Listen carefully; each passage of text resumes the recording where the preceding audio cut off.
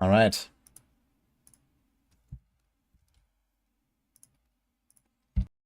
Here we go, guys. Welcome to stream.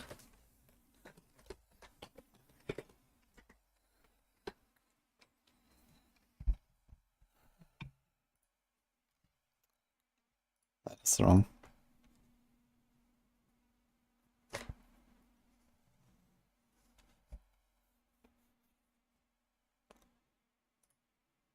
Just got a sky on top of a rogue, now blasting big time. Nice one, yeah. Good luck.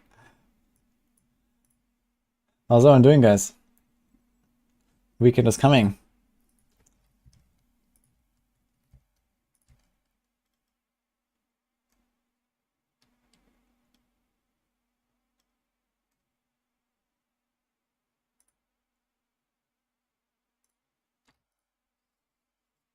Hello, Condis. Hello, Louisiana. In 2 chats today. Good for an XP bonus next week, multiplier. Ah, very important, I guess. For anyone who still wants to level up a fresh character, I guess. Fenrir might actually enjoy that. If they don't reach 100.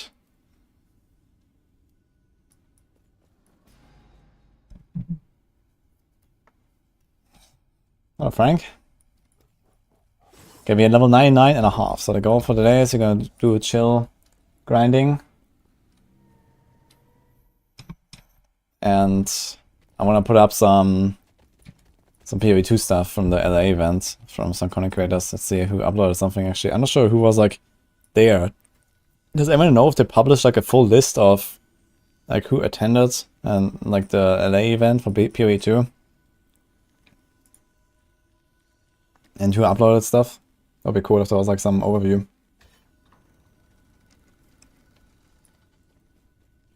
I'm looking forward to season 4 of D4. No, I really just want to play more Gauntlet all day long. And please don't change how the items work.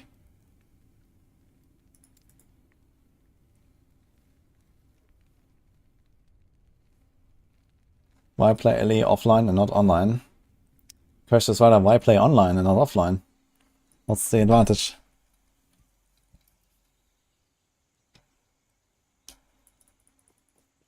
You keep losing logs at 80, 90-ish. Oof. Maybe you should just play another class or so.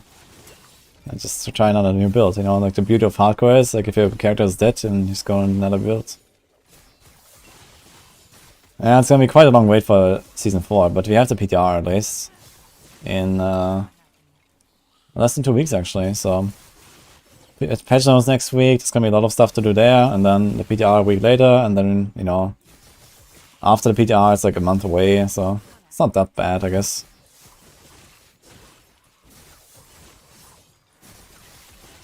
Kaiser posts the entire Act 1 campaign on YouTube. That sounds exciting, actually. Should we put that up? What GPU? This is a 3080 Ti.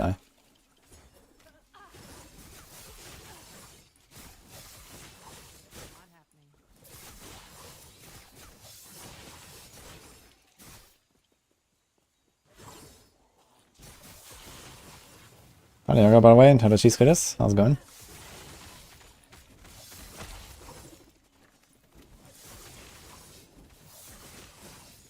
I thought any online has content, offline. No, online and offline is the same. In fact, for now, even Cycle and Legacy is the same. It's all the same right now. The only advantage online is that you can use Merchant's Guild, but since I am usually playing hardcore, Merchant's Guild is not really an option. So...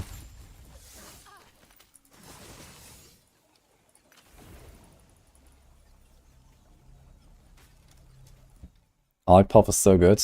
Let's see, Kaiser. YouTube. Kaiser Senpai. 90k views, more in gameplay. Act 1. 2.5 hours. Ranger. Okay. Your bodies feed the land. I really like the starting screen actually.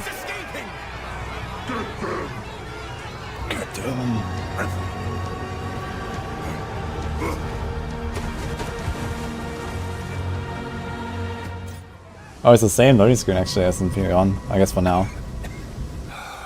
Get up. Yeah, let's see a little bit. Get up. They need me.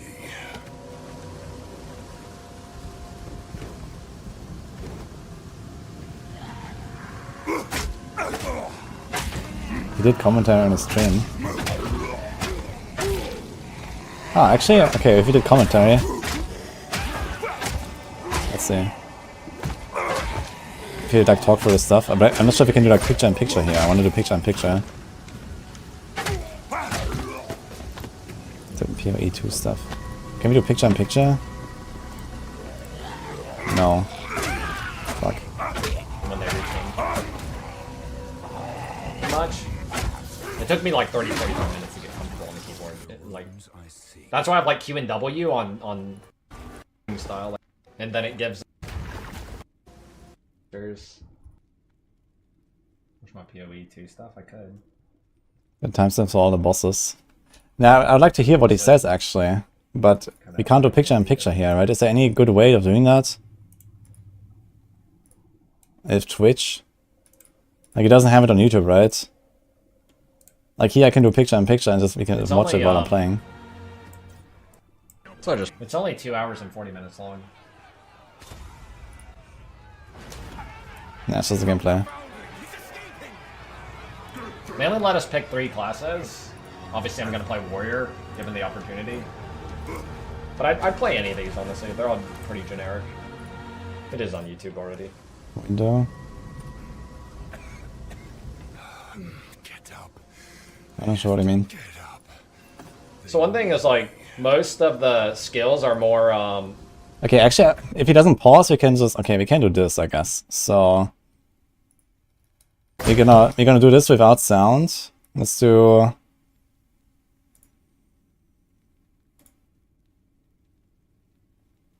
Picture in picture. Where'd I go? Here.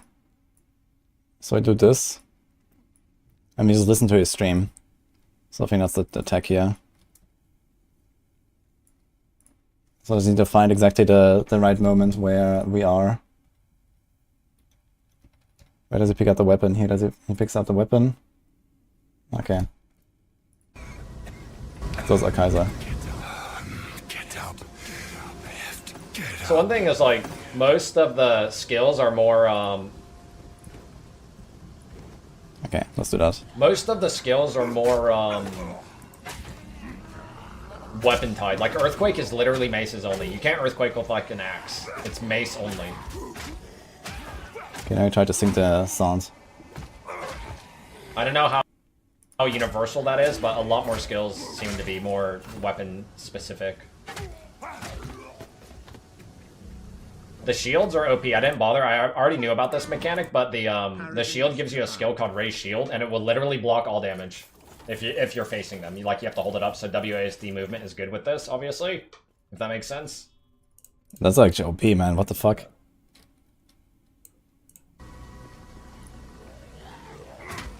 Well, we're basically just auto attack. Eventually, if you block too much, you'll get stunned out of it, which you don't want. And then you can't block again. I don't picture in picture on Twitch. It doesn't work. There's no I option. think they've showed It's this only on skill YouTube. already, this one that's in the chest, the Rolling Slam. It's basically like an auto attack, except it has mobility built into it, and you can like tell your character which direction to go more so. I'm really not used to the keyboard and the mouse. The keyboard feels really weird. Like, the button layout's really strange. So it took me like 30 minutes to get used to it, honestly. But having a skill with I don't see built-in picture in mobility picture, was, like, really important. Like, there's borderline no way you can auto-attack mobs in this game down. Oh, there's You an can't really extra... play Wait, with okay, it there's an on extra third button. person, honestly. Oh. Okay, wait a minute. So this works, I guess. Yeah, Alright. this is my gameplay. It's not in the I don't know how many settings. people actually like just got like good raw footage. Because I feel like, as far as I know, I'm the only person who actually uploaded like a playthrough, like a proper playthrough. I Wait, don't did know the other anybody guys not do that? I thought everyone did that pretty much. Was there? else who did. The skill tree is like super alpha version. Like they didn't really want us to like look too much at it, so I just like clicked stuff. I honestly didn't plan or look through anything on the skill tree until the very end. But the skill tree is pretty early version.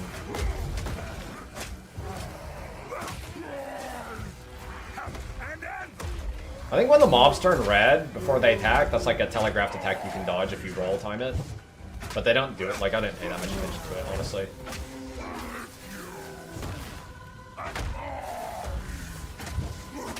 Yeah, we can probably watch multiple playthroughs then and see. And hear like, you know, some more opinions. If like, you know, multiple people do like this, it's gonna be interesting to see. Bunch of shit items.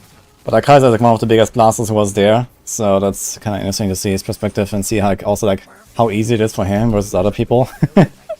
So that's going to be fun. Level 1 gym. So I actually got to play like 20 minutes, 30 minutes before this, but they got me on like the wrong thing, so I had to restart. And I tried Bone Shatter, and holy fucking shit, fuck that skill. It's auto attack, but bad. It's fucking awful. Earthquake, genuine 100% was the way to go. So the only difference with Earthquake is you have to use it with a mace. You can only use it with mace, one hand or two hand. You can't use it with an axe like in PoE 1. But the like tremor is what do you call it? This was in Los Angeles. They invited people. They also invited me, but I didn't go. Like, I wanted to get away from auto-attack gameplay as fast as possible, because auto-attack gameplay is fucking, like, it's horrible in this game. Like, you can't play that way. Things hit way too hard, and, like, it's too impossible to play like that. Man, he actually loses a lot of life, man. Look at his health bar, man, when he gets hit. So even at this point in the game, like, if anything, like, a couple monsters connect on you, you're probably, like, gonna die. Yeah, you have auto-swap. Like, yeah, like, one hit here is like 20%. Look, 25. Kinda crazy. Only basic. Yeah, Alk is always like that. I like that about him as well. I didn't turn on any settings, I was just playing. I don't care. I mean, yeah, it's also good feedback for them, right? Like why do you run around with an auto attack, like, you know, 10 minutes into the game already or something? You know? Like, just give people a skill. Refill from blue mobs, rare mobs, unique mobs, and checkpoints. I mean, sure, like, you know, for the first zone or something, auto attack is okay, but after that...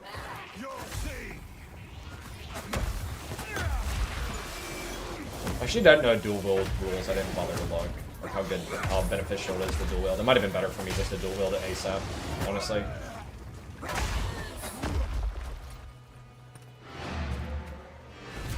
Like, genuinely have to go to town to get my flasks back. You just click and go back. It's just refilled, okay.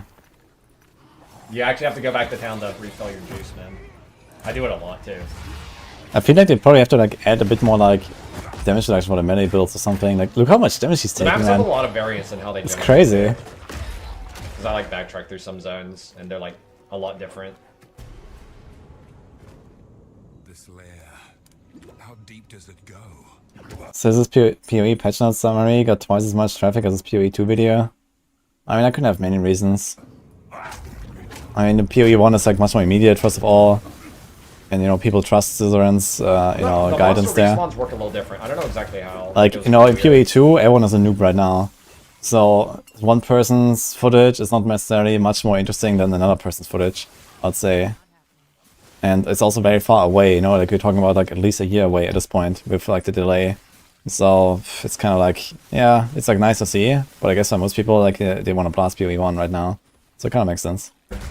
Like, if you TP out and TP back in, the monsters will be, like, respawned. And I think even if you go too far in a zone and like, backtrack, sometimes they respawn, too. I don't exactly know how they respawn. Really? They're definitely different than PoE 1. Monsters respawning in a zone? That would be crazy.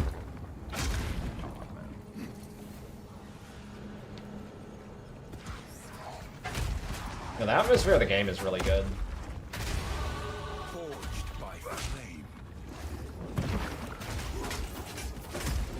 I like that they're doing the default tech with the colored health bars and stuff. The boss in this area, one journalist was genuinely... You're about to watch me fight it here in a second. But the boss of this area, one journalist was stuck on it for like 45 minutes straight, no meme. Like, he died to it like genuinely like 15, 20 times in a row. No meme. I can imagine Alex sitting there like... I don't know what those guys have to say about this, but like... I don't even like. I consider this still. I would still consider this. Like, Yeah, I probably in played a the bunch easy of PoE category. before. Like this isn't that hard. Like yeah, I take damage and stuff, but it's not specifically hard.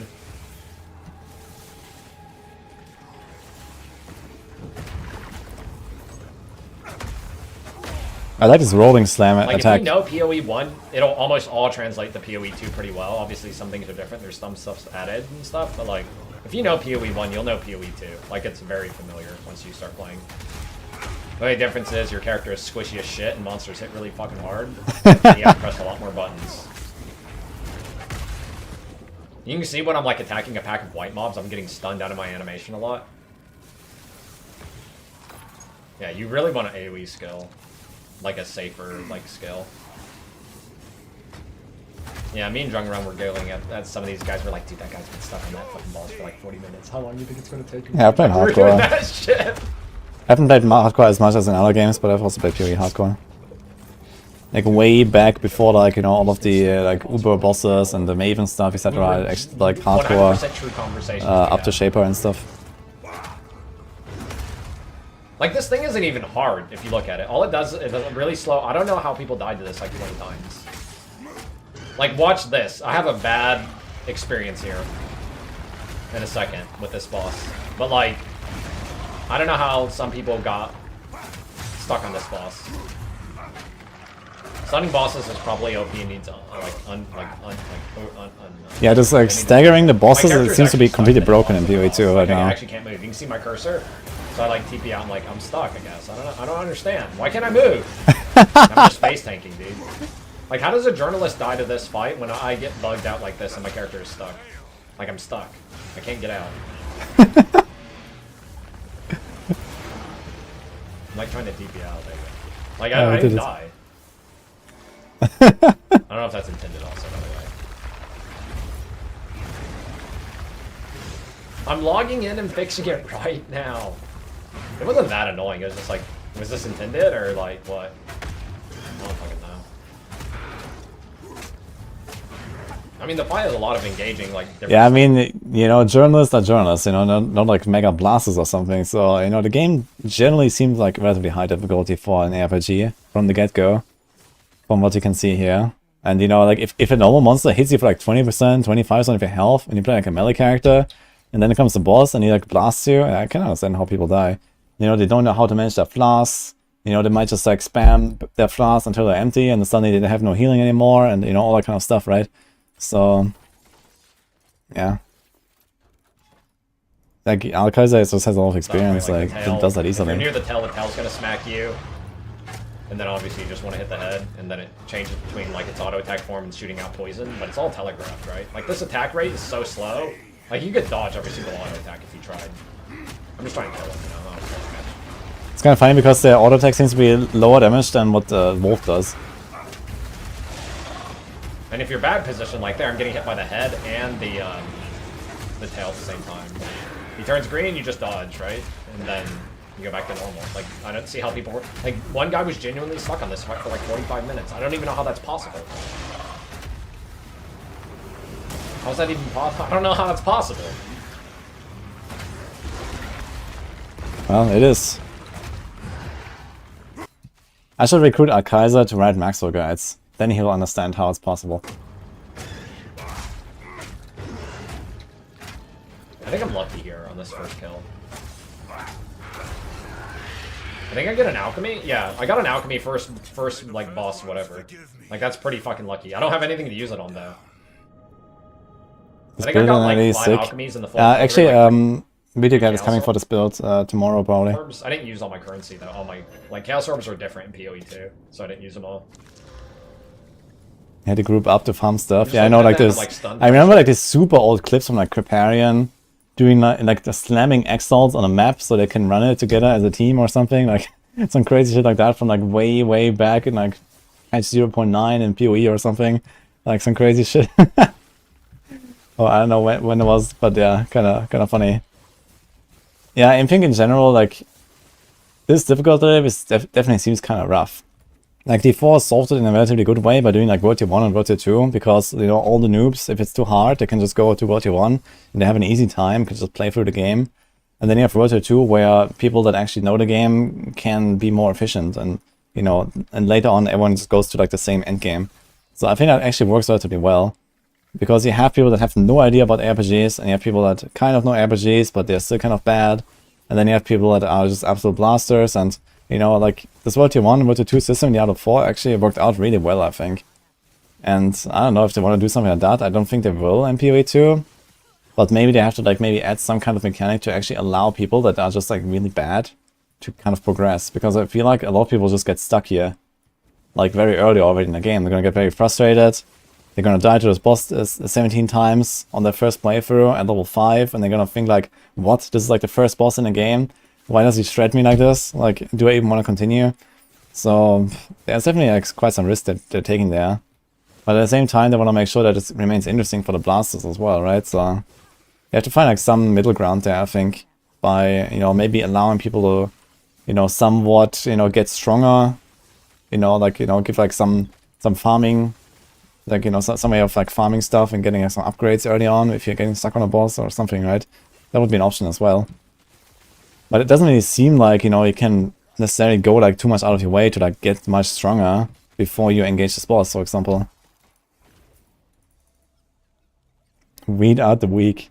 Yeah, that's how I design games for the masters, for sure. Well, that sounds good. I keep getting stunned. That shit pisses me off. Sorry. Swap shields. Flail has 10 base crit, but it has less like damage range, so I didn't bother to switch. Less damage, but 10 base crit versus 5, I think. PoE 2 will release a considerable endgame.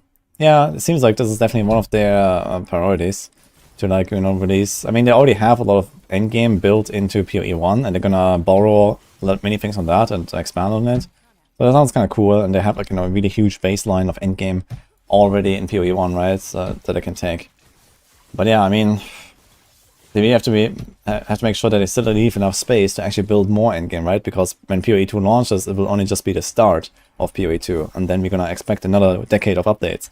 So, you know, they can't put too much into PoE 2 on launch, I feel, unless they're gonna do like a lot of like phasing out of mechanics, similar to how they started doing it in PoE 1, where like old mechanics are slowly getting phased out, but they're only really doing that for like very old and kind of like niche stuff. You know, Metamorph is gone and Prophecies are gone and like some kind of shit like that no one really cares about at this point. But, you know, all the interesting stuff is still there, and if they put too many of these things in PoE 2 from the start, it might just be like overloaded already from the start, and not really having a lot of room to grow. But yeah, we'll see, I guess. PoE doesn't care about the weak and the whiners. Yeah, I mean, generally they are definitely like, you know, their philosophy is definitely like more hardcore, I guess. More like try hard. But I mean, the last few years in PoE have also been like all about like power creep and, you know, more quality of life and more casual friendly and, you know, all that kind of stuff. So I wouldn't really say that they don't care about the weak and the whiners. So if you compare this to like, you know, half a decade ago or something compared to now, I mean, it's a completely different game in PoE 1. And it's like this absolute like zoomer game now. And I mean, okay, PoE 2 is not really like that. You know, it starts like slower and like harder and stuff, but eventually I guess it's also gonna lead there again. And yeah, it's not necessarily casual friendly, but it's like, you know, probably becoming easier over time due to power creep and all that. But I feel like they're definitely setting the bar really high. And that might bite them. Like, personally, I really enjoy hard games, but I really understand that, you know, this is not the way to do it, really. You know, you can make games hard with other ways. That doesn't impact, like, you know, 99% of the other players that, you know, just trying to have a good time or something. You can make it hard with, like, you know, hard mode, or can, you know, have some extra difficulty setting, can have, you know, challenges in the game that are really tough to achieve, and I think there's not going to be any shortage of that anyway. But, yeah, I mean, just making the game hard by default is kind of risky. That's what it was. So these uncut gems, like, you pick a gem, right? But, like, it's relative to your character level.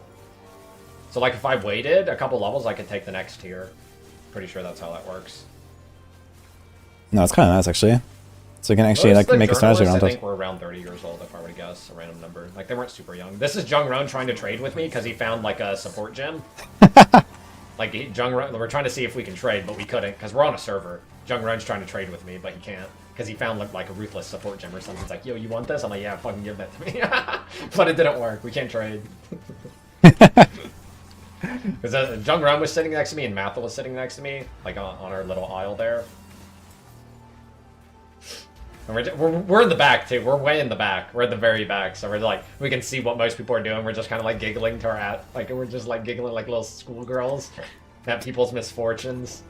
But imagine like Mathil and a Kaiser Giga Chat just sitting there like looking at everyone. Like, added extra as fire based off Warcry power, similar to PoE 1. And then it gives monsters that are affected by the Warcry explode on death. Kind of like a Herald of Ash kind of thing or something, like a Chieftain explosion. I don't know the exact details. But the memes in this game are that I think all the Warcries at base value, this is classic PoE 2, they exert one attack. Think about that. They exert one attack in PoE 2, Warcries. One attack. That sounds like That's an absolute PoE 2 move, yes.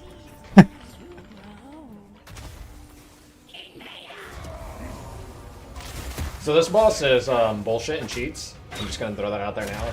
Some people were stuck on this for fucking ages too, this boss.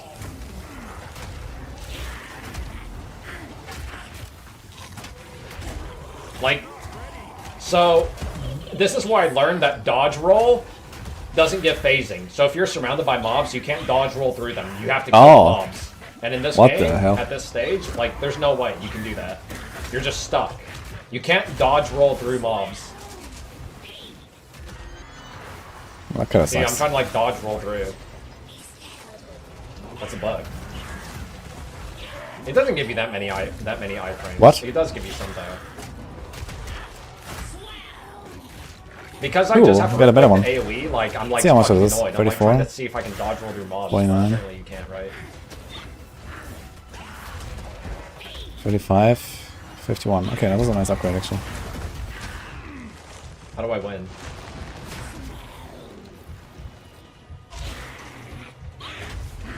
I didn't try the marksman detonating arrow ping. So I try to TP out, but it doesn't work, dude. The boss cheated. So that's where I learned that, like, you don't get pathing. Like, you don't get phasing on dodge roll. Which really sucks, right? Like, you don't get dodge roll phasing. I think that should be a thing. Like, in D4 that feels so smooth. It's really bad. I see it happen a lot, right? I'm just like, in general, I think that it's like the same in every RPG, right? Like, melee is always at a disadvantage, basically. There's almost no game where melee is better than ranged or something, right? And it's gonna be the same here. Like, look at how much damage he's taking and everything, right? If you play ranged, then it's just like so much easier. Unless they make ranged like a lot weaker and melee a lot stronger. Or give them like some insane defensive mechanics, but then you can kind of cheese a lot of boss mechanics if you're like too tanky. So it's kind of hard to balance that out. But allowing like people to like dodge roll through enemies like in D4 would make a lot of sense, I think. So the theme of the game is the theme of the game that I realize is that you can't let mobs get close to you, even as melee. Even as melee, you can't let mobs connect to you. 5 life, flash strat. I probably could have played 4, honestly. first season of TL Ice in the regards. Apparently the Sorc has massive mana issues. Like, Jung Roan was just constantly complaining about his mana, whereas like my mana was like pretty tame. So this is the one thing that like stands out to me that I don't really understand for PoE 2, that I feel like it's just kind of... D4 melee is too potent. Yeah, it's like mostly a balancing issue though. Like, I think melee per se is not necessarily better than ranged in D4, but I guess D4 is actually like a game where melee and ranged is like much closer. It's just like, okay, they actually made like a bunch of like, you know, hold up bob and these kind of things like really powerful. And, you know, it's like mostly just like overtuning some builds. But if you're looking at like, you know, the difference, the gap between melee and range per se, yeah, D4 actually has done a fairly good job at that. It's kind of like making it somewhat even, somewhat balanced and fair between them, right? It's not really the case in PoE, it's not really the... okay, in D3, I guess. in the 3 it's also somewhat balanced, I would say. There's like good burning builds, there's good range builds. But yeah, PoE, I feel like everything that's good is ranged most of the time. Kind of off. This is the one thing that stood out the most to me is like, I don't feel like this is classic PoE 2. So this quest reward or whatever I get, this is the weird one to me that I would criticize. Just wait. Is, Orb of Alchemy. So this is just a thing, you just get 10 cold rest permanently. So just every character in the game has just an innate expected plus 10 cold rest. That seems really off from PoE to me. Like, I'm confused. Like, this is actually something that they showed like very back in ExileCon, right? And they said there's gonna be like these 100 bosses, either campaign bosses or side zone bosses, and each of them grants you like a permanent upgrade. It's a bit like Renown, basically. So you're gonna have like kind of like a baseline of res, a baseline of movement speed, and baseline of whatever stats, I guess. So isn't that kind of weird? Like if I would get it if there was like a choice of 3 and like you could only have one buff, kind of like a Pantheon or something. But it seems kind of weird. Melee needs help, yeah, for sure. D2 or something. It just seems kind of weird and off. And there's a couple of these. I mean, D2 has that as well, to be honest. You know, D2 initially has a reward for like 10 auras. To do this, like, it just seems kind of weird. So just like every character in the game needs 10 less cold rest than the other ones. I mean, I would probably expect that you get all types of rest, right? You get like probably 10 fire somewhere and 10 lightning somewhere and 10 chaos somewhere as well. That's something. Like, it just feels weird to me. It feels weird, right? There's no choice here. You just automatically have 10 cold res on every character or something. I don't know how this works. I guess it didn't maybe much it has it. more customization later. Maybe it'll make more sense later. But from the demo, whatever the part of PoE 2 that I played, it didn't like it feels weird to me. It feels weird.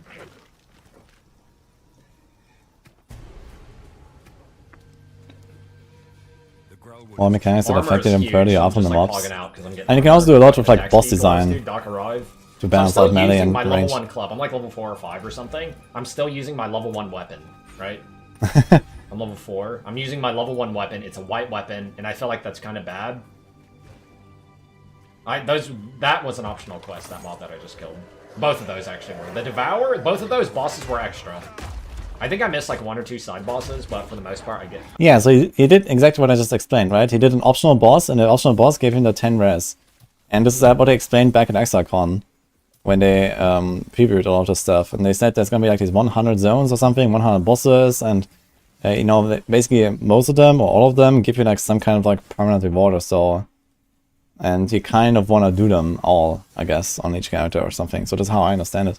So that's just how the game works, I think.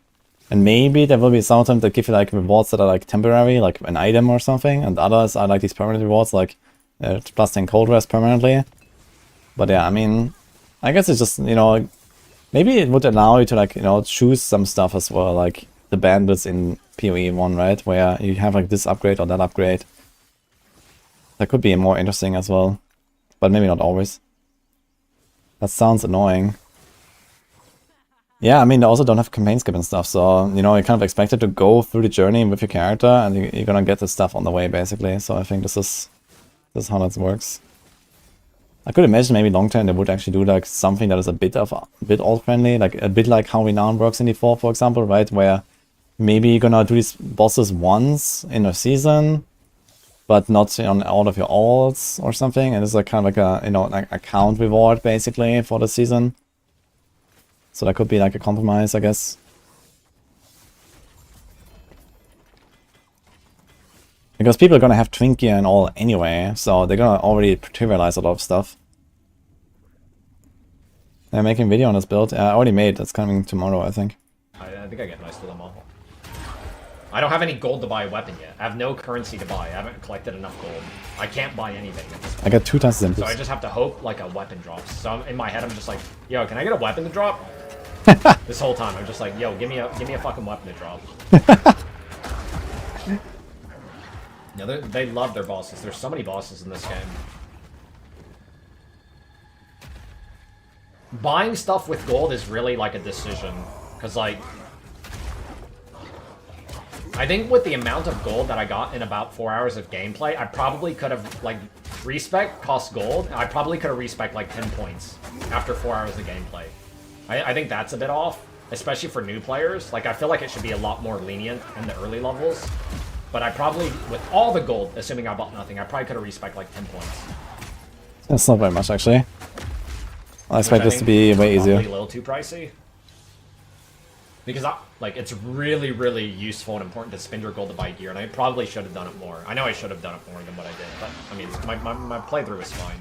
Like I was pretty like. I mean, that's actually a really cool system. I think, like, you know, they don't give you a lot of loot, but then you can decide, okay, no, now is the next boss fight. You know, I really need a weapon upgrade, and I still haven't gotten anything. You know, like 4 levels later, and I'm like, okay, let's just go back to town and just buy a weapon. And the vendor's actually being useful, but they don't do it very often. It's actually kind of a cool system. I like that a lot. And also, like, this will also make it so that when you have alts, you're probably gonna get more and more loot, gold when you're high level, right? So when you have alts, you can actually just kind of like freely spend all of your gold early on, and it doesn't really matter. So you can actually like kind of like rush your alts like a bit easier. And with like Twinkie, you just get straight from the vendor. So that's also kind of cool, I guess. So I kind of like that. Like this is pretty much the hardest part of the game for me, like playing at this like early level stuff. There's like server lag a little bit because we're actually connected on a server. A little bit of it. Not a lot, but sometimes we get like a small lag spike here and there. Yeah, we're actually playing online, which is kind of interesting. Yeah, PoE is a pretty fun game as well. The game at the I'm end, gonna play some like where I was at in Act 2, because I have like 2 more hours of gameplay past this, like where this VOD ends. I just didn't have the space. Chris Wilson's revenge for no one playing Ruthless. Was Dude, have you seen the Ruthless changes in the league? They were actually like, I don't know, 10 or 20% of the patch notes were like Ruthless changes, man. Kind of crazy. I think I got to like level 28. My character was like the most powerful, like level 28. I was just shitting on everything at that point. It honestly felt probably too easy. Even for PoE 2 standards. They're like 50 gigs, I think. This file was like 50 gigs. So. Now, the melee was actually... Like, here's the thing. The melee was actually the most, like, probably well-rounded. I think I didn't see much Ranger gameplay, but I know a lot of people really like playing the Ranger. Most people complain about playing the Sorc. They had, like, every issue. Damage issue, mana issue, survivability issue. Like, Sorc had every issue, essentially. Like, melee didn't really have any weakness, it felt like. Kind of interesting to hear, actually. I guess it's just undertuned, you know, it's like tuning. It's obviously off at this point, so it doesn't really matter much. It's just tuning. Yeah, the Sorc had a lot of issues playing. You would have a lot of issues playing melee if you took the wrong skills, honestly. Like, if you took Bone Shatter as your first skill and you didn't take Earthquake. So if I didn't take Earthquake, essentially, I would still be auto-attacking at this point, right? And that sucks, right? Like, imagine you picked Bone Shatter, and you would have to auto-attack every single one of these monsters. Like, that just sounds awful, right? I was so happy, like, Earthquakes existed at level 1. Because at least I got, like, some AoE. The animations look cool, though, I gotta say. Like, I like the graphics. They look like around D4 standard. So a lot of times, I'm kind of playing, like, a herding style. Like, a lot of just, like, grabbing mobs up and then just exploding them. You know what I mean, Jung Roan? Yeah, Jung Roan, 45 minutes, dude. It's fucking gaming hater voice. Did you ever get your mana filled up, Jung Roan? Thanks, dude, for the raid. Ranger, I am the issue. You playing DD, dude? New league? DD. I didn't know you couldn't Earthquake with a 2-hander. That's why I'm dicking with that weapon. Like, you can only Earthquake with a 2-handed mace. So I was happy I found the 2-hander there, and I was hoping I could Earthquake with it because it's an axe. But you can only Earthquake with a 2-handed mace, so I was sad. Sage. I wonder what those are. Any journalists' YouTube videos up? Because like there were multiple journalists that were just like getting completely fucking farmed. There's no way they like dying to the first boss for like 40 minutes straight and shit, dude. Like there's like the binds to auto switch. If someone finds a video, let me know. Yeah, I could have used my auto attack with the axe and then like Earthquake with my mace, but like whatever. Here you Yeah, they go, definitely have to do a lot more work on the UI here. I think this UI definitely looks too much like PoE 1. Like the same buttons and the same layout and like everything's kind of like the same. They can definitely do a lot of improvements on the UI. I feel like it just doesn't really look clean and modern and, you know, what you would expect. Like, as many issues as the 4 UI has, from like a PC player perspective, it mostly has to do with like where the buttons are and how many clicks I have to make, but it actually looks good most of the time. So, this just doesn't really appeal to me, yeah, the UI, I gotta say. Is this actually one? Lovely people at grinding your game to have a Hey, looks like this guy got into Act 2 at least. IGN gonna give PoE 2 a low review? I have no idea. Like, I think most of the people who were there, probably about half people even finished Act 1, I would say. Probably about 50% of people. Oh, it's not even his real footage? Oh, so how far did he get? That's awesome. Like, here's the thing, Jungron. I gave them my video, this whole video, for them to prove, and they had me change a couple, like, tiny little things, whatever. But, someone had to watch this entire thing, and I actually have a hunch that it might have actually been Jonathan. Actually watch this. Like, I don't know who watched. Like, I feel bad. Whoever had to watch my thing, I feel bad. Because they gave me some pretty specific, like, perspectives on, like, some of the things in my video. I'm like, man, whoever watched my video, like, really knew exactly everything that was going on. Like, down to the T. I was, like, really surprised. Dude, I asked them first. I said, can I just, like, have my entire Act 1?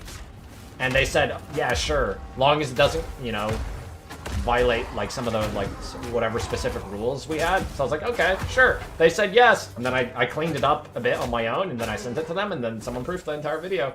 And now, you, like, this, like, you guys want to see this shit, right? Like, instead of just like, hey, I played PoE 2, my 15-minute review with some background footage of the game. Like, this is genuinely just basically a clean cut of, like, 2 hours of gameplay. Like, there's no, like... Like, I could say roughly the same stuff as probably everybody else, but hey, I could also give you guys, like, a full, like, gameplay video, man. Like, if I'm allowed to, I'm gonna do it. It's basically just what I did. It's very similar to the eye of what I'm playing now. Stolen repeatedly. Yeah, I mean... I think this is where I get a two-hander here yes. in a second. So it's kind of nice that they put all these, like, weapon racks. And that's basically what Kinda they similar, are. actually. They give you a lot of weapon drops. Just in PoE, they always have the health and the mana globes in the corners. In LE, it's like more centered and there's like less stuff going on because there's like, you know, like smaller UI for flasks and the skills and stuff is like centered. Like, honestly, I would probably say that the LE UI is probably better than the PoE 2 UI here, looking at this. But I mean, they have more stuff going on, right? They have the flasks there and all that. So that's just like more things. But yeah. I also don't really look like how the flasks, like, look at the flasks, man. I don't like the flasks, how they look at all. Here, just looks like a ketchup bottle, man, or something. Like, I feel like they just look better in PoE 1. They try to make them different, but, you know, recognizable, but it doesn't really improve it. It doesn't really look good, I think. Holy shit. Oh, great. I'm pogging here. I'm like, holy shit. Alchemy, dude. I don't even hesitate. Dude, fucking do it. Boom. IPD 49. You know I was gonna do it. Oh, wait, I want to see the weapon, actually. I want to see the upgrade. Holy shit. I'm like, when I saw the damage difference, I like one-shot everything, dude. It's disgusting. Like, I'm like, okay, that one-shots. Yeah, that's a good feeling of playing a weapon-based build, right? Compared to a caster. Like, you get this weapon and bam.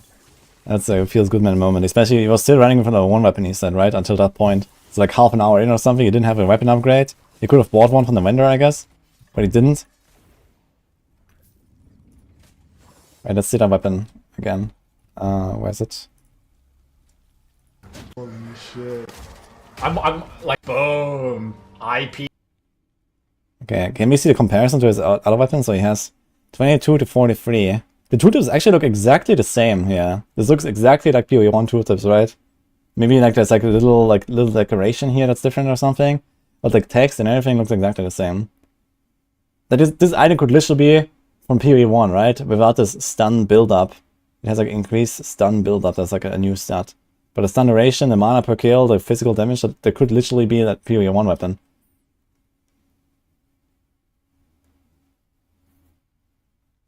Is he using WSD? I'm not sure if he was using a lot of WSD, it doesn't really look like it. But I haven't really paid attention. But it's a two-handed mace. And now I can use Earthquake, right? It's like I wasn't able to do that before, apparently, because he had the one-handed mace. Can we see his weapon? Okay, here, 6 to 10. The other one's 22 to 43. So it's like triple damage, or more. 49. You know He's I'm got gonna do it. the shield. Holy shit. I'm like, when I saw the damage difference, I like one-shot everything, dude. It's disgusting. Like, I'm like, okay, that one-shots. Whoa. And then I realize I can auto-attack one-shot things. Like, everything's one-shot now. Just auto-attack one-shot, dude. Log in. The normal PoE gameplay. Compared to, like, everything killing me? Hell yeah. This zone is really large, too. That's first random support gem. Pierce support. Ben was playing range of WSD. Yeah, I talked about this yesterday when they showed the PoE 2 stuff, and they also talked about it in the Q&A. And they said that now that they have actually experimented with WSD, they want to like make a lot more stuff with WSD. Like previously it was the Mercenary where they started introducing WSD because they wanted to allow you to, you know, walk and shoot at the same time. Then they gave the same tech to the Ranger now with the bows as well. So you can like, you know, aim and then shoot, or you can even go on this like mount and shoot from the mount while moving around. But now they also said that they also want to do even more stuff with WSD and like even have like melee, you know, move in one direction and then, you know, hold up the shield in another direction and block like directional blocks and stuff. And honestly, I think at this point it gets a bit too much. It's like they're kind of forcing everyone to play WSD in an RPG, and I think that's probably a bad move. Like previously it was like, okay, Mercenary has this mechanic that's kind of like unique to Mercenary, and like, okay, you know, I'm gonna try it and stuff. But not everyone wants to do that, right? And if you don't want to play WSD, well, you can just not play Mercenary and there's 11 other classes for you. But now it sounds more like they want everyone, like they're trying like really hard to get a WSD in there on everything. Like even the melee classes and stuff. And if you don't play that, it's gonna not be as effective, right? It's gonna be scuffed if you don't play WSD because you're giving up some power and some tools you can use. So it feels like it's gonna be mandatory. Yeah, it will not be trash or melee if they actually do the stuff with like, you know, you move in one direction, you block in another direction, like you can't do that otherwise, and that's gonna be kind of important if there's like, you know, big hitting enemies and stuff. You don't have to use WASD, it's optional. Yeah, sure, if you want to stand still and get blasted by everything instead of moving and dodging everything while attacking, then it's optional, sure. That sounds extremely optional to me, yes. Controllers have no WSD. Yeah, the whole point of this is that it's like similar to a controller, right? Controller can move and shoot at the same time. They can move and aim at the same time. That's something that they usually cannot do by playing with a mouse. This is why they introduced WSD. So it's like similar to controller, basically. But it kind of just seems like they're making like everything around that now. And, you know, not playing WSD will just put you at a massive disadvantage on a PC.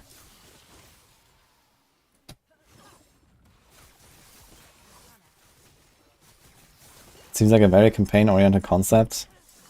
Yeah, I guess, you know, for like the slow-paced early game, yeah, sure, right? But if you're like actually like mega blasting later on and stuff like that, yeah, that will probably not feel that great, I think, when you go at like the very fast pace.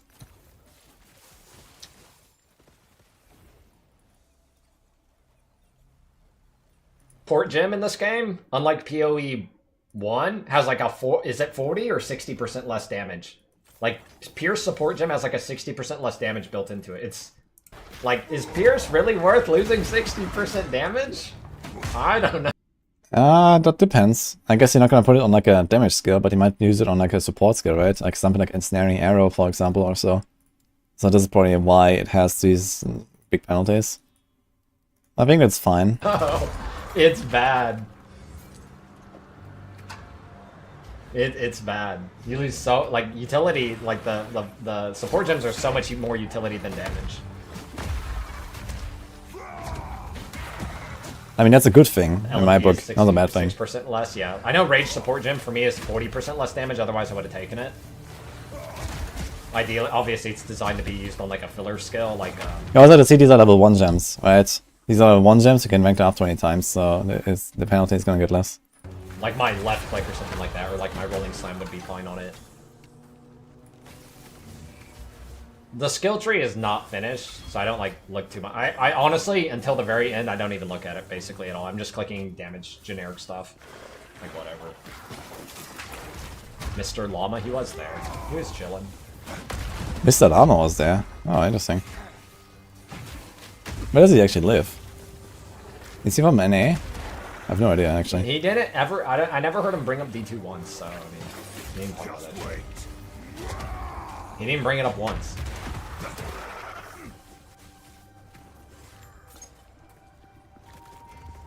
The life flask stuff, it's like so important to upgrade your life flasks. Like getting good life and mana flasks matter a lot. Like Is NA? Okay. You can buy them from the vendor though with gold.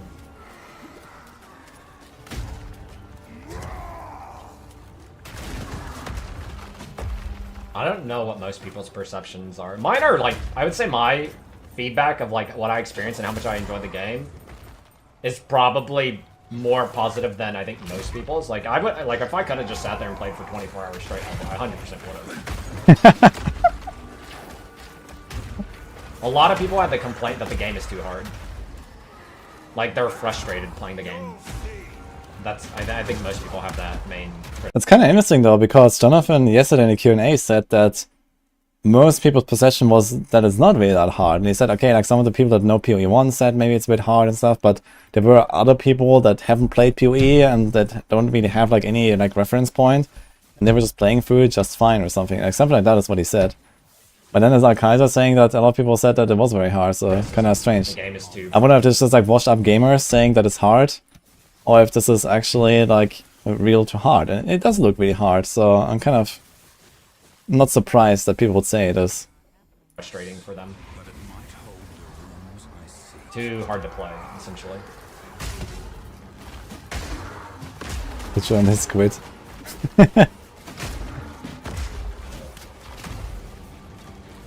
Maybe that's the future of RPGs, WSD. I don't know. It's nice to have it as an option, Like but building it into the game in so many ways, that is definitely a huge risk, I think. I think a lot of people not necessarily like that. Harder and slower than Ruthless, I would say, by a fair bit from what I played. At least Act 1 and Act 2 of what I did play. It's harder and slower than Ruthless. You have more currency than Ruthless, though, so you have more crafting to do, and using your buying stuff at the vendors and stuff. You do more of that in this. But I would say it's harder and slower than PoE, or than Ruthless. Yeah, of course I'm hyped for Season 4. Just wait. The keyboard mapping was really strange. Like, it was almost like, this is my keyboard right now. It was like this, and then pushed over. That was the keyboard. The layout of it. So, like, it took me it took me quite a while to get, like, used to, like, where the button layout was. Here I should have bought a life flask, honestly. It took me, like, 30-45 minutes to get comfortable Hey, with the welcome. keyboard. Like, that's why I have, like, Q and W on the same ability, because, like, I was fat fingering and shit like that. Like, it just felt like the keyboard was, like, awkward feeling. Wait, was that a normal keyboard? Like, what kind of keyboard did I have? I like this game. I think... I don't know what the game will look like at the highest levels and stuff, and, like, on launch and all that kind of stuff, but, like... I think PoE softcore zoomers despair. People who actually want to play a game will like this, but the PoE softcore zoomer mindset of what that, like, effortless dopamine gameplay, I don't think that exists. I'm not sure that will exist at all, honestly. I'm not sure. But for those who want more tug of war and being punished for doing stupid shit, and have to, like, you know, actively think about the way you're pushing your buttons and playing the game, this is more in that direction. Yeah, you can WASD. Like, the game requires effort to play. Like, you have to actually think. Like, even though this looks probably pretty easy, you'll see me die more later, but, like, The Spinning Blades you is start this, doing yeah. stupid shit and not thinking as much, you actually just get farmed. Like, I'm very attentive to pressing my flasks and stuff like that, right? 52 armor, I'm like, fuck yeah, dude. Like, I'm very regularly pressing my flasks corruption when I see incoming. them Let's taking go. damage. I've played enough, like, PoE, Gauntlet, all that garbage, right? So that I'm, like, already trained to press flasks. And I press my flasks pretty aggressively, Going to too. play DFE this season. Dude, the season is like 3 months old. I'm waiting for the next one. Should be soon, actually. Conservative at all with it.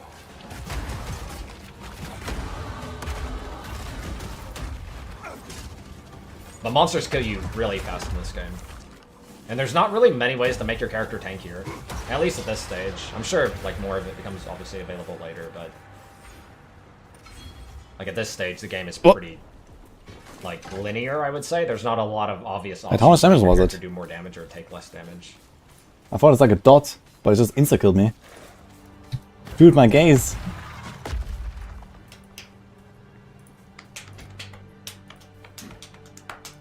The thing that 3,600? Updated like skill Insta. gems and pressing Okay. a lot more buttons, but like That was more, unexpected. Like, the 2014 I didn't think it would do that much damage. Like Nemesis League, maybe a little bit after Nemesis League, around that time I would say, where like even white mobs can kill you and like rare mobs can be like a big like really annoying. Yeah, it wasn't hardcore, guys. That's fine. It's a little bit more in that direction. But I lost 3 gaze of Obviously, Orbis. it's all way more updated now, like the skill gems we can use and all that kind of shit.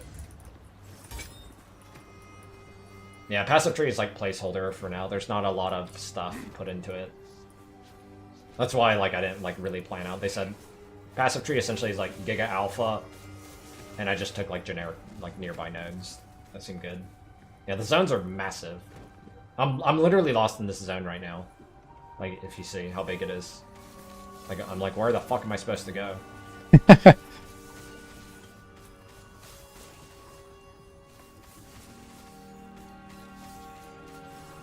It does look pretty large. It is the middle.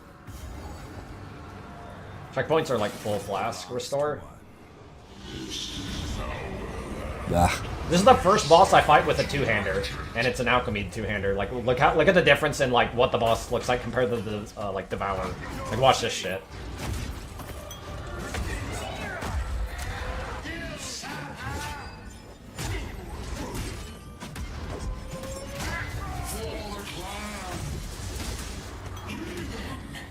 Like, genuinely, this is probably like 10 times faster than the Devour boss. Yeah, you could like stun is OP on the bosses. It's like giga broken. It needs nerf. Maybe it's fine. Yeah, the stuns look pretty OP. I agree with that. The stun shit is broken. Incoming stuns and outgoing stuns are broken in this game right now. They're so strong. Sunflower. Bulk party. And I don't spec into any stun shit, basically, like intentionally, or get any of the stun support gems, which are really good. They were actually really good. I didn't take any of it, though. Tactical gamer.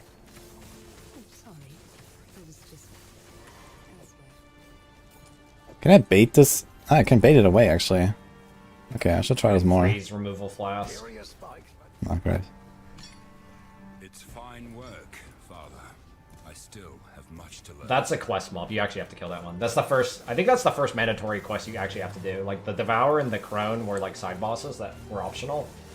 Like, this is actually story quest you have to do, I'm pretty sure.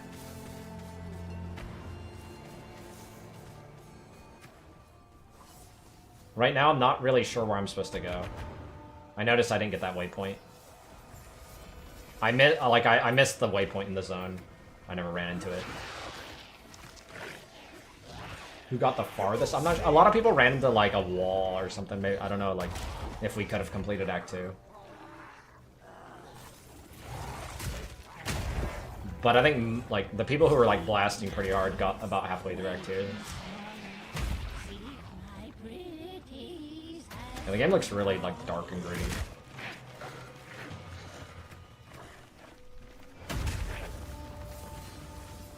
Is the execution bonus? Yeah, we can't really get it on this build. I mean, okay, we can do it with this year, but I don't have the points. Unless I remove this or this or mana. All the current mechanics in PoE 1 that I'm aware of were in PoE 2. Suppression, Impale, Bleeding, Ignite, all that kind of stuff. Like, it's all in PoE 2, pretty sure, already. Like, all of that's already in the game. Even Impale? They're gonna keep stuff like Impale? Interesting. Quantric was playing and he couldn't kill the first boss, the, like, bloated Miller. He died on him 4 times. That's kind of crazy. That even some experienced blasters and streamers are actually having trouble like this. GG. I didn't get invited, bro. Come on. I'll put you in my backpack next time. Oops. So the Wait, did really they lose the unfortunate reward thing now? for a lot I of the guess other so, people right? who were there was we all had like 50 gig USBs, and if you put all your footage on one like, you know, you never broke up your footage, got the your reward. file would have been like 90 gigs. And a lot of people got their files and never broke them up, and then their files couldn't fit on their USB. So I think most people lost all their footage. Wait. How much did I record? In what quality, man? What the fuck? Wait, let me check that. Like, I have like a 4.5 hour recording here in full HD.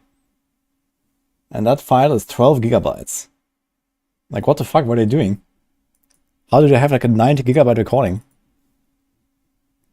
I think most people lost all their footage.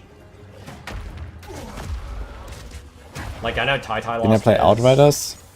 No, I've no Like, idea I about only that got game. half of my stuff, but I broke my thing in half.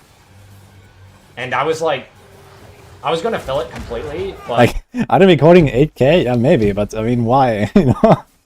Like, what are you gonna do with that? What's the point? I mean, yeah, sure, you can show off the graphics a little bit and it looks cool and stuff, but does it really matter? Yeah. like my other files weren't like, they were. I would have just set down the graphics, like, or like the recording to like lower quality, and that's it, you know? Like, I usually record in, I think I stream in 8,000 bitrate on Twitch and 10,000 on YouTube. And I think I record in 7,000. And that's totally fine for like full HD. So... rest of it, but oh well. Dude, if I could have brought in like a full like 200. Like, the thing is, there's actually an upload limit on YouTube, I learned lately. When I upload my 1 to 100 in 13 hours video, I uploaded it. Like, first of all, I had to encode this. My encoding crashed twice while doing it. It was like a 70 gigabytes file because it was a 12-hour or 13-hour video. And then I managed to actually do it by letting it run all night and not doing anything on the PC. And then I uploaded it the next morning, and then YouTube told me, yeah, you've exceeded the upload limit. You can only do 12-hour videos. Which is also the same for live streams, funny enough. Like, when I do my season start live streams, they all break.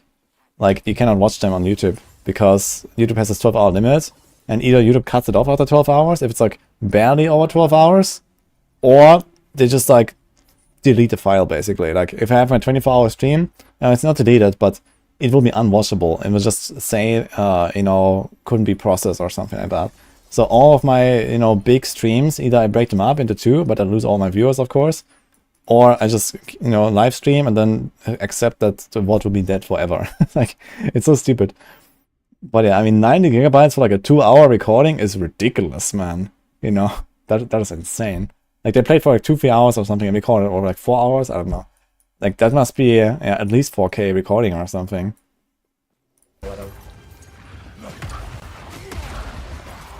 Like, I have like a 2 terabyte hard drive just for my stream recordings, basically, and I clean it up like every few weeks or something.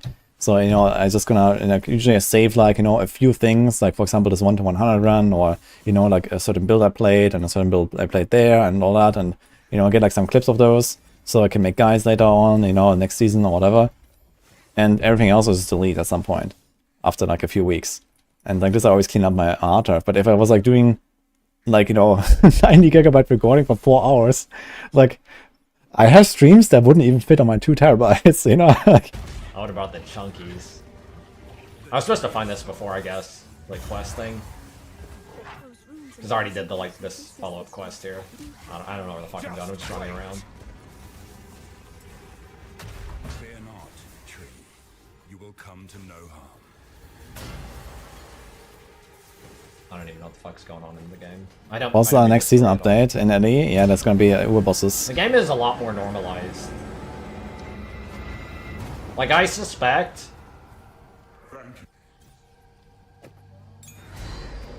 Take here. So this is where I'm at. This is the first gem I should have taken. I should have taken Armor Breaker because I was like, oh, this is a charge skill that you can like charge up and blast. I don't know what the skill is supposed to do, but that's how I'm gonna leave it at right now. I use it a bit. Corman, thanks dude for the resub. Armor Break is good though. I should have Perfect taken Armor strike. Break and just use that as my filler auto attack. Repeatedly again. Hits break 35 armor. I like thinking. Like, I don't know what Perfect Strike is. I've never heard of it or seen it, so I kind of wanted to. I gotta say, this armor breaking stuff It sounds kind of interesting in theory, but I think in practice, a lot of people will have no idea how the armor works and how much they need to break in order to get a certain effect. Like, it's gonna be like kind of like one of those convoluted systems, I guess. I kind of like this UI though.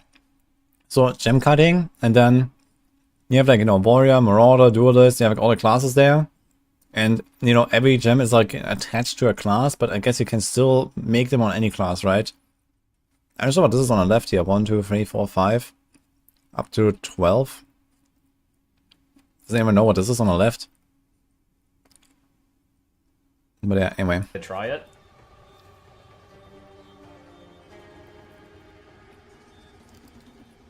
I mean, if you have more, like, you die to 3 white mobs. If you have too many white mobs, like, you're just, like, you can't play the game, essentially, honestly. Oh, there's a preview, actually. That's kind of nice. I should have taken Armor Breaker. Repeatedly against enemies will break their armor, allowing you to deal more damage. More abilities for later in the campaign. I don't know. We'll see, I guess. I just don't know what the skill is. I was confused. I was like, what is this? I want to try it, I guess, or whatever.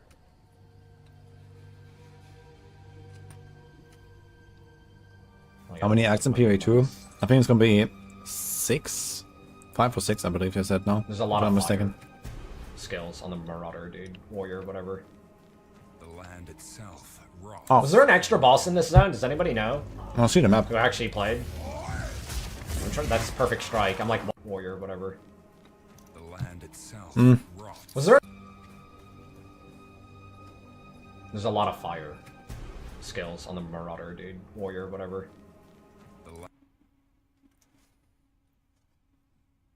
Maybe you can see something here. So it says quests. Search for the mainer. Quest complete.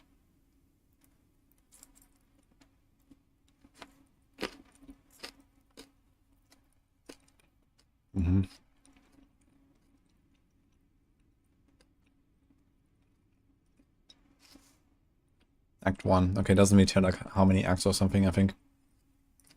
Land itself rots. I think Was there an that's- extra boss yeah. in this zone? Does anybody know? Who actually played? That's Perfect Strike. I'm like, what? It's just an auto attack? That's charged. It's a charged auto attack, essentially. I don't even understand the skill still. Well, the skill says you have to charge it up and then release it at the perfect time. This is why it's called Perfect Strike. So I guess it has like some timing mechanic. And then you do like a big hit or something if you hit the timing. Auto attack. I'm so confused.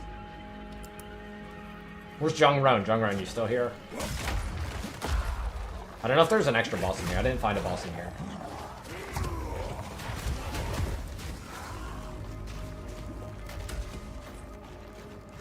So like snipe. Yeah, snipe I think you can just charge up and hold though, right?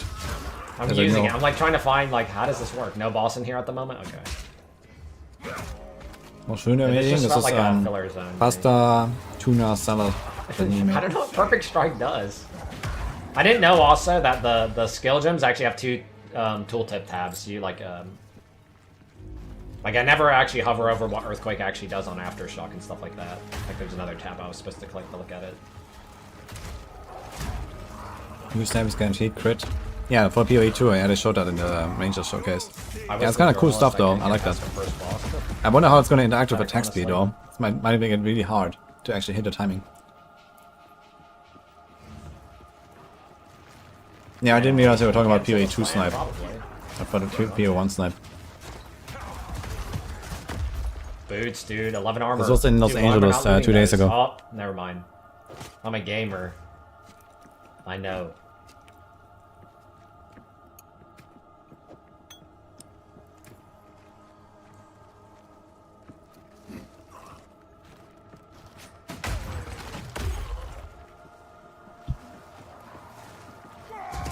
You'll see.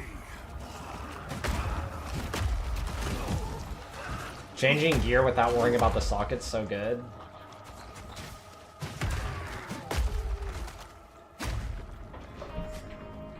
I'll just tell you now, because it'll come up soon-ish, but like, the way support gems have a stat requirement to your main skills, so like getting, like, I don't know if this is intentional or if it's just not fleshed out yet, but I actually couldn't use this, like, all the support gems.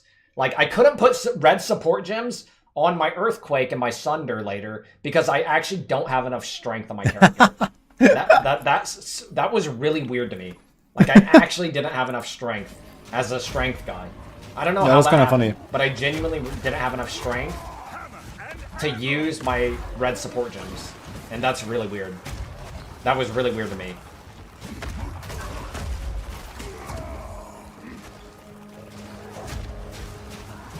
Yeah, I don't know if I'm supposed to just, like, expected to take more strength gems or nodes on the tree or something. Like, I was just kind of confused why I didn't have enough strength. Because that would never, ever happen in PoE 1, right? Essentially.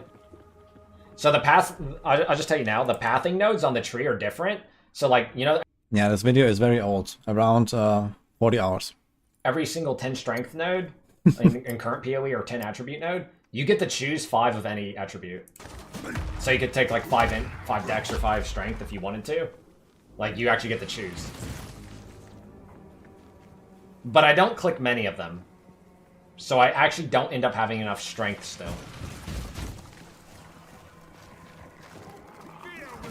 Yeah, it's kind of weird, I gotta say. Like, if you can accidentally run into a situation that is described where, like, you're playing a strength-based class, you're using strength-based skills, and you don't have enough attributes to actually use the stuff that you want to use, that's kind of weird, champ, I gotta say.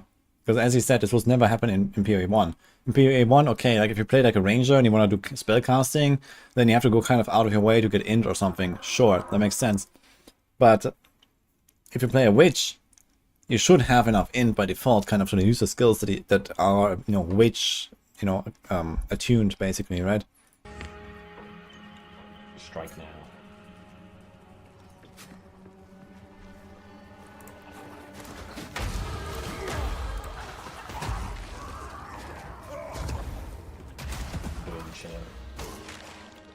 Like, no node I've taken yet gives me strength. You can see it.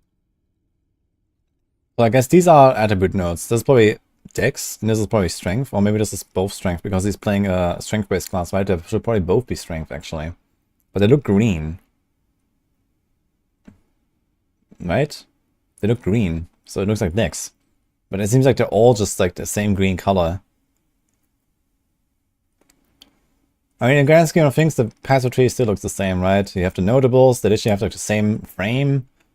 And, you know, seem to be kind of like similar power level as well. It looks very much PoE 1. There is one attribute node above me. I'm just kind of like looking around what's nearby. So classic Marauder, you actually do have pretty bad accuracy, but it's not as bad as in PoE. So right now, what I'm doing is like, where is accuracy? Because I know that's a thing on Marauders. And I don't find it. I find it later. But it's not in this tab. But Marauder has pretty bad accuracy, but it's not as bad as PoE PoE 1. I think if I were to guess, my character probably has about 90 to 92% accuracy right now, and PoE 1 even genuinely have about 75% hit chance. But right now I probably have about 92 if I were to guess. That's a very accurate guess. He's like looking. So I just say fuck it. I know damage is good, and I just start clicking damage.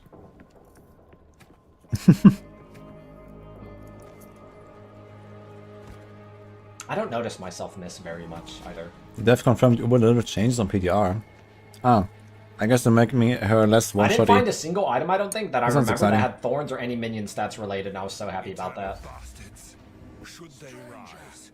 My family.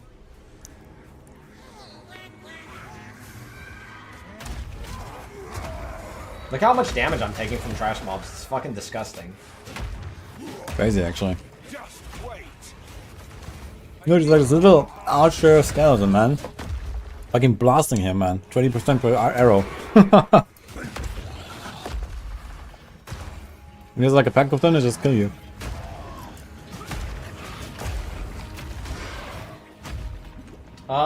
I don't actually know if someone wants to confirm. If they know, I think every single armor piece of gear you put on gives you a minus movement speed penalty. So like if I put on armor gloves, you'll take a minus movement speed penalty. Armor boots, minus movement speed penalty, like every single slot. And it's debated, like it's dictated by like the weight of that item, essentially. Oh my god, really? So like if you're wearing like a really heavy body armor, obviously that's the most penalizing, but like every single like helmet, gloves, boots all matter. Naked meta. Yeah, and PoE 1 is already a thing. And even though it's minus 3% movement speed for equipping a chest piece. And like the speedrunners, like Titan Killer and stuff, like in Act 1, they always take off the chest piece. And even Act 2 and stuff. And then eventually it's gonna have a chest piece because you kind of need the stats and the gems and stuff. But early on, you can just try to make it work without it. And in Act 1, they all go without chest piece. It's gonna be the same thing again here. And I guess, like, you know, like, I don't know, everything's like, you know, minus 1 or 2 or 3% movement speed. And I guess it kind of like gives like this bigger immersion and bigger RPG feel. But, well, okay.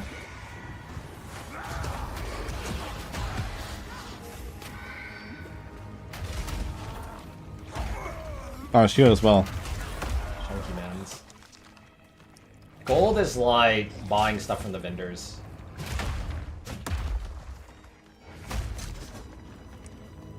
In retrospect, I don't think there's, like, my character is fine. I don't think I've really made, other than not taking Armor Breaker instead of Perfect Strike. Like, everything I've done is, I would probably do exactly again. And I don't know what I'm doing, but... like, everything I'm doing is pretty, I would say, properly played. Checkpoint. My decision making is proper. Oh. Other than I should have taken Armor Breaker than Perfect Strike. Because all my left clicks would be Armor Breakers, which would be so much better than that weird skill. I just didn't know what that skill was. Chromatics are, you chrome the gem, essentially, but it gives you... I think Octavian said you get to pick your colors on the chromatic or something. Is that true? But like, when we used the chromatics in the thing, they were just random. Just like normal PoE, where it's just random. I don't know how that works. Maybe something, maybe you meant something else, I don't know. Yeah, maybe you can count the effect of the movement speed, or maybe it's just intended to go slower, right? I guess it kind of makes sense that when you have like a, you know, heavy armor guy, that this guy moves slower, so in terms of like realism and immersion, I think that's kind of cool. Like, you know, like a ranger with like leather armor, probably just, or like evasion-based armor, right? Like just moving faster. Yeah, that kind of makes sense, right? But you can also just do it with like extra movement speed for rangers and, you know, less extra movement speed for marauders or so. I guess in the end you have to make sure that it remains somewhat balanced. Like, I think it's cool for like, you know, the RPG feel of it, but it needs to remain somewhat balanced for gameplay purposes. I don't know how that works. I don't know all the PoE 2 interviews. I haven't watched them all, but like, I know what I experienced. Yeah, he might have been thinking, or maybe we misunderstood him. It was like Jungron was asking about chromatics, and we were both confused how they worked.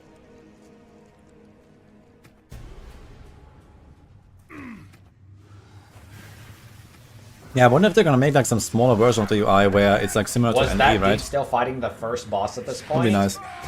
He probably had got up and left from his station already by now, honestly.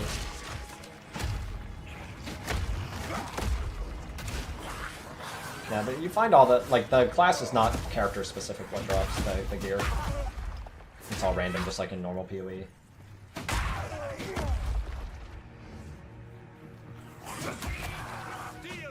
Kaz is going crazy on the forums lately. Nice. Little fucking trash monster shit on me. So I don't know, and nobody actually confirmed this for me from like what we played.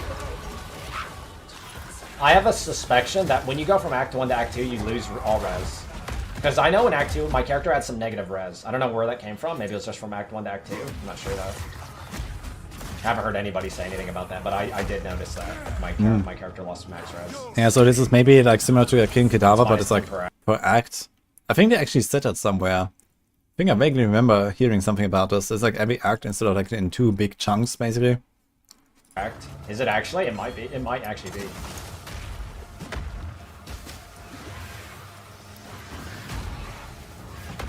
It's so hard to find res on gear at this stage too. Like you're mostly using like blue item here or there. Maybe you're lucky you got 1 or 2 rares, but for the most part you have like no gear. Hell yeah, more damage, dude. Wait, is the game paused? I don't. While he was in like I said, a the tree? keyboard mapping is so weird. I don't know where control is. It kind of looked like it. I never used the disenchant thing, honestly. I don't even know what it exactly does.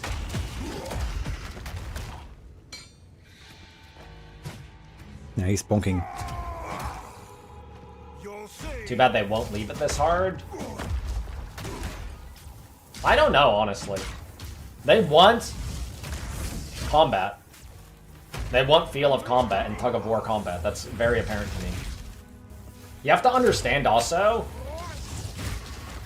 I would say for the most part, I know very well what I'm doing. Even though I haven't played PoE 2, I know PoE 1 really well, and I'm very familiar with this kind of stuff. Like, I'm very comfortable doing what I'm doing. Whereas, like, a lot of people who haven't played this kind of stuff or who aren't as accustomed to it are probably clueless, right? Like, I make it probably look a lot easier than what it actually is. Like, this is not...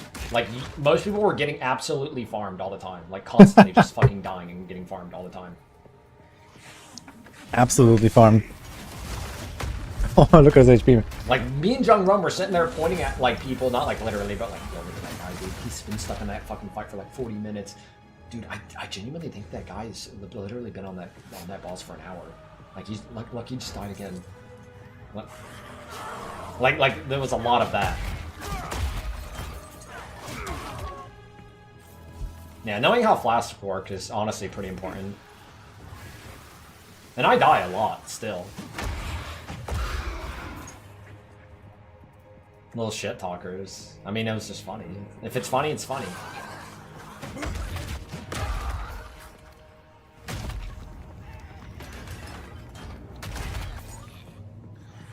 Understanding how flasks work in PoE at all helps. You don't get flash charges from white mobs at all. Yo, if I don't loot those boots, I'm sad. Alright, hell yeah, I'm fucking genius. This mob is fucked. Look at that damage. What, man? Did he just do like 80% of his life in one shot? The mob, I mean? Shit. Hardcore's gonna be good, man, yeah. Imagine a hardcore race to world first, man. It's gonna be wild. This is if that's the difficulty, man.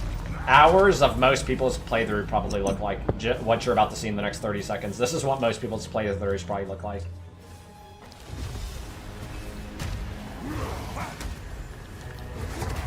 Except the fact that I do damage.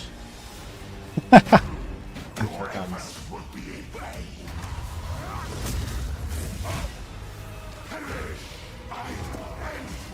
I'm like, this guy's fucking easy. I'm just like, fuck it. I'm just gonna auto attack him.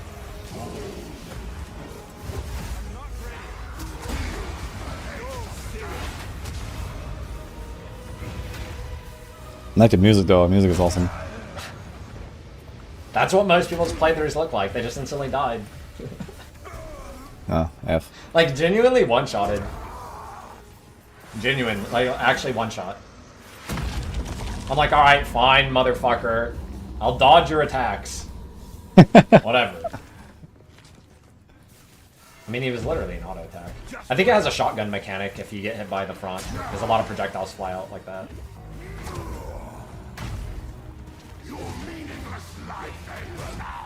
One shot builds are Pretty cool possible to weapon design. You see achieve. the stuns? And have like no stun stuff. I mean, it might be like really support crazy stun. late Like, game stunning scaling is, like, stuff, who knows. ridiculously broken in this game.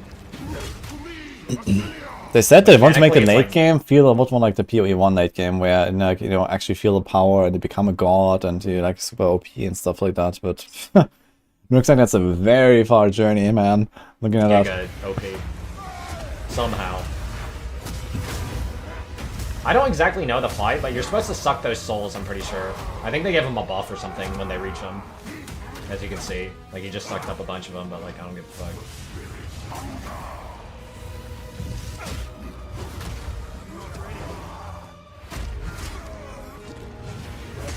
PoE 2 will be faster than LE. Yeah, I mean, LE is a very slow-paced game, right? It's probably like the slowest ARPG out there, pretty much, from those that I know, at least. I'm trying the perfect strike thing. I'm just like, I don't have I can't find a use for it. I'd rather just push it like Earthquake or something. Is the way I'm feeling.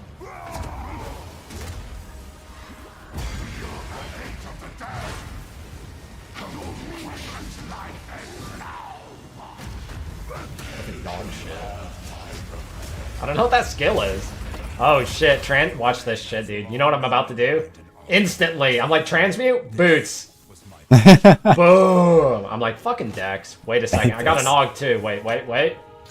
GG, dude. Fucking move speed boots. I'm fucking gaming now, dude. She's been here for a Oh, glorious. Of course I'm gonna do it. You know I'm Wicked, gonna man. do it. Talkie Crocky, thanks, dude, for the resub. You know I was gonna do it.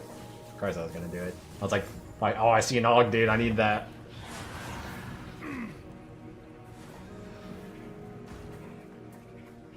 It is. You saw Dragon's Dogma situation and reviews. You're gonna play that game.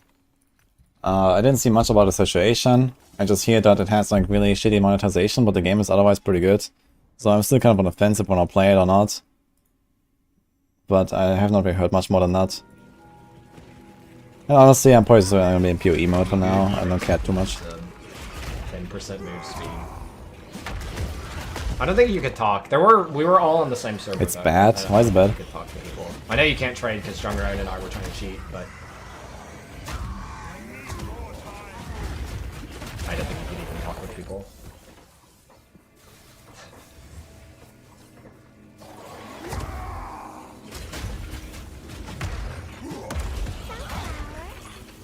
Yeah, there's like a little bit of server lagging, a tiny bit here and there.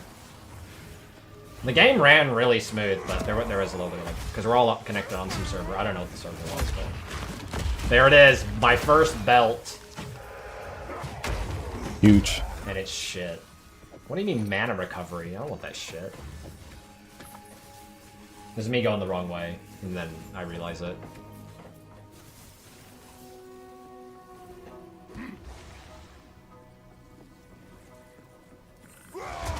You gotta pay for fast travel and pay to redo character cosmetics. I mean, character cosmetics doesn't matter, but fast travel sounds kinda weird. Strong Run did with that. I'm not alking no belt. Fuck that, it's a waste. Genuinely, probably a waste. Just wait. I'm gonna look at some other people's footage if they got anything good. Like, I feel like mine is, like, really ideally informative in a lot of ways. Like, what the game actually plays out like, and, like mods on items, and, like, what the gear progression kind of looks like, and skill gem progression kind of looks like. Some idea, right? But I'd like to, like, other people definitely had, like, good stuff, too. That's, like, kind of what I'd like to look at. No, the only person that I know that got a unique was Ziggy D, and it was just Doedre's Damning, the ring. It was just 1-to-1 from PoE 1, the exact same ring. White mobs are OP, dude. Did he even have a curse for the Aether's Damning? Probably not.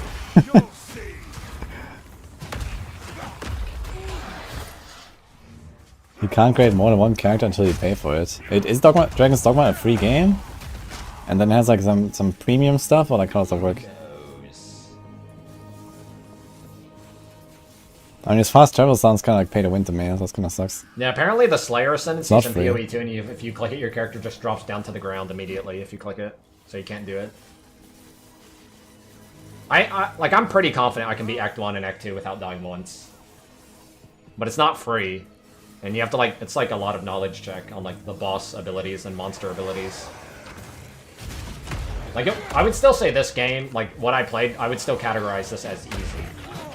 It's not like, maybe like average. It's not like hard, but you have to like know what is what. Like you have to know like how to roll gear, what kind of gear you need, where you should be putting your currency, how to use life flask properly, and then obviously how to dodge the attacks that kill you. Like it's not free by any means, but you have to like you actually have to like $70 game. like constantly. Yikes, okay.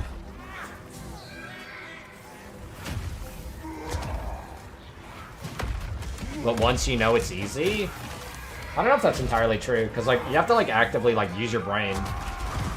Like if I just go into this pack of mobs and just like walk into the middle of them and just try to like earthquake, I'm gonna die. The kind of like theme of the game, even as melee, is like for all classes, is do not let the mobs connect to your character in melee range. That's like kind of the theme of how you have to play, even as melee. Because as soon as things connect to you on melee, you can instantly die, even on like white mobs.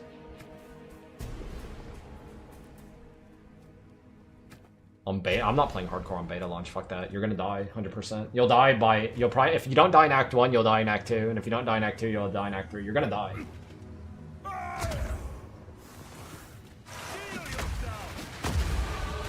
Boom, Chip. Take your fucking head off.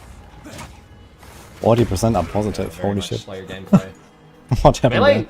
I was skeptical about Melee, but I actually, like, after It this looks good. playthrough, I'm very optimistic about actually playing Melee. Like, I was very, like, I was jamming, dude, honestly. I was having a good time.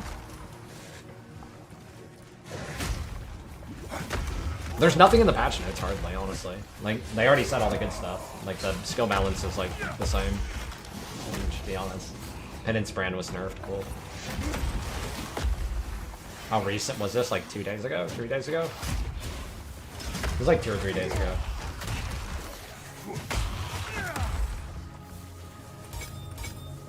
I wish I could have played more. Like, I didn't get the capture on my footage either. This VOD there. This video is only 2.5 hours long, a little over. We got to play like 4.5 hours ish. So I mean, like 2 hours of it is not in this capture, essentially.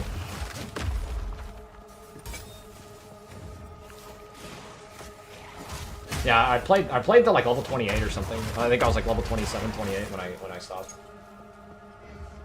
Like halfway through Act 2, probably. I don't think anybody finished Act 2. They're getting a reviewer bond because of NTX. I mean, people don't like that. It's like a full price game, and it was like pay to win on top of that. Act 1 took most people probably 3 hours. I would guess. Like some people didn't even finish Act 1 in 4.5 hours. Some people didn't even finish Act 1 in 4.5 hours. No meme. It's kind of crazy, actually. I think Act 1 took me a little over 2 hours. I'm gonna see the final boss of Act 1. Some people couldn't beat bosses, and they were getting farmed over and over again.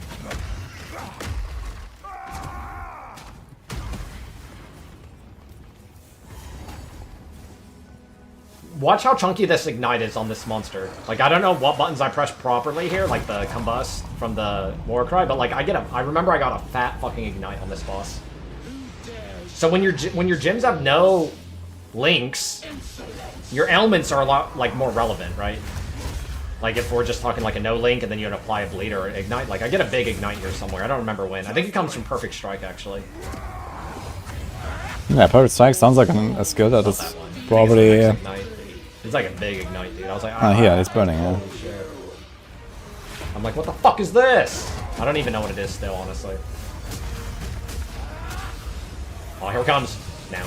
Holy ignite, dude. Look at it go, dude. That's the deeps, man. Fucking dunked on. Yeah, this Perfect Strike looks very powerful. Like if you can hit a I think timing, I crit is why it's kind of it did that cool. much damage. I like that actually. That's kind of Strike awesome. now. Your end will be. Yeah, I break the walls, whatever. Transmute chest, trying to get more survivability. My character effectively has no more survivability than a naked character, other than I have some armor rolls on gear. Like some armor, right? Like every character, there's like not really a way to scale defense yet, still. It's kind of weird. Here's a very good example of... Just wait. I mean, it's not bad. I would call this unmelee friendly. This is what I would categorize as unmelee friendly. So, this happened to me, Bam. and I laughed my ass off, and about 1 minute later, Jung Run got to this exact same spot, and the exact same thing happened to him as a caster. And we're both just laughing, because I showed this to Jung Run, and I laughed, and then it immediately happened to him. This exact same thing. Here it comes.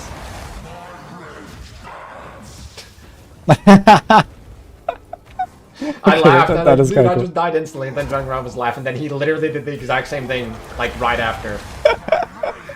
So now I know, like... That's a good one. Melee range on this guy. This fight was extra hard, because, like, the mobs respawned. And stuns OP. Like the monsters come back in the middle of the boss fight, or what? Because he revived. Going for arena ring. 2 times slowed Not down arena versus ring. PoE 1. It's probably like 4 times slower, genuinely.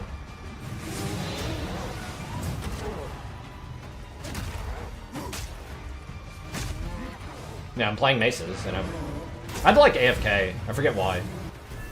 But like I had to like edit the video here. I remember because like I had to like AFK for a bit. Oi, spirit. Good luck.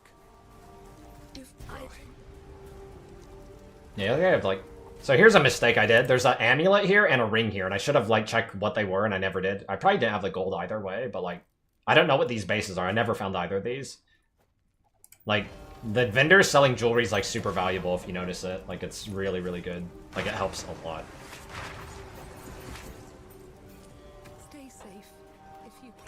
Iron Ring is that one. What is that? Is that the same as PoE 1 Iron Ring? Dude, I would love that. I'd be popping off. This is the first support gem I got that was uncut. I think you get maybe one in Act 2. But you only get one in Act 1. You've earned it. So here's the first, like, you get to pick a support gem.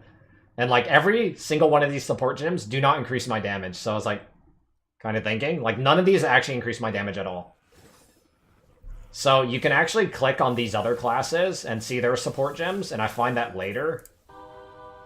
But, like, Ruthless, this is actually really strong, obviously, because stuns are broken. A lot of people took this one. I was like, I wanted damage, you know me. Like, give me some fucking, like, I don't want no fucking utility. Give me some fucking damage. It was like 200. Kind of interesting that Ruthless support doesn't even give you like a damage bonus anymore. It's just more stun build up and that's it. % more stun, which is actually really, really good. Endurance charge when you stun an enemy. That's pretty good too, honestly. The funniest thing about this is, like, these all give plus 15 strength rec to your current gem, and I actually don't meet that requirement yet. Less duration, you can't use those. These are only the ones, these 6 I can choose from right now, or 7. Like, these lower tier ones I don't have access to yet, because my character is not high enough level. Almost all support gems are like... I never heard of that. Let me check that. This, though. They're almost all utility. I already made my guide and everything. Borderline 0 support gems that are just straight more damage.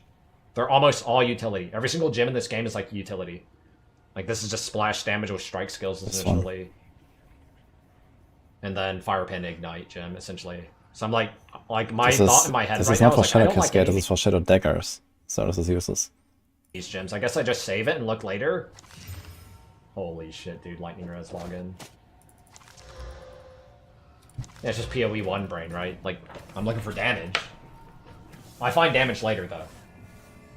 Like, I want Pulverize. That's what I'm thinking in my head. Like, Pulverize sounds good. I know what Pulverize does. I never find out what Pulverize does, honestly, because I don't play long enough, but I would have probably taken Pulverize, assuming it does anything remotely similar to PoE 1. But you can save your gems and use them later. I have a ring in my inventory. I don't even have to look at that. Yeah, increased damage is not really important on this build. I have like 1000% or something. Like, very easily, so it's fine. You can stack this up very easily on this build. So, but yeah, like this ring doesn't work for this build, so plan on doing... it's not Shadow Daggers. No, I think the fog lifted because I killed the guy or whatever in the zone.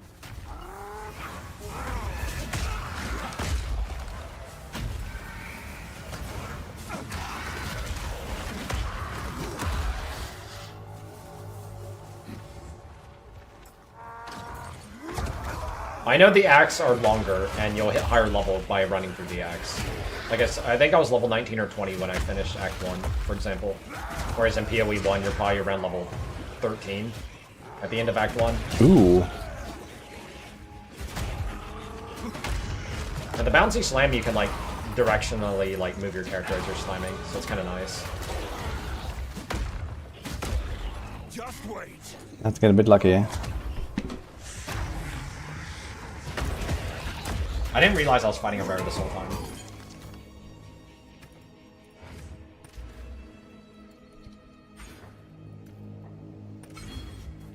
No, I didn't WSD. Actually, as Chaos is first, and we have 2 chances for 2 different I ones. think what I'm playing is better as right-click also. Probably Unless I use a now. shield. If I use a shield, I think WSD becomes a lot better to block probably.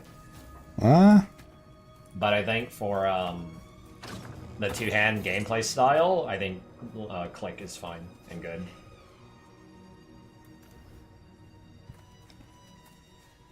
I'm still looking for where accuracy is on my character. I'm still looking for it. I'm confused.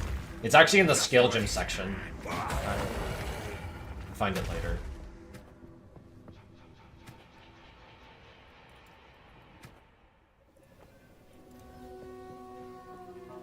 Wait, did the implicit change? It was 35 and 36. It was the same. Okay. The acts are definitely longer by a fair bit. I don't know how fast you could speedrun this, for example. If I were to guess, probably about an hour.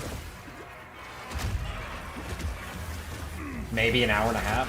Probably definitely around an hour, I would guess, if you were fast as possible. I think these will take about an hour. So all back one, speed running,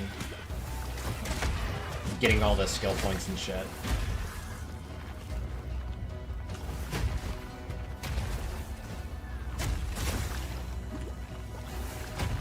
Where do I get all this poison rest, man?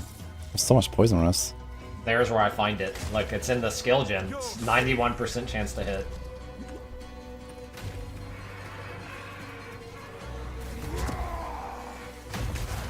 He's 19. The mentality is 29. Like 50 or so. I have no idea where this poison is coming from. I mean, all the like auras and stuff, like they're very PoE 1 recognizable, like 1-to-1, like all like, I know, Nimes, how's it going? just like Giga engine, whatever, cleaner version.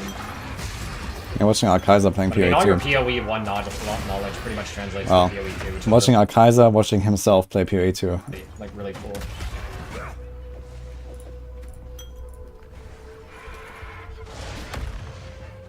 I think this is a button. bullshit thing. Like, I haven't died in a long time or whatever, in a while.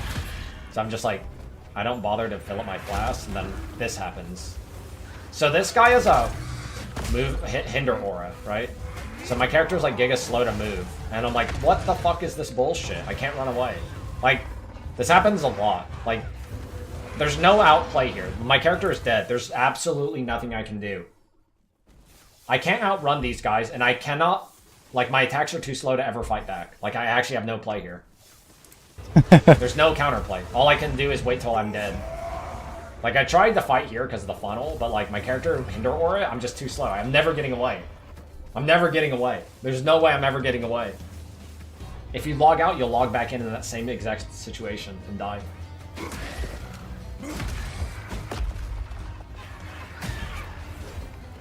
Alright. Leap Slam? I think it's like level 20 plus. I don't know exactly what level. Yo, CJ, thanks for playing. Yeah, Hinder Aura is nuts. Don't think you can just get like- away. I mean, okay, it's like, you know, the first time you go into the boss fight and you don't know anything, and, you know, sometimes I guess you just expect to die if you don't know anything about the boss, and that's okay, you know?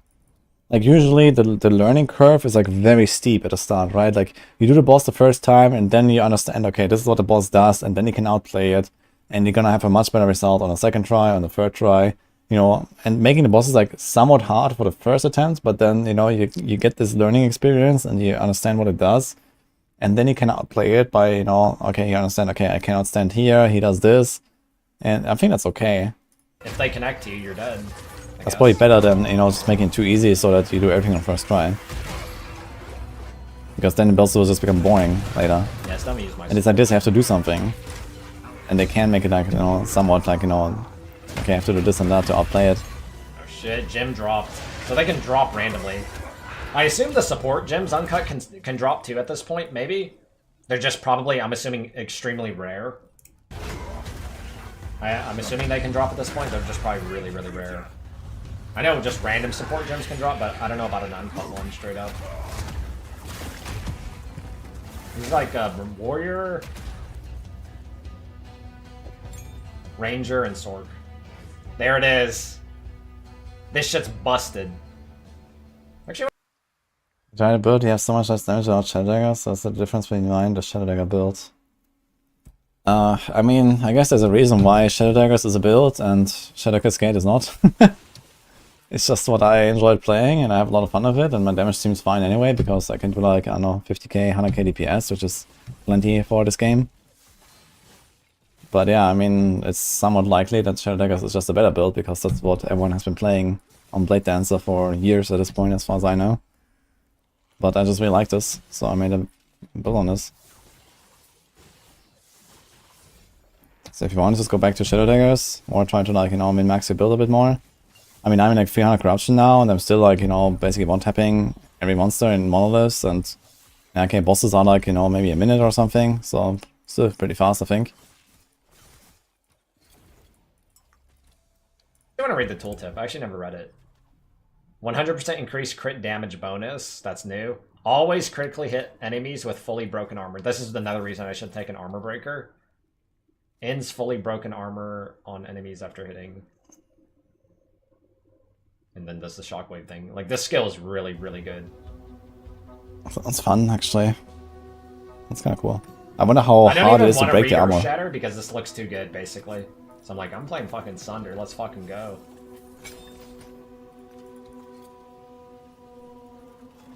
I'm like thinking I'm probably going to be using Sunder more than Earthquake.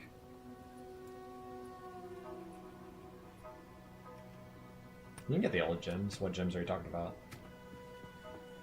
And now, like, it makes sense for me to push. Like, there's a situation to push Rolling Slam, there's a situation to push Thunder, and there's a situation to push Earthquake.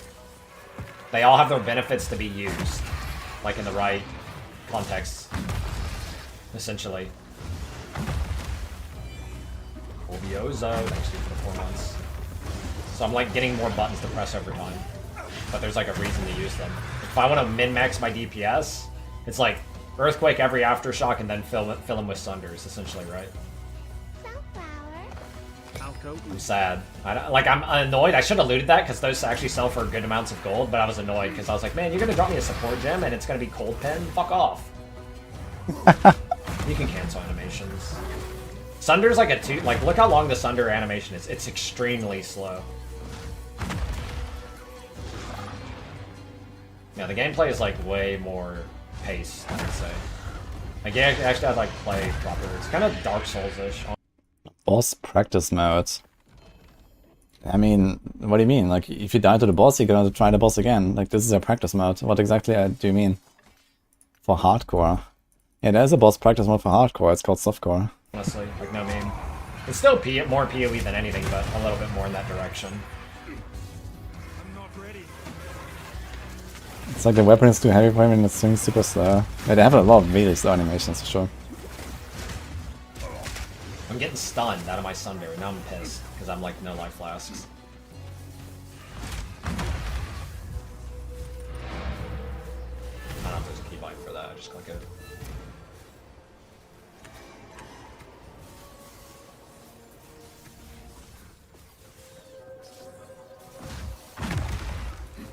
Now, I don't know what the official release version is going to be. It's 100% going to be more difficult than PoE. I don't know by how much. Like, to actually like play your character. Potentially, it's like always as hard as this. Like, the end game actually might even take more effort to play. I don't even know than what this is. I have no idea. I can say though, for those who want an easier game, the footage I don't really have. Like, by the end of like my Act 2 part, the game was like mind-blowingly easy, I would say. Like, my character was cracked out. Too bad you can't see it. I was still dying here and there, but like, you know, I don't know what the mechanics are and shit. But the game did feel easier. It felt the easiest when I quit, basically, like level 28, 7, whatever level I was. It's level 12 now, okay.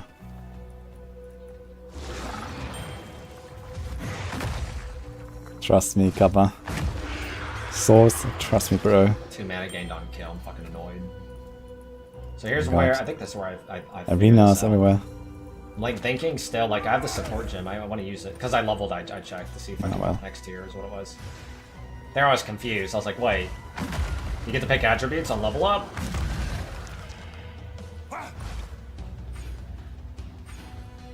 Yeah, why would you expect to be able to beat hardcore in your first playthrough? And then there's Diablo 4. This is easy to me, I would say.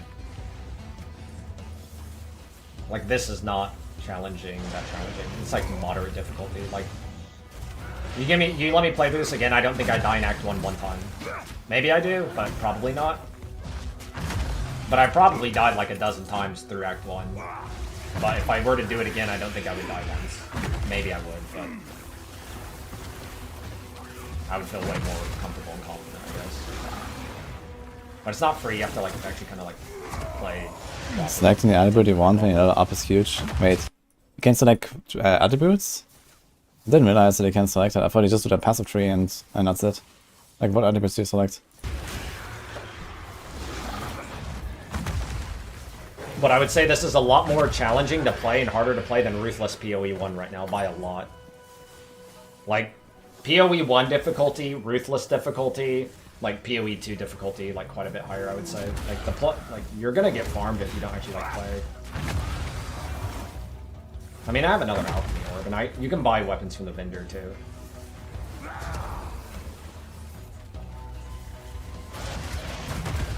It sounds kind of funny, man. I have one other alchemy orb, man. Let's go. Attribute nodes are selectable now. Ah, wait a minute. Is this like on the passive tree? This is why they all look the same. Ah, I think I just saw him, right? There was like the option to like choose strength, dex, or something. Okay, I see now.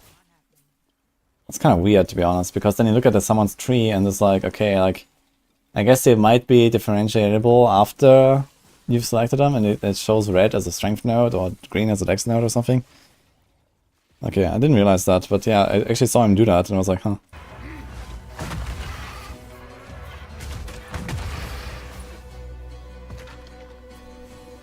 I think what I am playing is probably too easy, from their perspective. The difficulty challenge I am having on this character, I think they would look at this and say this is kind of maybe too easy still, honestly.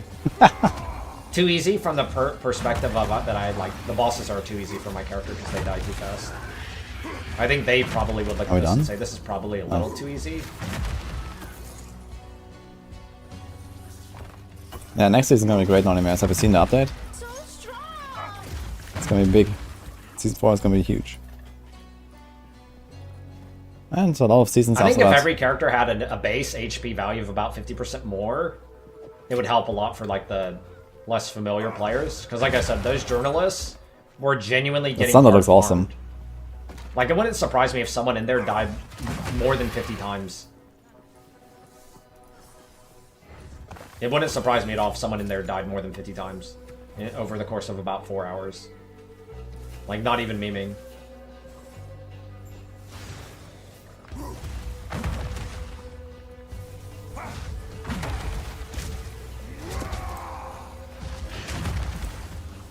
Monsters at ExileCon have two times more damage. This version I haven't seen the of game season should 4 be easier review. than the one at ExileCon. I'll check it out, man. It's huge. I was confused. I was like, what the fuck is the point of this?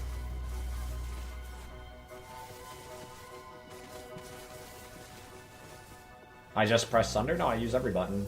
You're just not paying attention.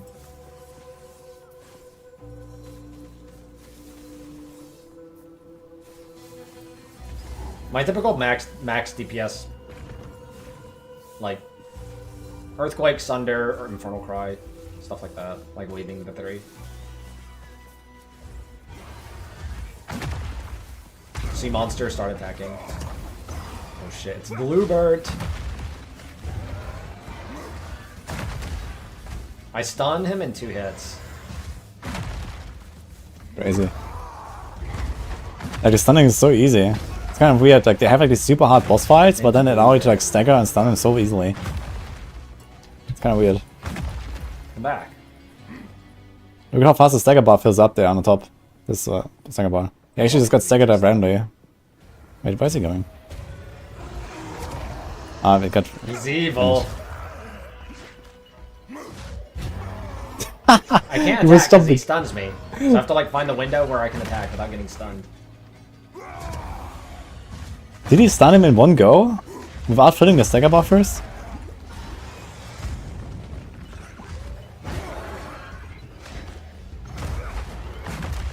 Look, now the stagger bar is filling. And the internet sound... Look at that stagger bar, man. One hit, boom. You got like 80% of the stagger bar. Now he's stunned. Now he does his thing. Is it like a perfect strike? That's not doing it. Okay. This is bullshit. It's a bug. Well, then my video Are you died. ripped? Is there just like a black blip in here? Oh, weird.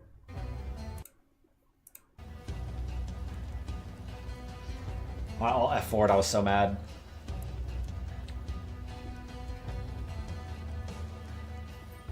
Don't understand why D4 don't get that they need a progression-based endgame system with milestones and content customization. Yeah, it's also what I talked about in my like feedback video after the season 4 reveals. I mean, the pit is definitely a good start and stuff, but yeah, we need like some actual meta progression, right? Like Atlas or something in that direction at least. But I guess that will come, especially once they have like more content in the game and more things that you can do, and then they have more old season content you can bring back and all that stuff. I imagine this will probably come with the expansion actually. I would not be surprised to see some kind of like meta endgame progression. And I talked also about this in one of the you know, developer rounds. And it seems like this is something they definitely have on their plans or something, but yeah, I'm not sure what exactly they're planning to do there. So they obviously understand this. Yeah, Just don't have hardcore it. is like not a thing you would probably play. I don't even know if you can play this game on hardcore. Like, reasonably. Fucking Mage Man, what the fuck? There were no minions in the beta. You couldn't play any of that shit. Made no minions at all? Interesting. I wonder what they're gonna do with them. You're an Ulo.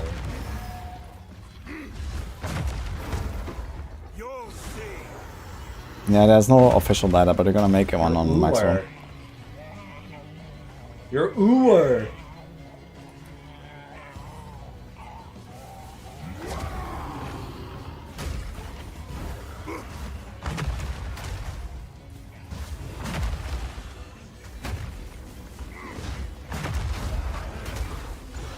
I'm starting to weave in my earthquakes more, as you can see.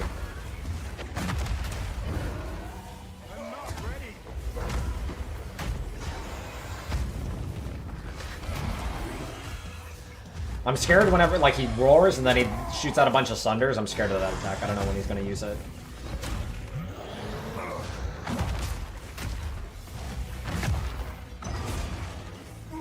Why did he grab the bell? I don't even understand what's happening.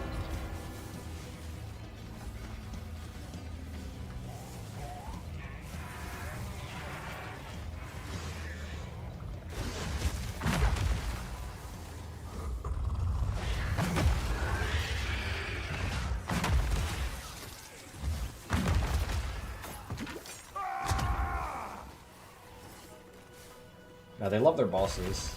You'll see.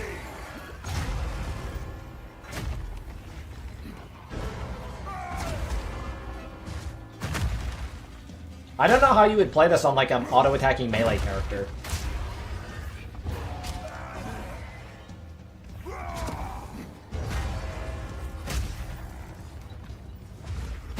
So here's something I didn't know. Is Zaki in chat?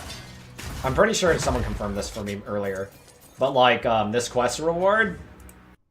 So this grants 2 weapon set passive skill points. They're basically +2 skill points, right? And I never allocate them. So my character was basically -2 levels at this point. I'm pretty sure that's what this is. But the thing is that this game didn't do very well, I feel like, if that's the case, and I assume it is. Oh, sure, thanks, dude, for the resub. So this is basically +2 skill points I could have used on my 2-handers.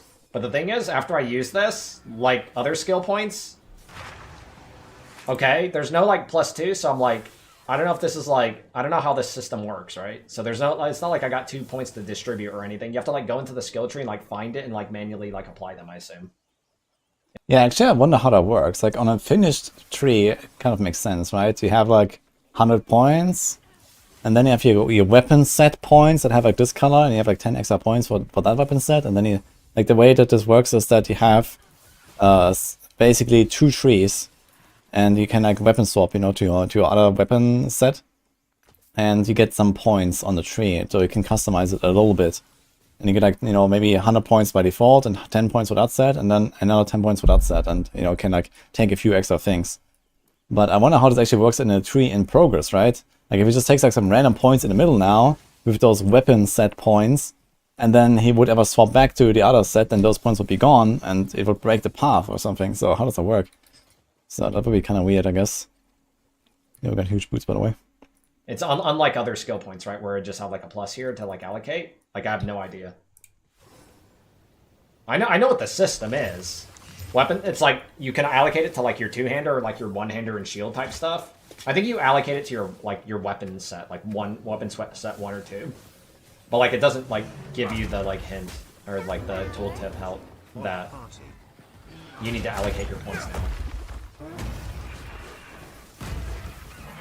Yeah, like I feel like it should give me like a hey, you need to spend your skill points down here or something like that, right? Like that's what I would expect. So the way in my head, the way I thought of it is like, if I wanted to move like 2 points from my current passive tree and put them on like one hand and shield, I could do that. That's what my mentality was. Like if I wanted to take 2 points out of my current skill tree and put them whenever I'm using like my other weapon set, I could do that right now. Not that I have 2 separate points to add to either or.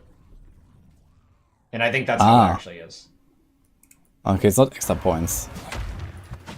Okay. Oh, that's actually not that crazy. I wonder if you actually like generally expected to change the weapon and like have different combos and different like allocations, or if it's just like, you know, okay, some builds will do that because, you know, single target and AoE setup or something, but like in other cases, like you don't even have a second good weapon, right? Like here he has this 1-2-handed mace, and this is it, right? He doesn't have another weapon right now. He doesn't have access to another weapon that would really be on the same level of power anyway, so you're not gonna swap around anyway. Passives are just like, I could put 2 points for my one-hander or like my two-hander essentially. I don't know exactly how it works because obviously I didn't mess with it, but that's I know that what the system is intended to be. I just Seen the Uber live changes? I thought it was Wait, what?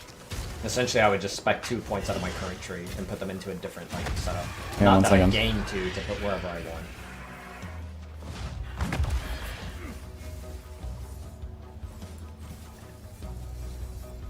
More party play? I have no idea. I wonder if they nerf the skulls and the waves a little bit. Party play, so. Maybe buff to HP, that would be cool. See how I see monsters, a pack of monsters, and I literally run away because I'm scared if they connect to me, I'm gonna get fucked.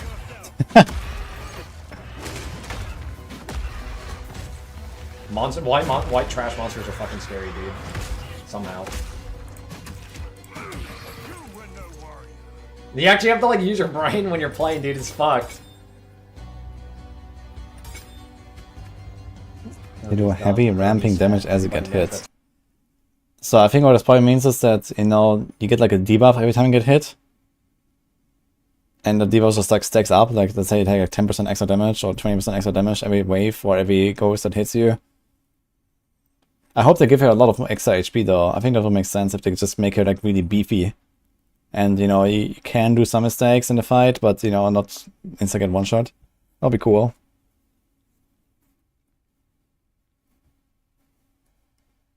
That's where it's at. Hermes dumb, Hermes fat. Everybody knows that's where it's at. Can you link me the tweet itself Hermes fat. from Adam Jackson? I think I went AFK or something. I don't remember. But Hermes dumb, Hermes fat. Everybody knows that's where it's at. Zoom with tornado shot. Don't worry, you got nerfed this league too. I think I came back and I didn't know what the fuck. Yeah, I went AFK to take a piss. I remember, and I was like completely confused. I just ran into a bunch of mobs and died. I was like, oh yeah, I have to try when I play this game because I was like in autopilot mode when I sat back down. Then I got shit on immediately. Like if you don't like actually play, like think, you just get dumpstered on. So here's where I learned something. I think here pretty soon, right? I think it's here. And a lot of people didn't know about this one with the like skill gym or whatever. Fucking mobs are scary, dude. No, melee was awesome. Sorc was horrifically bad in comparison. Melee was genuinely good. I learned this. You can click these tabs. A lot of people didn't realize this. And because my brain knows PoE 1, when I see this gem, I know this is a lot of damage. I know this is DPS gem.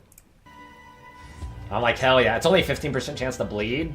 But like, yo, a lot of people didn't realize you could click other classes shit. As you can see, it's like not fully fleshed out for every class yet, by any means. But I'm like, yo, damage? I wanted to save for Pulverize. But bleed chance, man. Maim is trash. Assuming it's the same as PoE 1 maim. But bleed chance is damage. And so I'm like, fuck yeah, dude. Give me that bleed chance gem.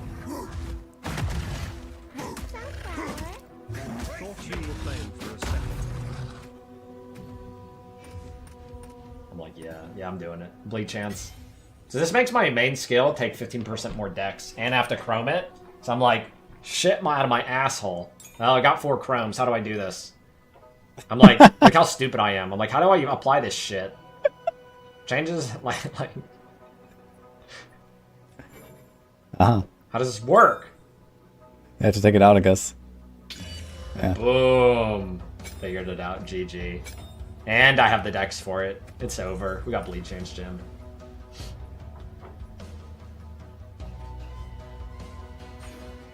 Yeah, you could choose I should have strength, taken dex, or strength aim. here. It's fine. I'm still missing a little bit of accuracy cap, but... I don't know how I got... It's kind of funny with the arrows jumping. Okay, I want to see that bleed on the next boss. Your name's Widehard, man. He's still in Act 1, right? This is still Act 1.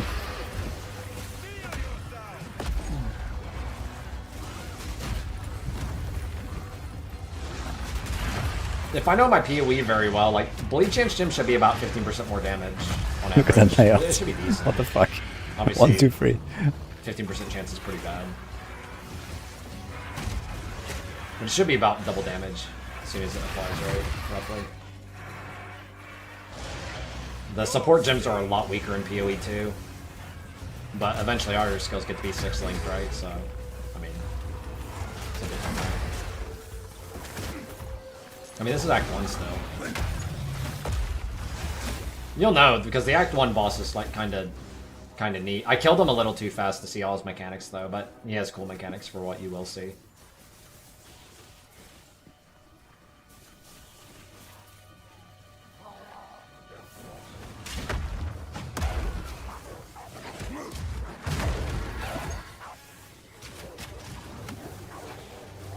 A lot of it is like hurting mobs and just like not letting things like actually connect to you.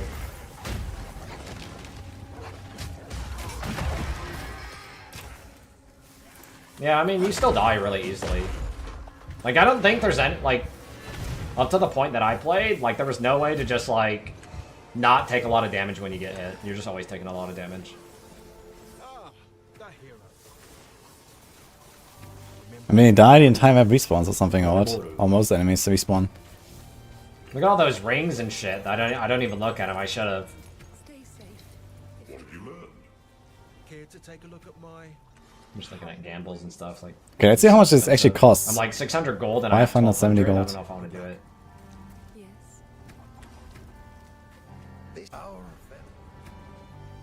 What's that? 95 gold. 470, 700 gold. Looking at the vendors.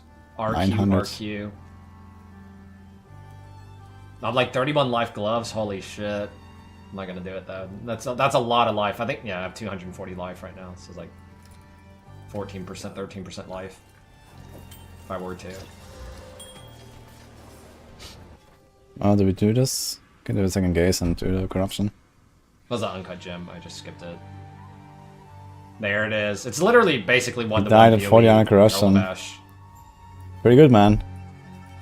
That's to 400, man. And now, my brain doesn't know how to cast the aura. I'm like, how do I do this? How do I use the aura, guys? I had to ask Octavian. Octavian, how do I use my aura? Help. How do I activate it? Who knows how I activate it? Take a guess. How do you activate it? Do you think it's automatically turned on, or do I have to do something? No, you said that's full spirit. It's not a turn on. It's not automatic. I'm like, there's no fire shit. How do I do this? I'm like, well, how do I turn this on? Help! I'm looking at my spirit. Probably I in the notice it's skill not tree or being something? used, so I know the aura is not turned on. How do I make the fire turn on? I'm retarded. I suck at games.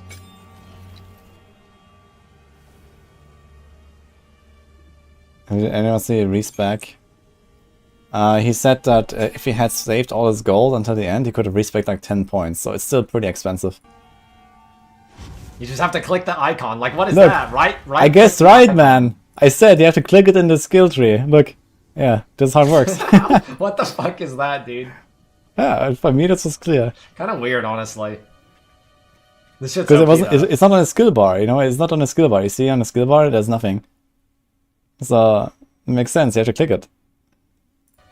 Herald of Ash, dude. It's the same as PoE 1 Herald of Ash. It's sick.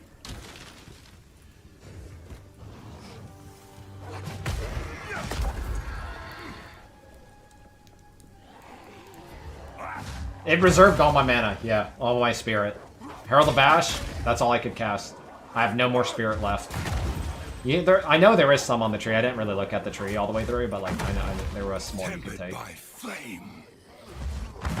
Yeah, it looks cool. It's slowly starting to come online here, though. Like this build, I and pushed a bunch of buttons. trying like to he does figure take a lot of damage, but he also does a lot more damage now. out how to turn it on.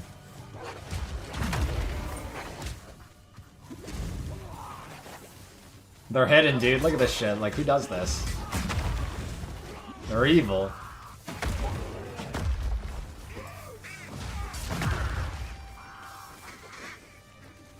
Dude, my mobs are fucking scary.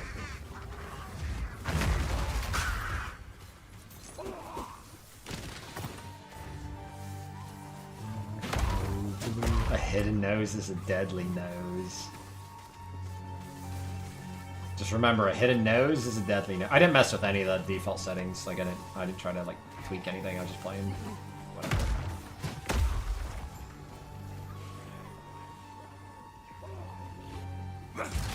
Oh.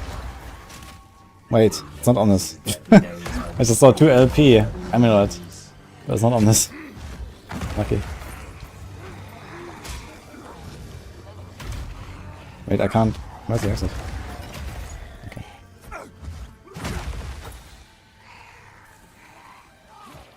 Can't believe I got baited by right, Dragon's no dog shit challenge. too.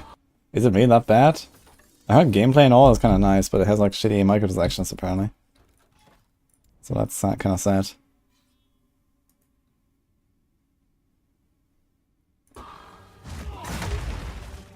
Apparently the game itself is kind of Herald decent. turned off. I don't remember why. What's corruption limit of this build? I'm chilling at 300 and I don't really have much issues. And it's still a fairly squishy setup. I can get a lot more armor, I can get a lot more life. Like I can be like twice as tanky or so. I can probably get to like 600, 800 relatively comfortably even if I have better gear. It's just that I've never really managed to fix the gear that I had because I started this character when I was like level 92 or 93. From, you know, gear from like 3 years ago when I made this character. And I just, you know, I just can't really get the items that I'm looking for right now. But once I have, you know, like 3.5k life or so, and like, I don't know, 65% armor, and, you know, some other stuff, then we're kind of chilling. Damage is I fine. realized that at some point. I don't know why I turned off. I wasn't paying attention. And damage can also grow quite a lot still. Menus there.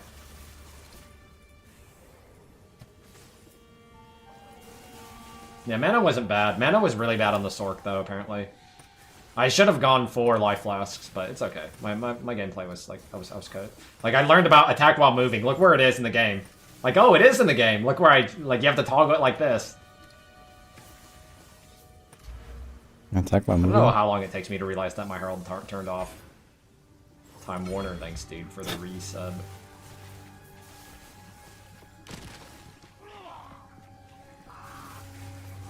Oh, you're almost level 100 by the way, guys. Yeah, I think one of my rings has mana on kill, too. Flame of the Forge! I know this. Look, see. Deluver, thanks dude for the resub. What time is it? I'm thinking I'm post-weekend. I wanted to play more. I would have sat there and played like 24 hours, given the chance. You don't need a filter when like one item drops at a time. Looks kind of cool though. Look at the grass. Reserve Spirit, it's separate from mana. It's These guys are following and you can this see far actually see them here is like. Spirit, but it was Herald of Ash reserves 100% of what I had, so.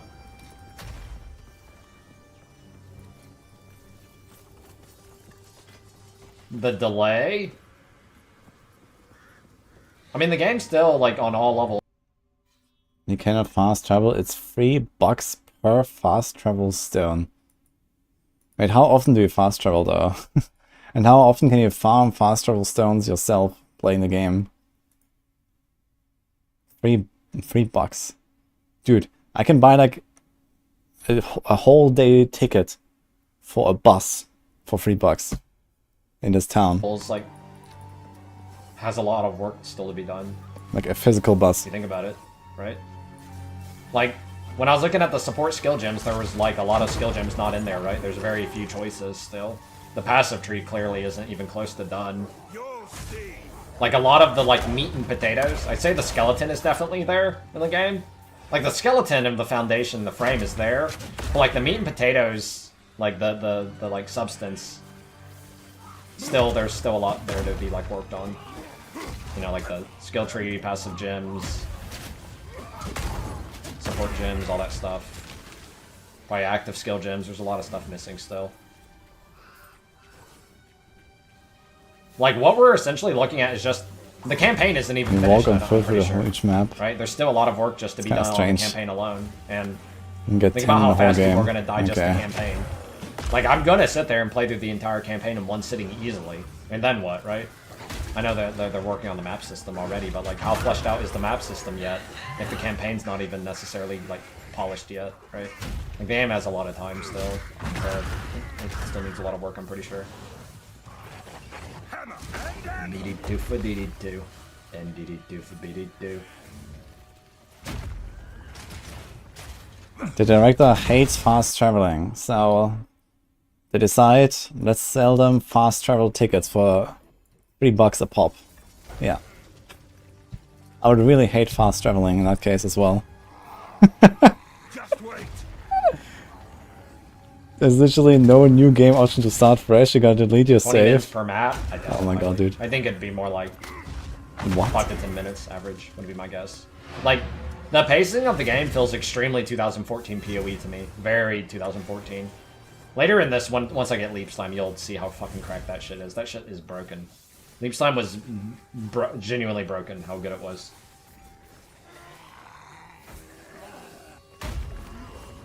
You can't delete your save? Beat it, dude. Beat it, dude. Yeah, they The really reviews want are you to, like, devastating. I just checked the reviews earlier, like enjoy 40% game positive or for what it is. something, like whoa. It's kind of sad actually, because the game itself, like the graphics and stuff, it looks pretty nice, and I don't know, the gameplay also looks fine from what I've seen. But yeah, if that is like actually how it works, and it's like, dude, what is going on here? Oh. What is happening with these guys?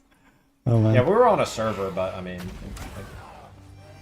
like a real thing. Yeah, like, there's a quest I'm in the zone, and I don't know where the fuck it is. It's in that hut, obviously, but I think I didn't see a green like quest marker yet, so I was confused. While I'm backtracking, I noticed Forge Maul on the ground. I'm like, that has to be a better base, right? Which it is. You know what that means? Alchemy Orb! IPD again. GG. It's over.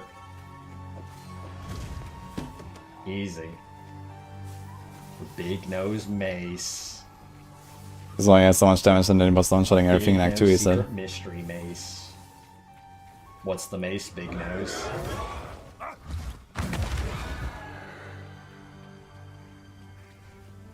I don't know if hardcore will be a thing in PoE 2 immediately.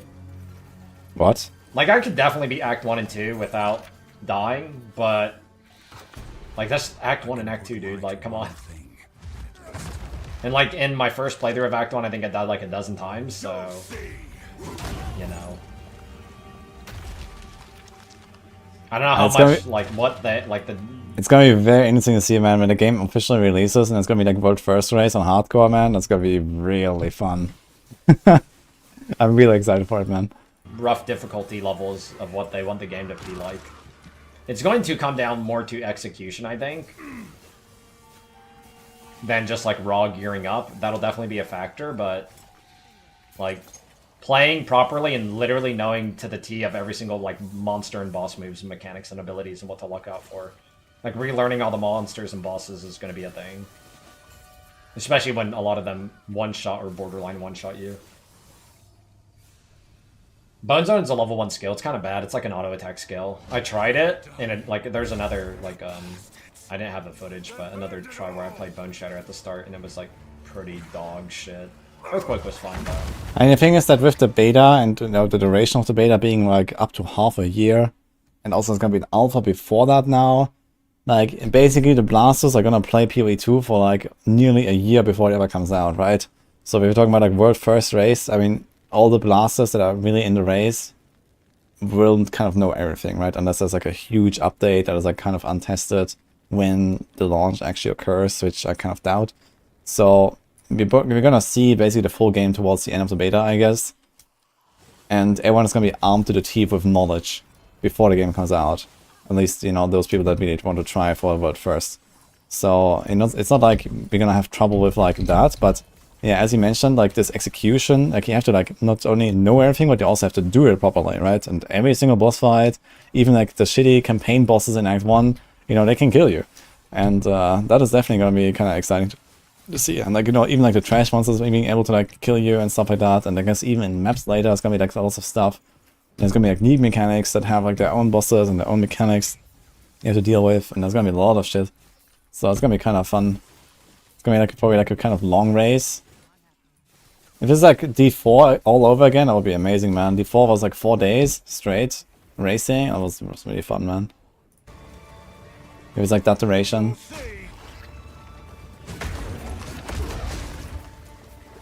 Softcore Zoomers despair though. Like this is not, like genuinely, I feel like this is like a different beast. Like that effortless Zoom softcore gameplay. I don't know if that will ever exist in PoE 2, to be honest. I genuinely don't know if that will ever exist on any level. Like the game takes a lot more effort to play. I'm sure there'll be some amount of power creep, but if nothing else, you're probably still gonna have to push a lot of buttons regularly.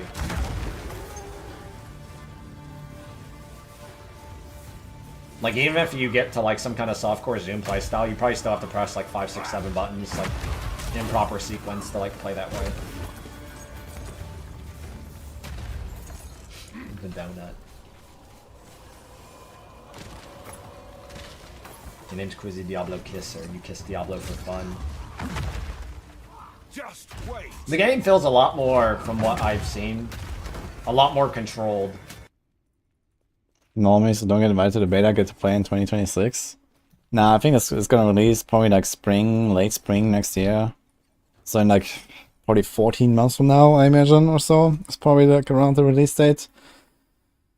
And I mean, they will invite people to the beta, and you can also buy yourself into the beta if you want with supporter packs. So if you really want to play it, you can. I'm not sure about the alpha, I'm though. sure eventually, as power creep comes in over time, over the like leagues, patches, years, power creep will like make things feel and look a lot different. But the game feels really tight and controlled right now. Like I bet like when the game comes out, the worst build versus like the best build, like or something like that. Like the best build's probably only like maybe like 3 times better instead of 1,000 times better, like in current PoE 1. Like, the gap between, like, build power is going to be so much tighter, for sure. Like, tremendously, like, tighter. That's a good thing, I think. Basically, like, a bit like in D4.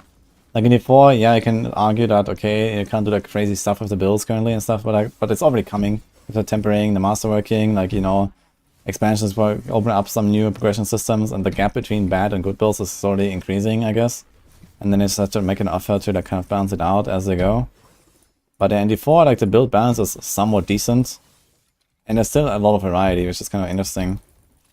And I feel like in PoE, it's like a lot of it is defined by the meta. Like, you can do like 1,000 different builds and stuff and can do crazy shit. But not many people actually do that. And a lot of people just, especially on like the blaster audience, they just follow like the meta, like top 10, top 20 builds maybe. And that's about it. I think one more XP terms map basically, then we're done. We might even get it before. Let's see. Diablo kiss with the resub. What's up, dude? You kissing Diablo? Alpha will be only select streamers and testers will be under NDA. Yeah, I need to ask them if I can play the alpha. That would be cool. I was really looking forward to it in June. Actually, I was kind of like planning around that and, you know, trying to make time for it and all. And timing is actually fairly solid in June. I die on average maybe like once every other zone, something like that, roughly. A lot of times I get like one shot by like some fucking boss or something. But yeah, I guess the alpha will be kind of small. STK guard, 1 Alknos for you've already beat and completed the entire game, 2 Alknoses for not yet.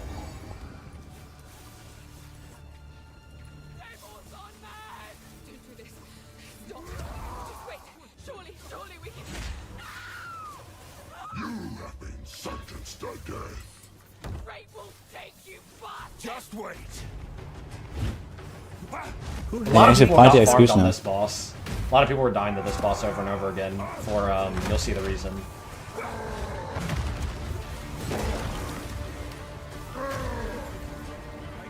Big nose, when do we strike?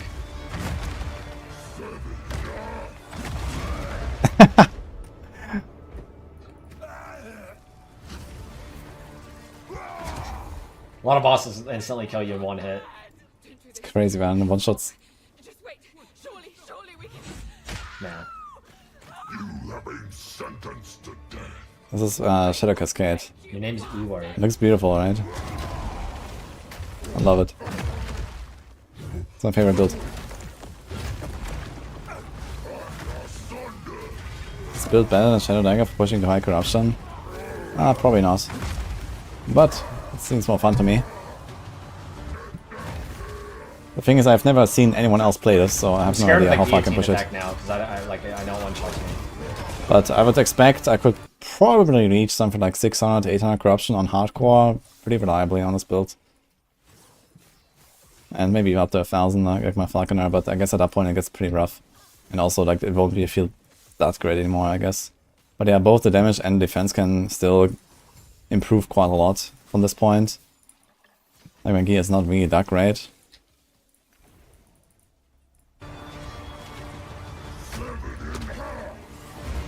Boom, easily dodged. I've never been hit by the same attack twice in a row.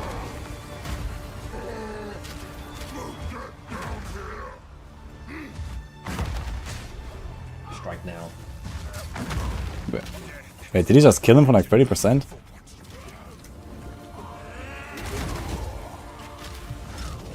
Strike now. I've never been hit by the same attack twice in a row.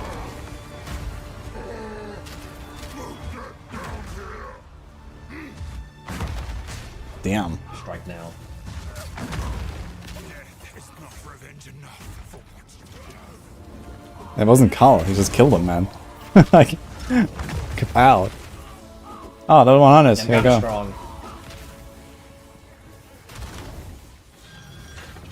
Some people have like 1/4 my damage that we're playing. Like genuinely like 1/4. Like I stack damage out the fucking. Every single node on my tree is damage, and I know the skill gems that give me damage. Like I know exactly what I'm doing essentially, right? Like I'm very comfortable. Whereas like some people were genuinely doing like 1/4 this damage. What do we do? That being said, melee was kind This is of 8 out of 8. Like genuinely melee was kind of strong. This is 8 out of Surprisingly. 8. I don't know why I'm here. I'm looking for the town or something. Can do this for a bit of my healing or something. I think the servers were like lagging or something. I was like confused. Yeah, the caster ran out of mana a ton. The caster had every weakness, like whatever lowest damage, mana issues, and squishy. Like they were kind of bad in every regard from in the beta, the first few levels. Which is like the opposite of current PoE, right? It's kind of weird. I don't think it's weird at all. It's kind of expected, like they're trying to overcompensate. So I'm basically playing with -4 character levels this whole time because I didn't understand how that system worked. I believe that's how it works. Like, it doesn't give you a notification that you need to spend passive points. Those specific passive points. Jongron had a 30-45 minute head start than I did. Because I had to play, I played for like 30 minutes. I had someone help me because like something was an issue like before I started playing. And then all my progress got reset like 30 minutes in. So I was like minus 30 minutes. It didn't matter though, honestly.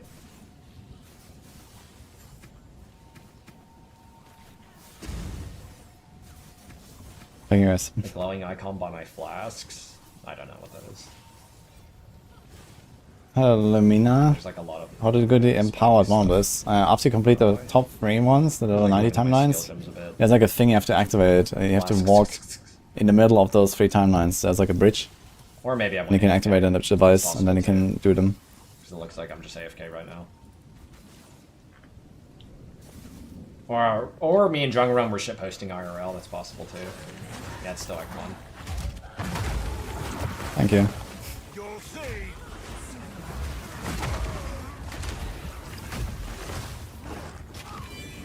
We were laughing at some of the people who were like stuck on like the second and third boss of the game and shit. Yeah, this zone was kind of cracked, honestly. It's pretty monkas. A lot of things here did a lot of damage.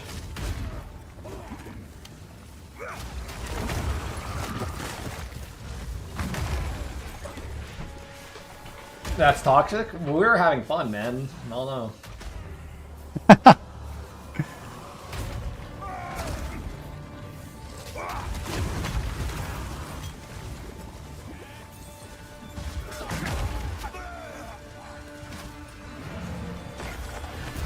I'm already out of life flash in this zone like 10 seconds in. Why would I still start? No. You don't learn by playing games in hardcore. You have to always play softcore first.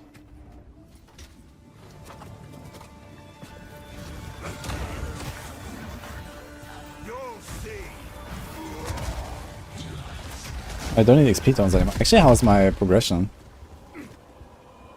Almost at 8. I guess you would kind of like to push it to 8, right? Journalists said about this game. I have absolutely fuck all idea. You guys would know better than me if you've like read anything that they wrote. I never. Maybe just leave it here for now. Things or whatever. Anyway, I know they were getting farmed. A lot of them, like relentlessly fucking farmed, like beat down. Like I don't even know if a single journalist beat Act 1.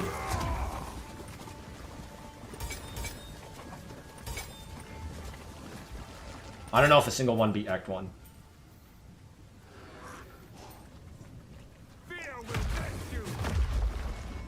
Actually, huge boots here. They were getting dumpstered. They don't know, like, PoE. Snorkage, thanks, dude. DM said the journalist quit at the maggot area.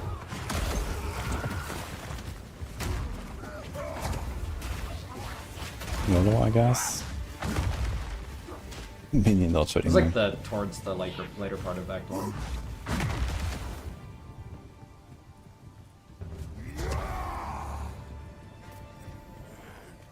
What's the meal? To seal the deal. Everybody knows it's a big nose mystery meal. What's the meal? Seal the deal. Everybody knows it's big nose meal. Sunflower. I don't know to what extent. We're just laughing because like this was not tuned easy by any means. And for the uninitiated, for like who played Path of Exile and stuff like this, like the game was not easy for new players by like on any like this was not new player friendly on any level whatsoever. I would say. Like I would say this game is probably pretty hard for a new player. Like I would probably put it in the hard, like the difficult category for a new player. There's just a lot of things that don't, like, you either know or you don't know. Like life blasts. You know, to default so item affix are important. taking If you're skill just running trees around with too. like shit life blasts, you can't play Close games distance or damage stuff and passive like skills just change to just damage. Watch this. Big I have nose no help. idea. We'll see. On death effects, dude. A classic. We'll see it in the patch notes. Patch notes are probably coming on Tuesday, maybe Wednesday or something, I guess. Then we'll see what happens. But yeah, I mean, if there's like stuff like, for example, the close quarters combat on Rogue that scales with damage versus crowd control. Damage versus crowd control doesn't exist anymore, probably. So, I guess it does as a tempered affix, maybe, or something. But yeah, I guess they will change that to maybe something else, or maybe they will keep it. And you're supposed to temper your affixes with damage to crowd control or so. Yeah, I mean, all that stuff, I guess like close and distant and these kind of things are probably gone. It seems like they have like a lot of like, you know, crit and like, you know, skill specific stuff. But I guess close and distant and stuff like that is probably gone for the most part. And they're probably going to replace that with like something else. At least it's not on death, detonate dead, it's just on death, teaching ground. Yeah, I was using 2 mana flasks. I probably could have just used 1. Dude, I died like a dozen times in Act 1.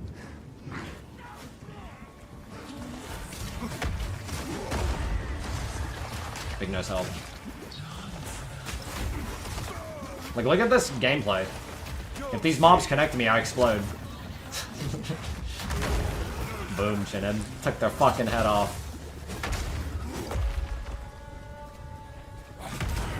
It's a bit more in detail, yeah. Full screen. It's kind of nice to actually see like all the stuff in action. I need to like study all of these skills and what they do and all that. But it seems like there's a lot of stuff that's familiar already from PoE 1. So it's gonna be kind of easy for people that have played PoE 1 to like, kind of get into PoE 2, I think. I don't know if it's like slow enough or whatever. Thanks, Bujaboo. This is just how hard everything hits you for, honestly. Appreciate it. I don't think it will make those stats less interesting. I mean, those stats are gonna be It's like gone, an and attack they're gonna first replace them skill, with something else, I guess. Actually, We'll see. maybe it has like ignite mechanics or something. I'm not sure.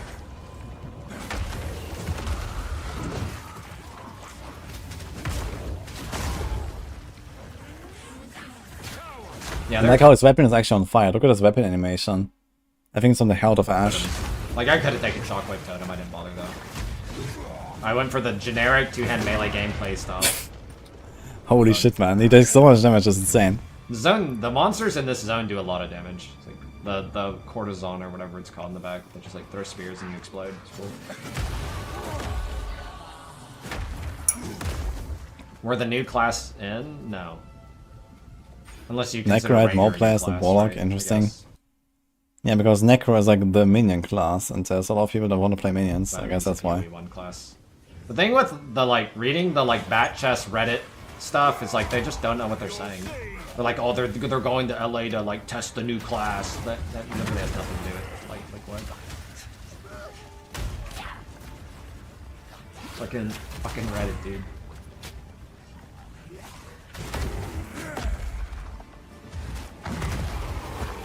Yeah, the His gameplay's animation pretty looks so slow Yeah, though. it's pretty defaultly tuned, I would say. Like I like his rolling slam, I but don't know how, even like, the a thunder looks very non-PoE slow player, and everything. Like, plays through this and feels comfortable. Like I know a lot of PoE 1 players who I talked to were saying like playing through the game was frustrating, and some of them wanted to punch their monitor because they were getting farmed. That's an actual quote that someone said. Like they're getting frustrated and wanted to punch their monitor because they were dying all the time. Well, Like good, it's good, I not guess. free. You have to actually like pay attention and play. So I hear him being a little bit more diligent after dying a couple times in that zone. I'm like, fuck it, I'm just gonna get full flasks How can I advise? before I run out. Move swiftly. I'd be out there with you if not for The hooded one. He just chills in town Now I with them. realize I should be buying rings, but I don't like any of those bases. Finally, he looked at rings. I'm like, should I transmute something? Sure. Cold res doesn't help, but sure, why not? Yeah, the mobs respawn when you The die. resistance are still I the same, know, right? Cold, fire, no light, idea. and chaos. And that armor and The evasion, I utility think is flasks also in enough. PoE 2 are like breaking conditions flasks. Like freeze, chill, Like, bleed. honestly, I feel like a lot of these mechanics, a lot of the gameplay elements, the skills, like, you know, the stats, like, everything seems so similar compared to PoE 1, right? Feels like it's like PoE 1 on crack. Just with a new engine and new graphics and okay, I mean, that doesn't really do it justice, but there's like so much similarity with PoE 1. You know? It's kind of crazy how much they've taken from PoE 1, and even gonna have like the same characters in some cases, like Alpha, and like some of the same knee mechanics. I mean, you'll see, like, they're probably gonna put like a nice twist on everything and make it more modern and, you know, feel better and like cooler and stuff. But ultimately, if you compare this to like other games that have like a sequel, I feel like it stays so close to the original. Yeah, I guess that's probably why, because it was never planned originally as a separate game, right? So it was like, okay, this is PoE 2, but it's actually just like PoE 1.5, right? But then they decided to make it a sequel, but yeah, I guess over time it will diverge more and more.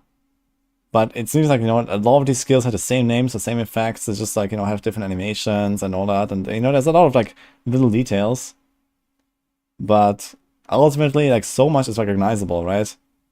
It's not like, I don't know, you play like Half-Life 1 and then Half-Life 2, and Half-Life 2 is just a completely different world, completely different weapons, completely different everything, right? Or something like that. Or like, yeah, Diablo 3, Diablo 4, right? Like, you have completely different classes, completely different skills, everything works different. So it's kind of interesting.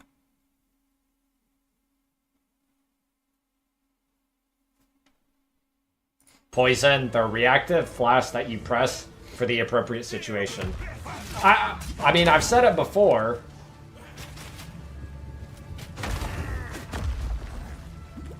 They want stuns and all elements to be relevant in the game to players. And for you to actively press a button. Like, I am frozen, I have to press a flask to break the freeze. Like, they want that gameplay. They want stuns to be like a thing in the game. Like, oh shit, my character is stunned. I have to respect like the monster is stunning me and that kind of stuff. Like they want all that stuff.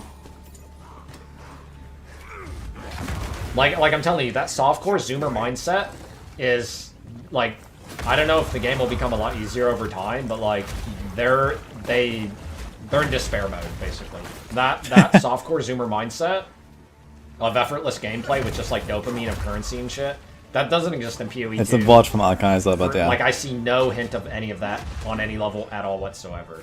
I don't see any of it. Yeah, this is like from yesterday, I think.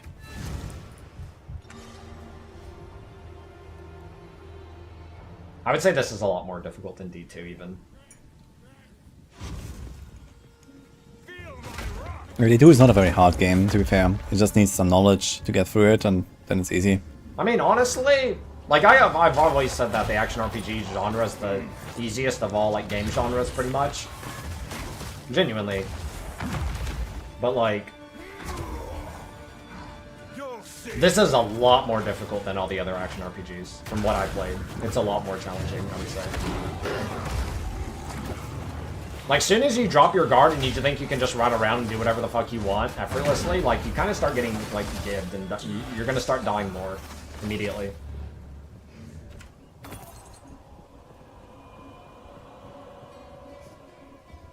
It's like one thing I really don't like is... describe it immediately. Okay. So one thing I really don't like is that the entire minimap looks exactly the same as before. Like this dot of the player, this lore piece, these borders, the door to the next level. This is literally all PoE 1 right now. And maybe they just haven't done it yet. It's like the text looks the same, the door looks the same. I don't know, I feel like this could be made prettier, right? The way I best describe it, I think, is the most fair, is like you actually have to put energy into the game to like play it. Not like I'm gonna like I just worked an 8 hour. Like this is new here in the top, for example. This is like a new, I'm not sure what it looks like in PoE 1 actually right now, but this is new. This like zone name pop up and stuff like that. And even that kind of like looks like it goes like this with the same like old-fashioned style that they already have.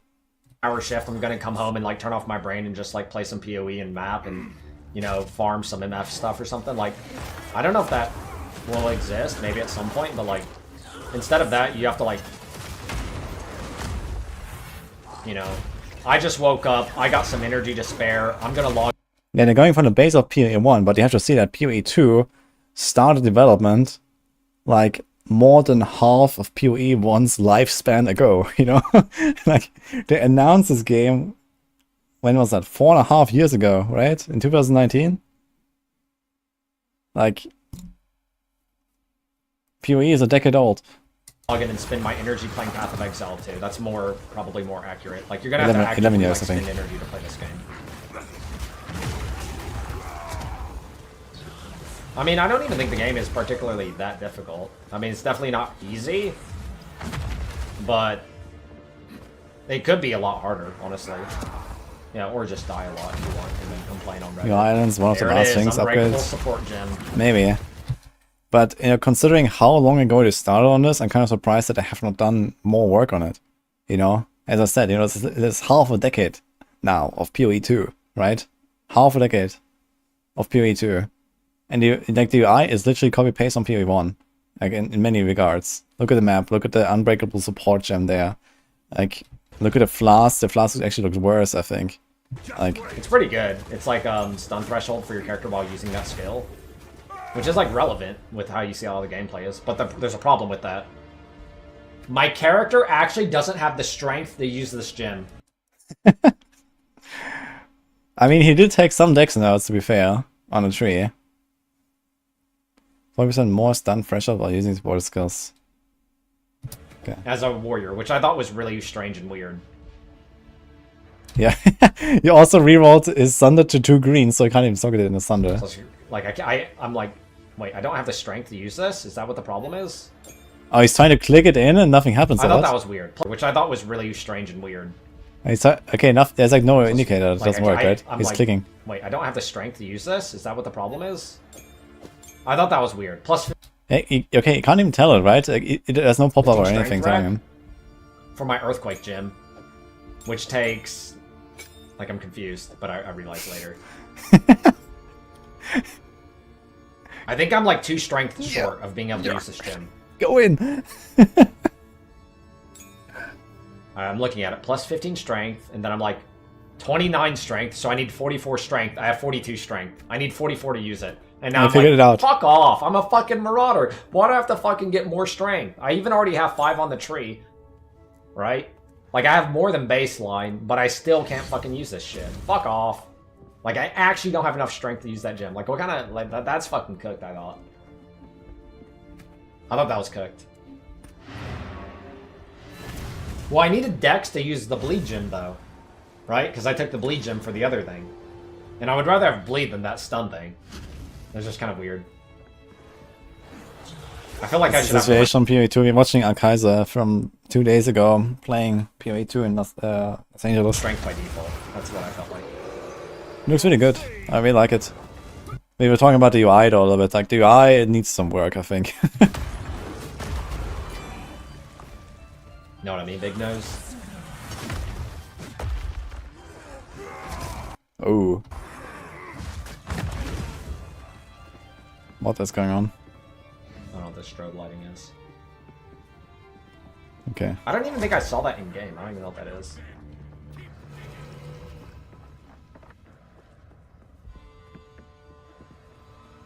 D4 is on the same engine as D3. That sounds like a chatting take. Where do you have that from? I don't know what the PCs we were using were. I don't think they were like crazy though, honestly. They were probably nice, but not like anything insane. It's a rave. There was no like attribute giving piece of jewelry that I'd seen. I guess you're gonna get a bit of feel for like how people accept this kind of challenge and difficulty in ARPGs when No Rest for the Wicked comes out, right? It's on the 18th of April, I think. So right after the D4 PTR, like another week. I'm probably gonna try that game. It looks kind of fun. It's like Souls-like ARPG. And we'll see how people will receive that, I guess. I might play that for like a week or two until we prepare for Season 4, basically.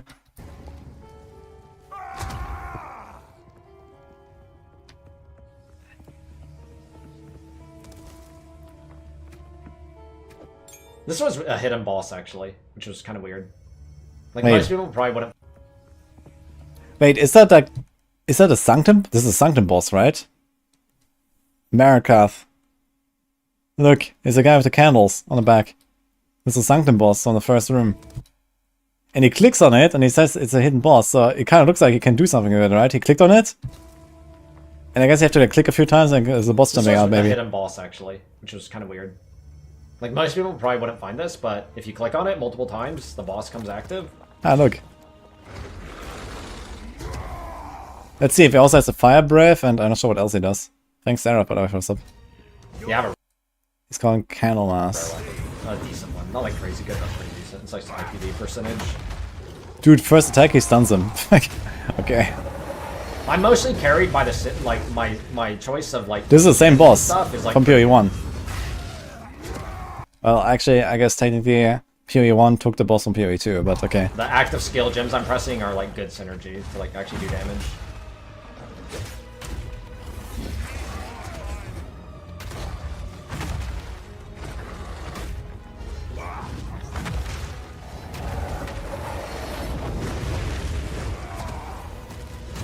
Growlybore, slay them. It's actually him. Sanctum boss, dude. Growlybore, slay them. Look at that bleed. That's my bleed, dude. Holy shit. Like, that's fucking nuts. Like, what is it? Like, fucking bleed damage. I actually get proc. Boom! Chinook! Bleed is doing work, man, look. Bleed deeps, dude. I was like 10, what is that, 10 max life? Actually, I realized he doesn't show his health and mana values. But I guess you can turn it on. Grants plus 10. So it's actually a hidden boss, so if you run past it, you're gonna miss this. Removes 50% of life recovered from mana when used. Oh man, they still have this shitty mod? Well, when you're playing on a one link and then you add chance to bleed, like, it gets so much value, right? Because you don't have like all these like added fire and like impale and all these other weird support gems. It's like you get full like 1-to-1 damage bonus basically. We get leaderboards for the pit. They didn't talk about the campaign. And not in season 4, but maybe after.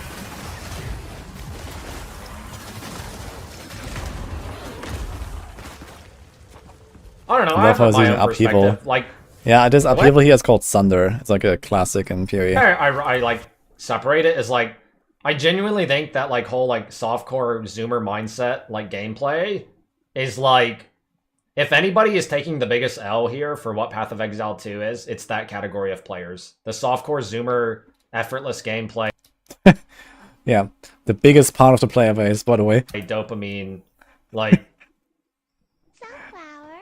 the people who are winning more are the people who actually like to put effort and like skill in the game and whatever, This is like Path of playing Exile. properly and crafting and like putting things together properly and just like having a good, well-rounded character. Those people are winning more. But like the softcore, like yeah, that tornado shot kind of like zoomer meta, I think they're taking the biggest L for what Path of Exile 2 is.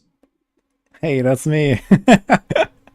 Yeah, I mean, okay, how many people here are actually like really intrigued by what they see here? Like those people that play PoE 1. It's a lot of button pressing, a lot of proper positioning, and like respecting like how you're playing. Like I can't even attack right now. I'm trying to like find the opportunity, but I'm getting fucking chain stun because there's more than like 2 mobs on the screen. 10 out of 10 for me. Okay, it seems like a lot of positive the Reddit- reactions. And who's the opposite? Who's like, you know, I play PoE 1 and I really don't want to do this. That'll be interesting. Reddit will probably despair, I think, genuinely. I don't know how much easier the game is going to become over time, but like, if gameplay is like this in maps, if gameplay is even 50% of what this experience is in maps, they're going to despair, for sure. How can you say something like that? People have lies, casual playing is more common than ever. Yeah, I mean, there's no doubt about that, you know. Most people just are casual, this is how it works. But he's just stating the obvious, that the people, the casuals, you know, that, you know, the biggest part of player base that like the zoomer playstyle that makes PoE 1 great, you know, they will suffer here. Because if they want a similar experience in PoE 2, they're probably not getting it. This is what he's saying. And that's the reality. Rogan Moster, thanks dude for the resub.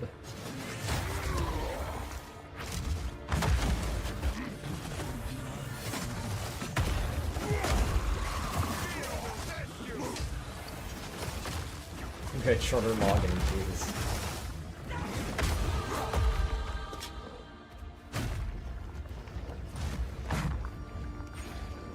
So he's opening the skill tree now in the middle of the combat, but I think it pauses the game, right? They have this technology to pause the game when you log out or EDC or something, and I guess this also pauses the game. So that is kind of cool. Wait, did he cut it here? Looks like it's cut. Is he taking like 5 strength now? No. He cut it. Okay, F. Like some small head. Isn't this how Volson was? Nah, Volson wasn't that slow and hard. People hated Volson because it was just like, you know, full of bugs and arrows and crashing all the time. I just died That to was trash really the main problem with Volson. Volson was actually a decent game, I think. It like it just didn't work. mobs auto-attacking me. Think about that. Like, look at this situation. Okay, let's watch this again. It's 5 normal melee monsters. He gets stunned or knocked down or something.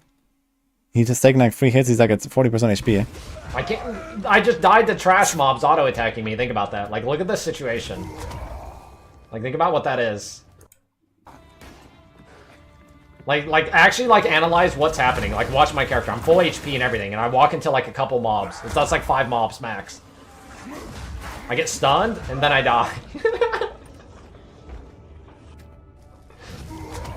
Dude, it was like 5 mobs. I thought I was good. Yo, this run back was so bad in this area. All the mobs respawn, too.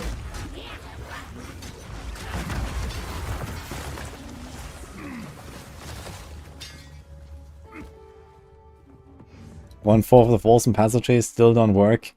But they actually did like some big like expansion or something like some months ago, right? And they still haven't even fixed like the old issues, man. Pfft. Yeah, I remember like when the Wolves passive was kind of interesting and stuff, but like so much stuff just like straight up did nothing or just didn't do what it said or something. That was very annoying.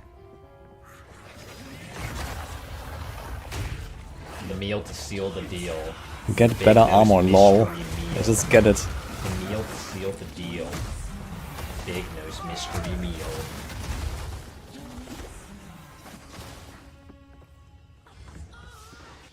Slime Cogs, thanks to you for the resub. Yeah, Wolves probably just abandoned. I expect nothing less there. I I'm actually enjoyed the surprised that game they a did lot. any kind of updates on Wolsten. Like, you know, there was like some event or something they released and people were actually playing it again like half a year ago or so. I saw that. And I was very surprised about that. I was like, what?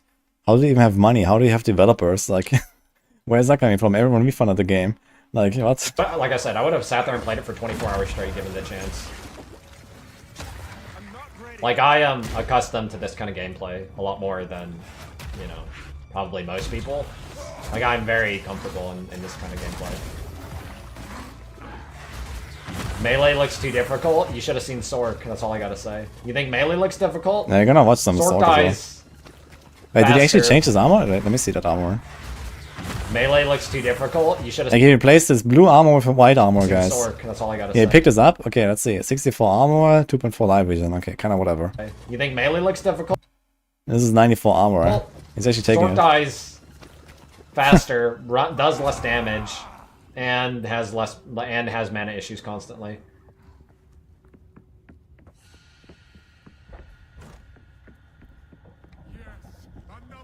Like, one thing I think that is a kind of like a missed opportunity here a little bit is that they didn't give like special resource bars to certain classes.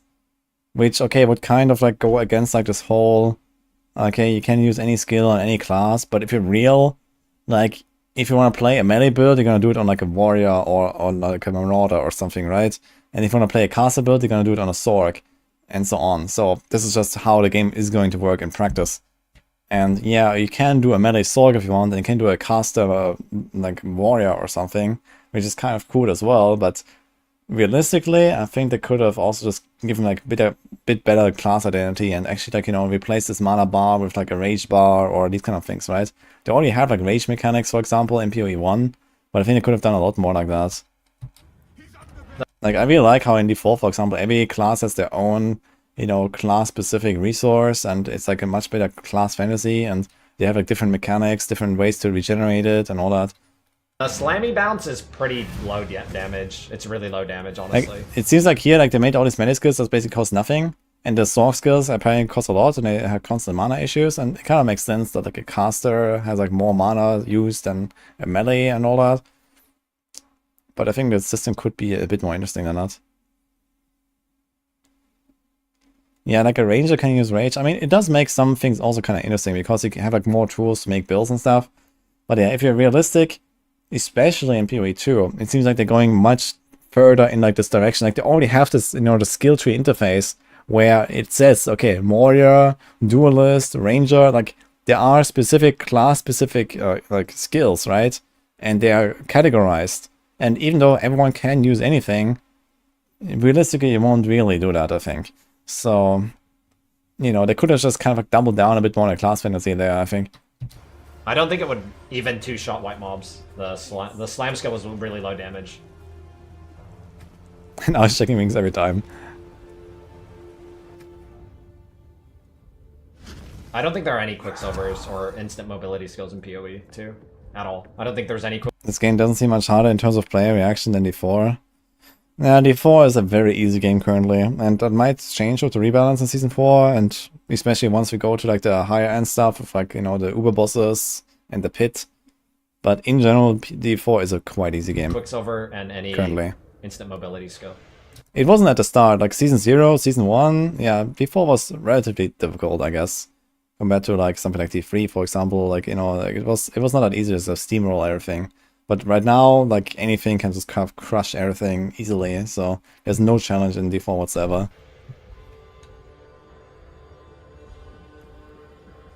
Like, too much power creep, and, you know, the rebalancing hasn't really hit the mark, and they just made everything somewhat too easy, basically, and there's no way to, like, really challenge yourself outside of, like, you know, like going to World Tier 4 super early. Like, you know, I've been like kind of going lower and lower level to World Tier 4. Like on my latest playthroughs on hardcore, no less, you know, I went to World Tier 4 at like level 50.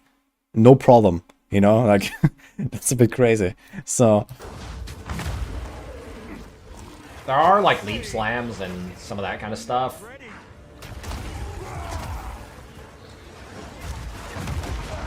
The dodge roll is pretty weak. I mean, look at how fast he's dying, and Kaiser's like one of the died in biggest the zone 3 ARPG times. blasters out there. You know, he's an absolute god, you know, in ARPGs.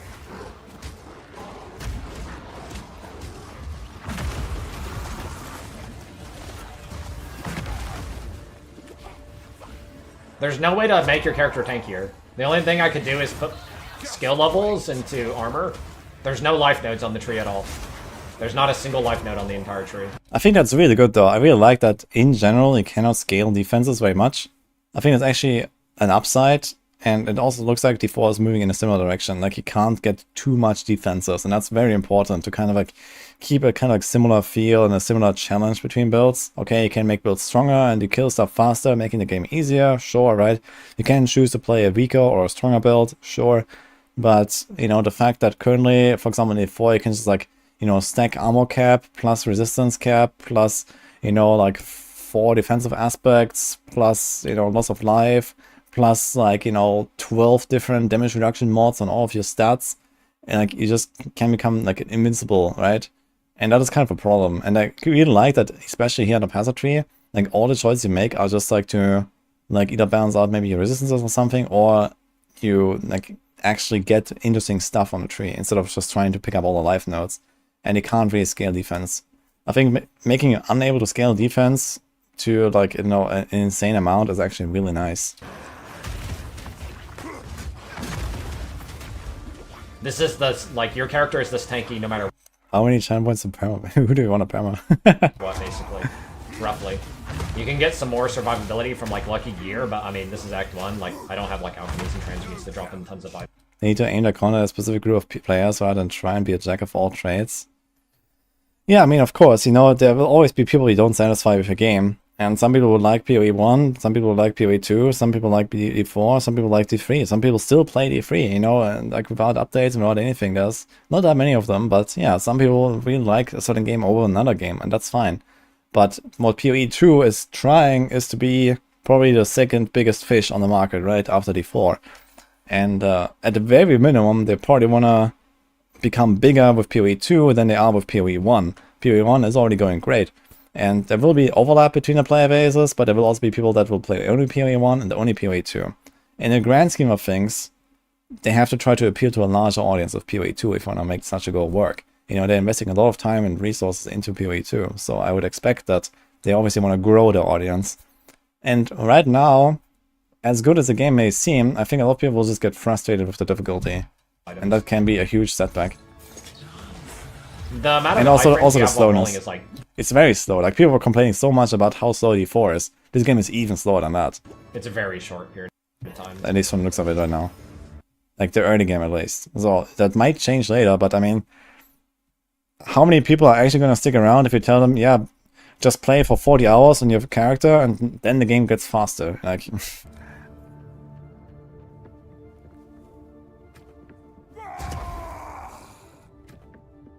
Passive tree is like utility and damage. Yeah, I remember Kaiser saying that Lilith is the best designed boss he's ever fought or something. Which is arguably... Yeah, probably not the same opinion of most other people.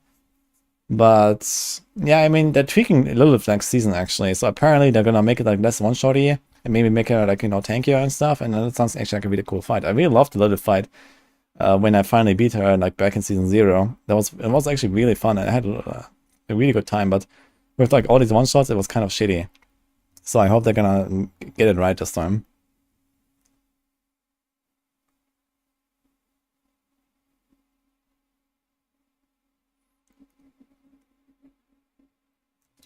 Yeah, but it's like super early alpha version of the tree. There is some like specific. There's no universal survivability. It seemed like it was all very Taylor specific. For example, armor percentage. I think there was a little bit of max res on the tree. I didn't like really look. Please tell her give her 10 times the HP she has. Yeah, I actually wanted to reply to Alan Jackson's tweet. He tweeted about this. So I actually wanted to say that, but yeah, we'll see, I guess. I mean, we're gonna be able to try a little on a PTR and see how it is. I guess they're gonna make her tankier. Because she's kind of a joke right now. She has like less HP than like a dungeon boss. So that's kind of... yeah.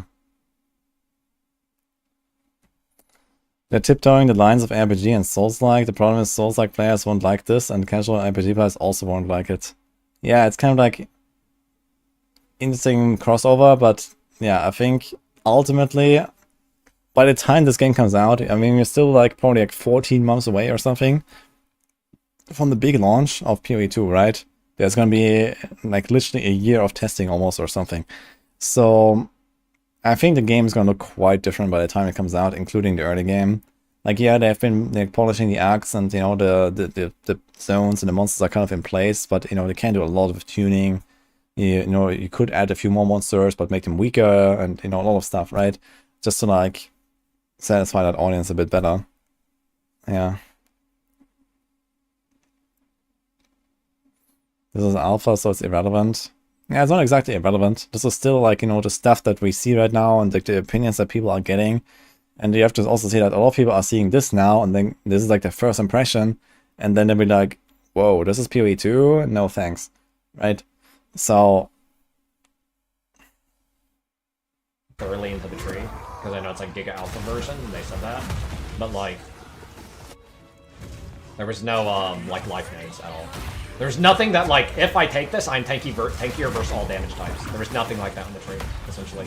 Is there, like, armor nodes and stuff, though? Like, okay, no life nodes is fine, but what about ES? What about armor? And, like, what about all the other stuff? Like, resistances? Or is it just all, like, utility and damage or something? It's all very specific. Yeah, you can always portal out to get pots back. Yeah, I wouldn't say that Alpha PoE 2 is legit 500 light years ahead of Diablo 4. Like, there is definitely, like, you know, a lot of polishing at the very minimum they have to do here. And, you know, by the time this game comes out, we're looking at, like, you know, Diablo 4 Season 8 or something. You know, well into the first expansion. Like, second expansion probably announced already kind of angle. So, you know, we're far away from PoE 2 currently.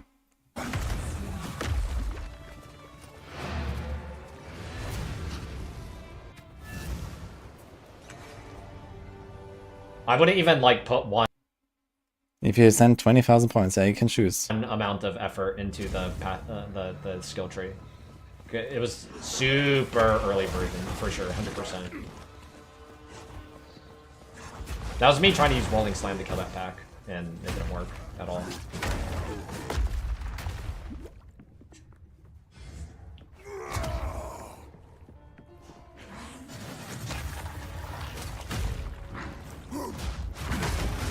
When PoE came out, people were not much faster than we're seeing right now in PoE 2. Yeah, I mean, it's like a decade of knowledge and power creep, and those two things go well together. It is kind of all the things You know what? I'm gonna upgrade it. Let's make it 12 hours. that I think a lot of people fear that the game, Path of Exile 2, like, just from this first impression of, like, what I played in Act 1 and Act 2. Like, the game got easier by, like, towards the later parts of Act 2, but, like... Ruthless is easy compared to this. Like, genuinely, Ruthless is easy compared to this. Ruthless is a joke in comparison to this game's difficulty.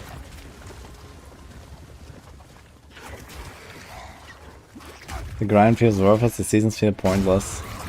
Yeah, I mean, they're kind of lacking, like, the long-term perspective right now in the season, right? Like, you play a character, you get to level 100, and then what, right? And in Season 4, we already get a big step towards actually having, like, some challenge, you know, to throw your character against. You have, like, level 200 pinnacle bosses, and if they're, like, really hard and really challenging, that will be cool. Like, I'm really looking forward to going there and, like, having an actual tough fight. And, you know, then doing it again on another build, and like, okay, can this build do it? After I have grinded this character for like 50 hours or 100 hours or something, right? And then, you know, this is gonna be kind of like a milestone. I really like that in PoE, for example. Like, I love just taking a character and, you know, doing Simulacrum, doing all of the Uber bosses, and, you know, even if it's not a bossing character, right? It's just, I just want to try to do it. So I really love doing that. It's kind of like, you know, this is a milestone. Okay, like, I can do it now. And, you know, sometimes it's easier, sometimes it's harder, depending on the build. But this is really what I enjoy as well about PoE, and having this in D4 very soon is going to be really fun, I think. And of course the pit, where you can just always, like, you know, measure your build, you know, and go deeper, basically. So that is a good start. And if we get more stuff in that direction with, like, more endgame and, like, maybe some meta progression similar to, like, the Atlas or the Atlas passive tree for, like, let's say Nightmare Dungeons or whatever, then yeah, I mean, this might actually happen very soon, right? Maybe in the Season 6 when the expansion comes. Season 6 should be the expansion already. Like, it's just 2 seasons away, basically. It's like, we're getting this huge update now, Season 4. Then we're getting, apparently, a similar size Season 5. And then we're getting the expansion. So, like, just in the next, like, you know, half year or something, like, Diablo 4 is going to be, like, wildly different from what we know right now. So, it's actually doing some pretty massive strides. I'm kind of excited for it. You have a lot more currency to work on crafting. At least I was getting a lot more. I didn't get like a ton. I probably got like 2 to 3 alchemy orbs in Act 1, maybe like 3 transmutes, 4 transmutes, and like 2 augs from Act 1, which isn't bad, right? That's way more than you get in Ruthless, for example, in Act 1. Ruthless, Act 1, you maybe get 1 transmute. So like, it's not like that bad in that regard. But I mean, playing the game is like the monster. There's no like, I can't make my character outgear that pack of mobs essentially. Like I have to like properly approach the pack of mobs and like. I guess technically you could just like farm like a zone or 2, right, and just like get a level up or 2, and then kind of like be ahead of the curve on levels for a little bit. And if you do this like once per act, for example, just take like 15 minutes and farm. I mean, people do that as well in PoE 1, right? You get to like Act 4 and then you farm Dry Lake or something. For like 5 minutes, 10 minutes or so, you get like 5 levels. And then you do that same thing when you go into Act 9, you farm the bridge a few times. Like some people do that still, right? These days, I think. So... dumbass. If I just straight up ran into every... You could do that here, my gameplay is like, find mobs, engage in them, kite them back, have them walk into Earthquake or Sunder them before they reach to me. That's basically gameplay. Like, my main goal is to not let monsters actually connect onto me, because otherwise I just get stun locked, and I can't fight back. I mean, the stun lock definitely seems a bit too harsh, I'm I gotta say. everything that I'm running into. Like, he's getting interrupted so much by doing his swings, and the swings last so long. Like, I can't just, like, run I think that's a bit too I much. die.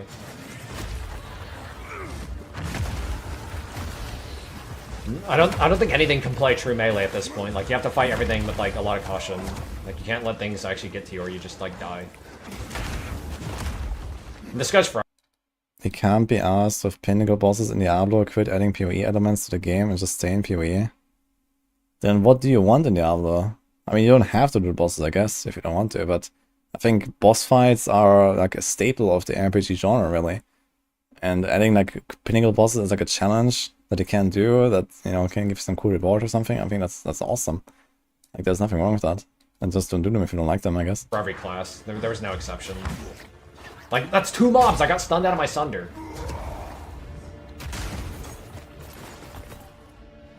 Add magic fights.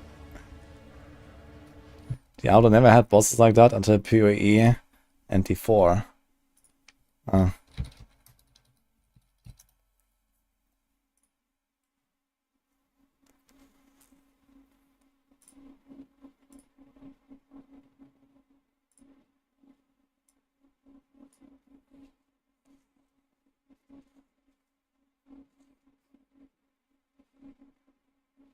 There's armor. That's all I have access to. Maybe a little bit of life if I get some lucky rolls on gear or resistance, but I mean, like I said, my currency options are very limited. I don't have a lot of currency yet.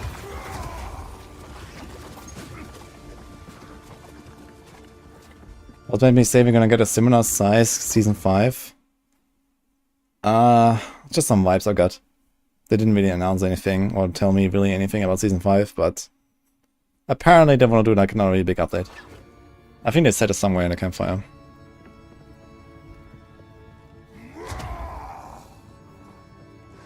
Just wait. Those bosses are nowhere near the same. Yeah, those bosses are like 2 decades old, man. Of course they're not the same as like, you know, today's bosses. Yeah, but it's still the same concept. There's a lot less loot. And the same challenge. You do get to play with currency, definitely even in Act 1, so that was nice. Like I said, I got probably like maybe 10 pieces of currency max in Act 1, not including chromes. Which is a lot more than Ruthless PoE 1, right? I mean, that's not that far off from even PoE 1 right now. You probably get about 10 pieces of currency in Act 1. Of course, this Act 1 is probably about twice as long as PoE 1's Act 1. But, like, deciding where you're putting currency definitely mattered in Act 1 and Act 2. Just wait. There's no, like, the tree isn't even worth mentioning in the game, because it's like, super giga, like, alpha version. Like, it's best to, like, not even pretend like the skill tree exists, practically. Because it's going to get reworked so much, for sure. You'll see. You can't block it with your hand. You can switch to a shield at any point, though, if you keybind it. Yeah, the run back in here is nuts. Yeah, the monsters always respawn and die, right? No, I played to like level 27 or 28. I don't know exactly what level I was. I was mid upper 20s though. I was like halfway through Act 2. Yeah, just getting stunned out of your ability, man. I mean, it's okay if that happens sometimes, if there's like a small chance that this happens, or that, you know, if like a really big hit hits you, they get stunned, or, you know, certain monster abilities have like, but it seems like it just happens all the time, right? He gets hit by like these little guys, and he gets stunned out of his animation. Look how carefully he's playing. He's cutting them back, trying to hit them before they hit him, basically. Like starting over at like He's not playing level 1, WSD, it seems, most of the time at least. borderline It's mostly clicking, I think. people are doing it right. PA2 needs poise. Yeah, something like that. Lee has like stun avoidance stat, right? Which is basically that. But look at this. Watch him. Yeah, he's swinging. Like, mid-air. Like, he just gets knocked down, and that's it, and he's almost dead too. His health bar is almost empty. Holy dude.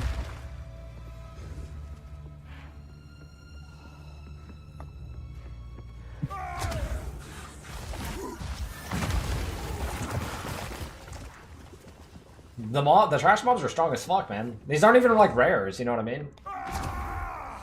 Yeah, I think it would be interesting if like these trash monsters are like maybe a bit more plentiful and easier, and then there's like maybe more magic packs. Like if this was a magic pack in terms of difficulty, I think that would be totally fine.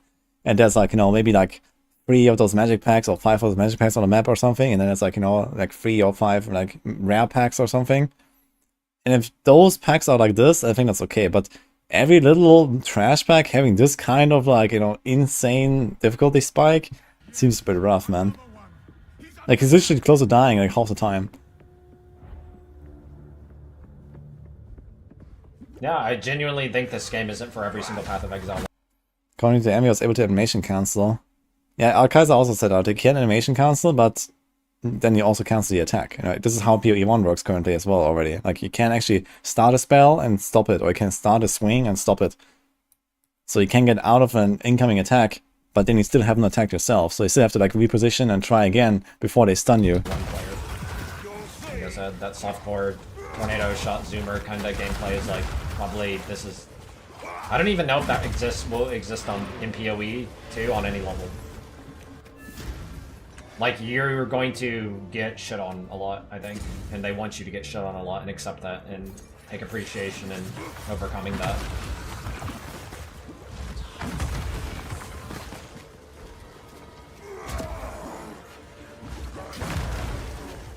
Yeah, and they just nerfed tornado shot in game also.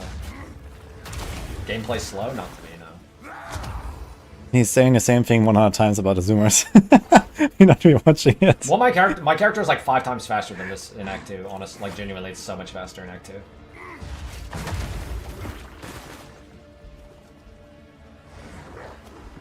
Just wait.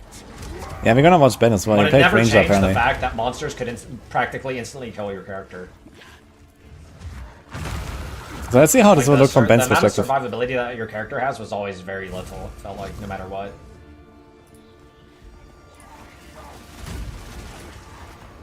The characters were always very, very squishy feeling. Garth. This is not in-game. How can you say it's slow? Because we're watching it right now. This is what's in front of me. And it's slow. relative. I mean, it gets faster, but there's no instant travel skills in the game at all, I'm pretty sure. There's no Quicksilver Flask at all. Right? You'll see. No Quicksilver, no instant mobility skill. There are, like, Leap Slam and a couple skills like that, but there's no, like, Flame Dash, Frost Blink, stuff like that.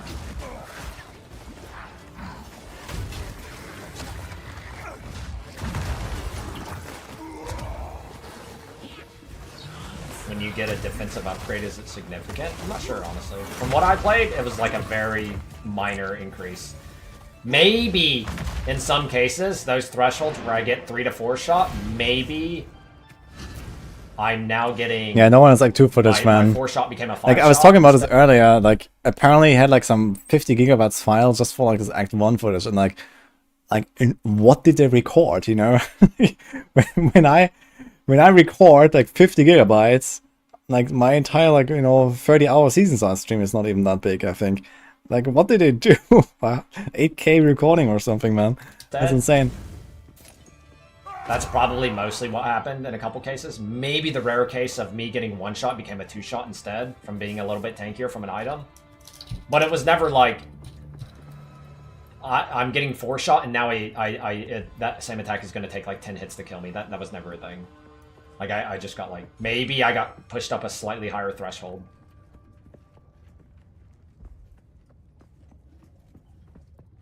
Yeah, the stuns are nuts in this game. On both ends. Like, stuns are OP against the player, but they're also OP against the bosses in the current game and the monsters. I don't know how much of that will change over time. I think the stuns are too strong on bosses. They were like giga busted on bosses.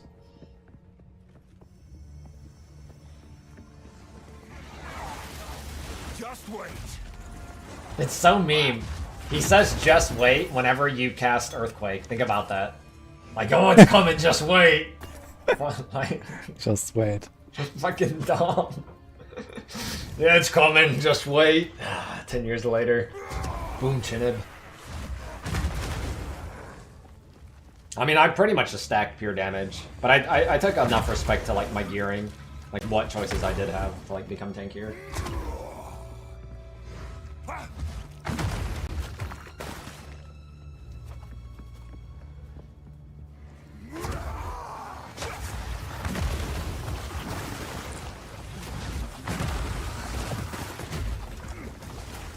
The item art looks pretty bad. I think everything looks pretty good to me, honestly.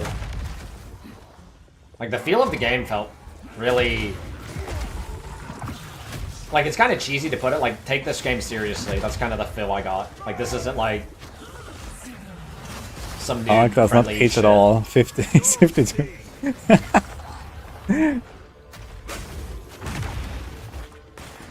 Less than 50% of the achievement from completing PoE. A free game on Steam. Like, no overly bright, vibrant, like, cartoon colors or anything like that. Everything was, like, dark undertone, gritty.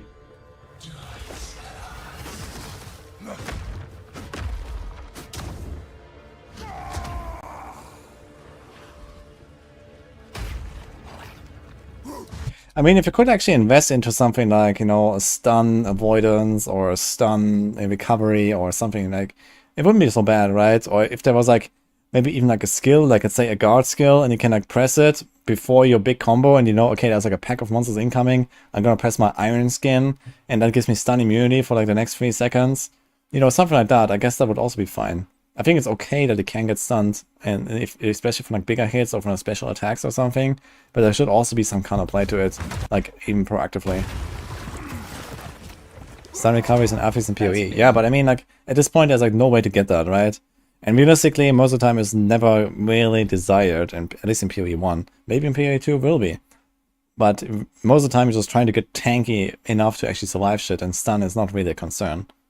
So it seems like it's kind of like, okay, now you really want to get stun avoidance, but you also really want to get defense, but when you get stunned, you're basically dead. So do you want to try to stack defense now to actually survive stuff, or do you want to try to not get stunned so you survive stuff? So now it actually gets a bit more interesting. But yeah, that now it doesn't seem to have even any option to invest into it, right?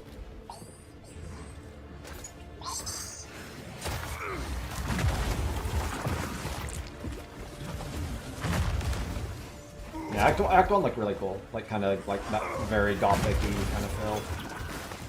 With, like, good color schemes, nothing vibrant and, like, too bright and obnoxious. It was just, like, fit the mood. Fuck, dude, this fucking game, man.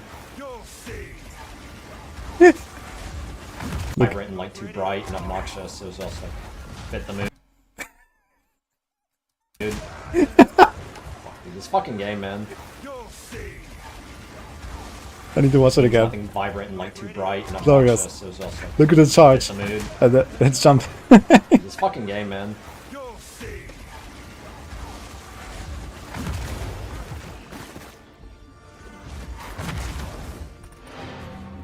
Stun topic sounds like the CC problems in Season 0. I think realistically, people are mostly overreacting in Diablo 4. Because they're not used to getting stunned at all from like D3 or these kind of things. There's like very few such effects. Outside of like complete affixes, like, you know, there's like Frozen and Jailer and stuff like that, okay, but most of the time in like modern D3, people are just completely immune to CCs at all, right? Well, now they are actually immune. Like, you literally have CC immunity on every single build in the future, like in D3 now. So, that's coming from the altar. So, yeah, like, of course, you know, people that come from D3, for example, and then play D4 and they get stunned from like a snake or something, they were kind of upset. And I do agree it was maybe a bit too much. But I feel like in general people are kind of like baby racing too hard in Diablo 4 with the CCs. I don't think there was such a problem. But this seems like a problem for sure. Things do so much damage, man. I've almost been one-shot like 6 times in this zone. The courtesans are like the scariest monster I think in Act 1. They can like one-shot shotgun you. That mob in the back, right there, that throws like 3 spears.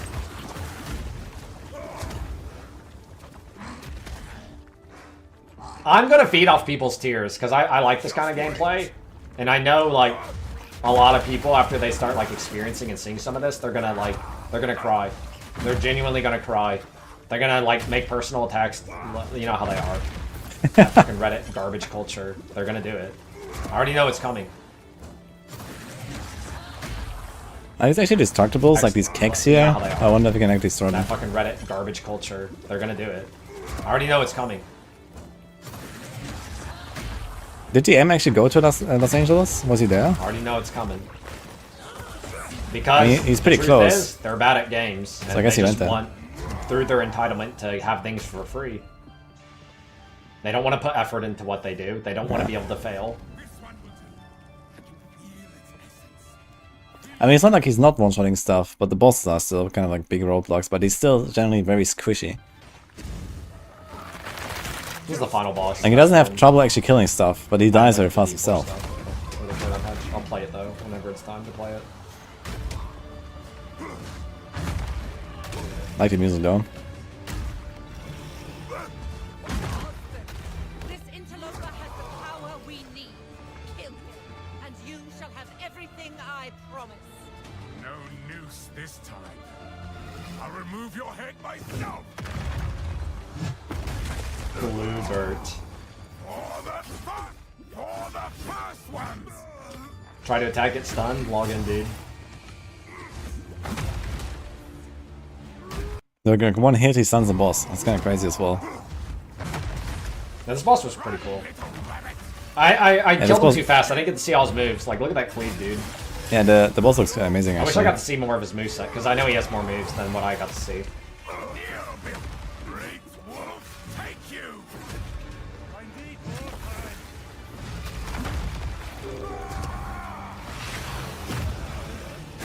He's What? evil. Oh, is that the Act 1 final boss, actually? I guess it is.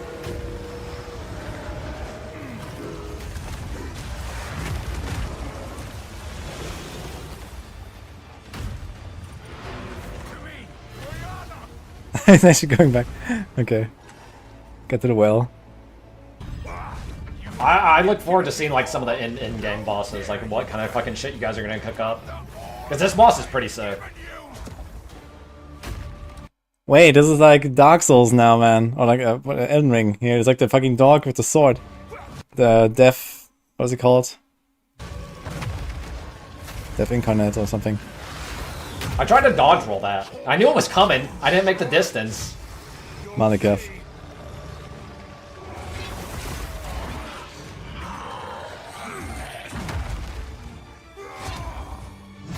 Elden of Exile too.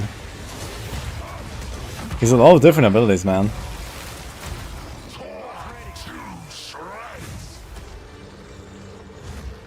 I stunned him out of his attack, and I'm like, fuck yeah, dude, get fucked. Stun's OP. Here's one thing I wanted to ask you, because you're here right now, Zaki. I don't know if you know anything about this. I was going to say something to one of you guys, but since you're here, I'll just say it to you. So this Sunder, I notice it does damage twice. Is that intended? Because Sunder should only hit once, but like watch the Sunder connect it. You'll see the boss's HP get chunked twice, and there's no Earthquake on the ground. I already checked. Like, I got a double hit for some reason. I don't know where that came from. I think it's the Sunder right here. See, there was like a double hit, triple hit. It probably has like overlapping like area of effect or something. Hit thing. I don't know if that's already checked. Like, I got a double hit for some reason. I don't know where that came from. I think it's the Sunder right here. See, there was like a double hit, triple hit thing. I don't know if that's Yeah, that doesn't seem intended. The bosses have multiple hitboxes. Holy shit, Sunder's even more OP. Wait, is that actually how it's supposed to be? Like you can hit him on the back, you can hit him on the front? That seems kind of strange. I guess they need to add something like a next hit delay, I think it's called in Diablo 2, right? Where the same ability cannot hit the same target like within a few frames of each other. So that you actually prevent these cases. But it seems like they didn't build it into this game. Double hit for some reason. I don't know where that came from. I think it's the Sunder right here. See, there was like a double hit, triple hit thing. I don't know if that's The bosses have multiple hitboxes. Holy shit, Sunder's even more OP. Is that what it is? Corrupted. It's very Elden Ring inspired, man. Look at that move. Blood's back, dude. Log in. Is that what it is? If you look at someone else's footage, they'll show more of that boss fight, and he has more mechanics and stuff. I killed you found one rare. It's a light crossbow. him too fast, though. I didn't. So, what exactly do you press now to see this tooltip? Like, it looks like here on the right, Grand Skill, Rapid Shot. But, like, how do we actually, like, see that tooltip? You have to press, like, some button, I guess. When you mouse over it or something? Realize, my bad.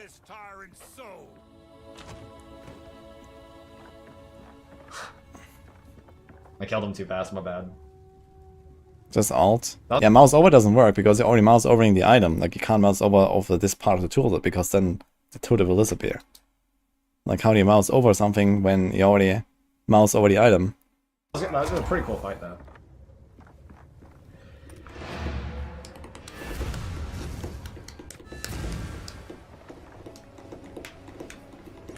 Hey, I'm conditioned for boss fighting. Time is short. Make haste. You've done Wait, what is the disenchant items? You can sell and you can disenchant. I guess it's like the equivalent of, okay, either you can get gold or you can get transmute or something, right? Alt mouse over. I don't know okay. actually what the DE even does.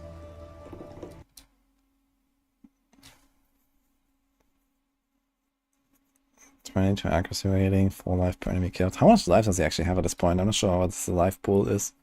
I guess like 200 or so if I had to give a number. My character's too strong. I just got damaged, man. I'm kind of squishy though. Like, you can't make your character tanky. Wait, I want to see some of these tooltips. I don't know actually. Let's make this DE slow motion.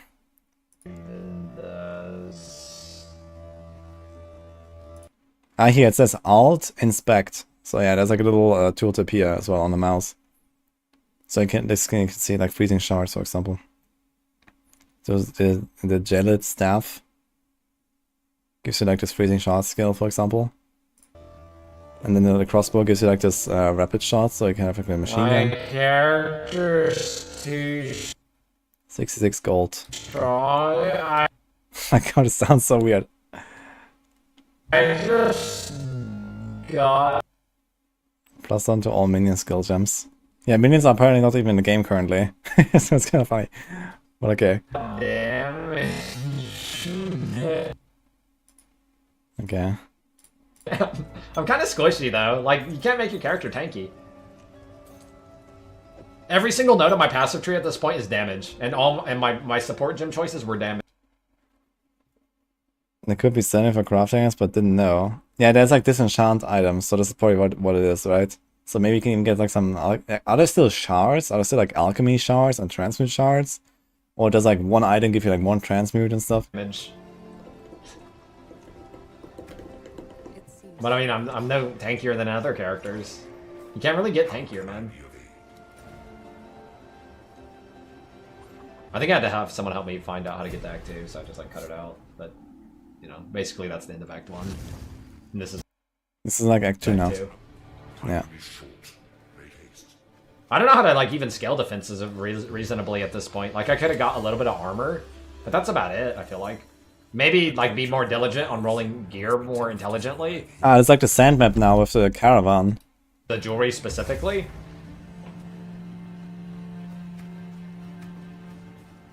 No, we only could pick 3 classes in this one. It was Warrior, which is like Marauder, which is this. Sorc.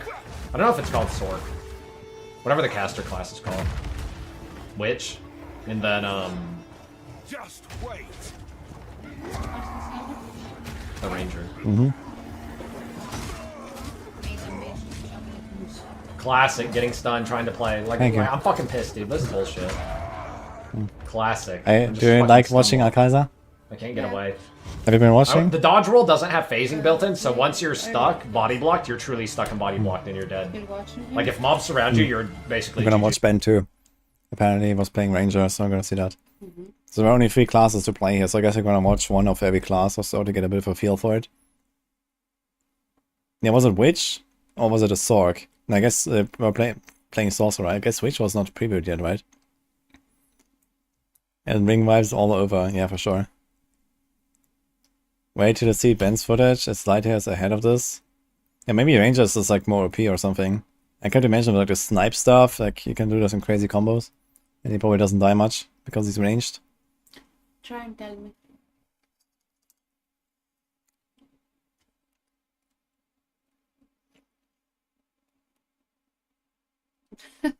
Took you a while.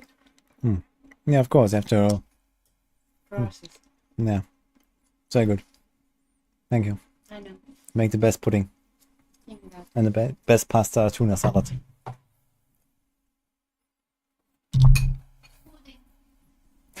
Dude.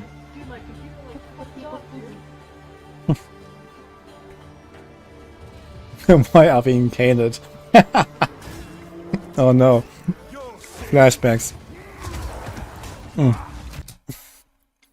Imagine there is like some hidden shortcut somewhere in Act 1 that you can accidentally take and you arrive here.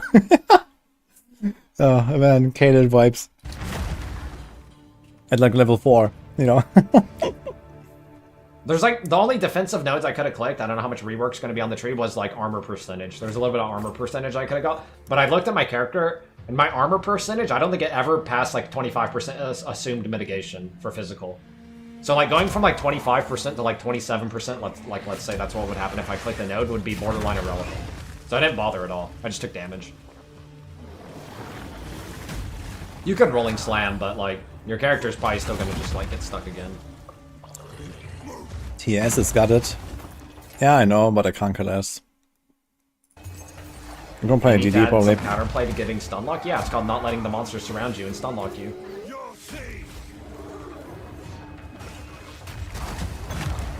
It's kind of strange to be honest. Honestly, I think what I should have done with TS is reduce the base damage and just keep the projectiles or even up the projectiles. So it's like less like, you know, high investment heavy. And it already starts feeling good when you don't have like Omega crazy endgame gear. But instead they actually removed the projectile and just nerfed it, and now it's just gonna be kind of shit even on the high end, I feel. Maybe not on a very, very high end, but yeah.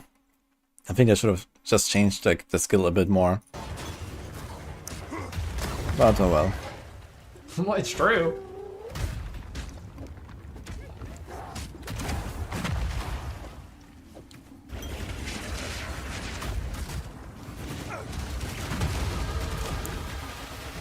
Level 19. Damn, I wonder how far I got into Act 2. I don't think anybody beat Act 2. I don't even know if you could. Because I think I got to like level 28. This won't go all that way, but I don't know how far I got.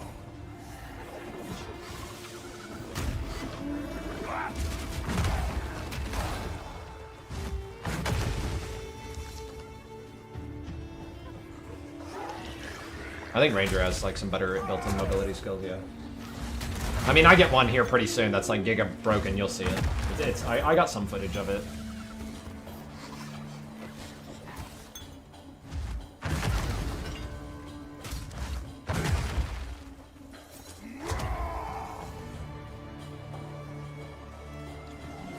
Just wait. This guy is shooting like some poison out of his belly, man. What the hell?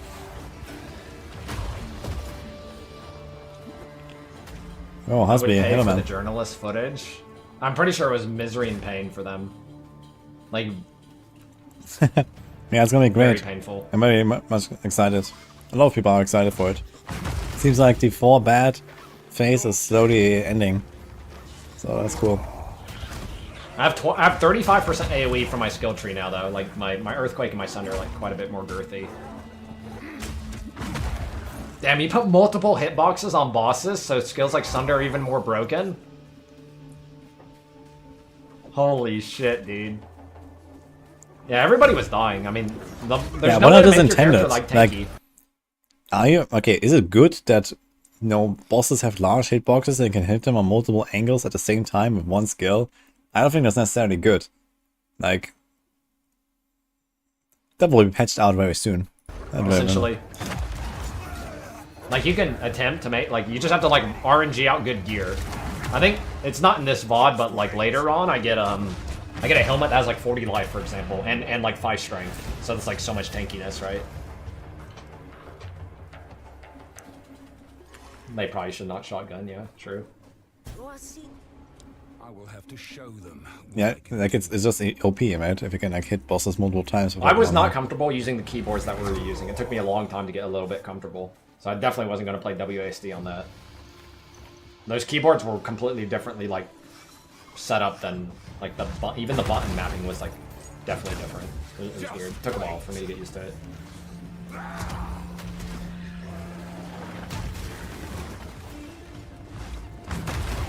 Seems like these monsters are generally easier than the Act 1 monsters at the end for now. Like I enjoyed playing what I played. I'm not a hard person to please per se, but like I enjoyed what I was playing. I wanted to play more.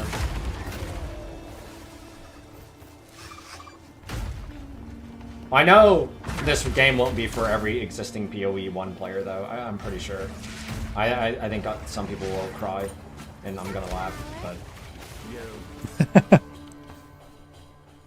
And take lol, thanks dude for the resub. Build for new league, I'm not sure. I might play like I mean, Kaiser is also a big Dark Souls blaster, so. Burger B's got double D's. Everybody watch out, he'll make you drop to your knees. It's Burger B. It's Burger B. Burger B. Double D. Double D. Burger B. Burger B's got double D's. Everybody watch, he'll drop you to your knees. Just wait.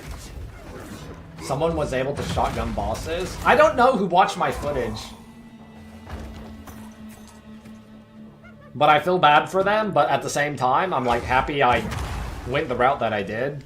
Because it seemed like most people had a different impression. Most people made 20-minute, 15-minute videos about their impressions of playing PoE 2. And I'm like, yo, I just want to show you guys like all of Act 1 and like my gameplay.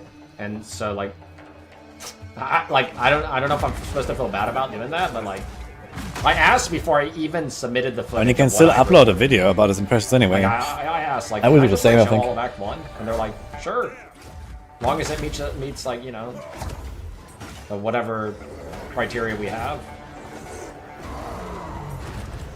I just took my gameplay. So remember what I said about mobs? Like, most of us know what this boss is because it showed it before, but like, remember what I said about mobs surrounding my character?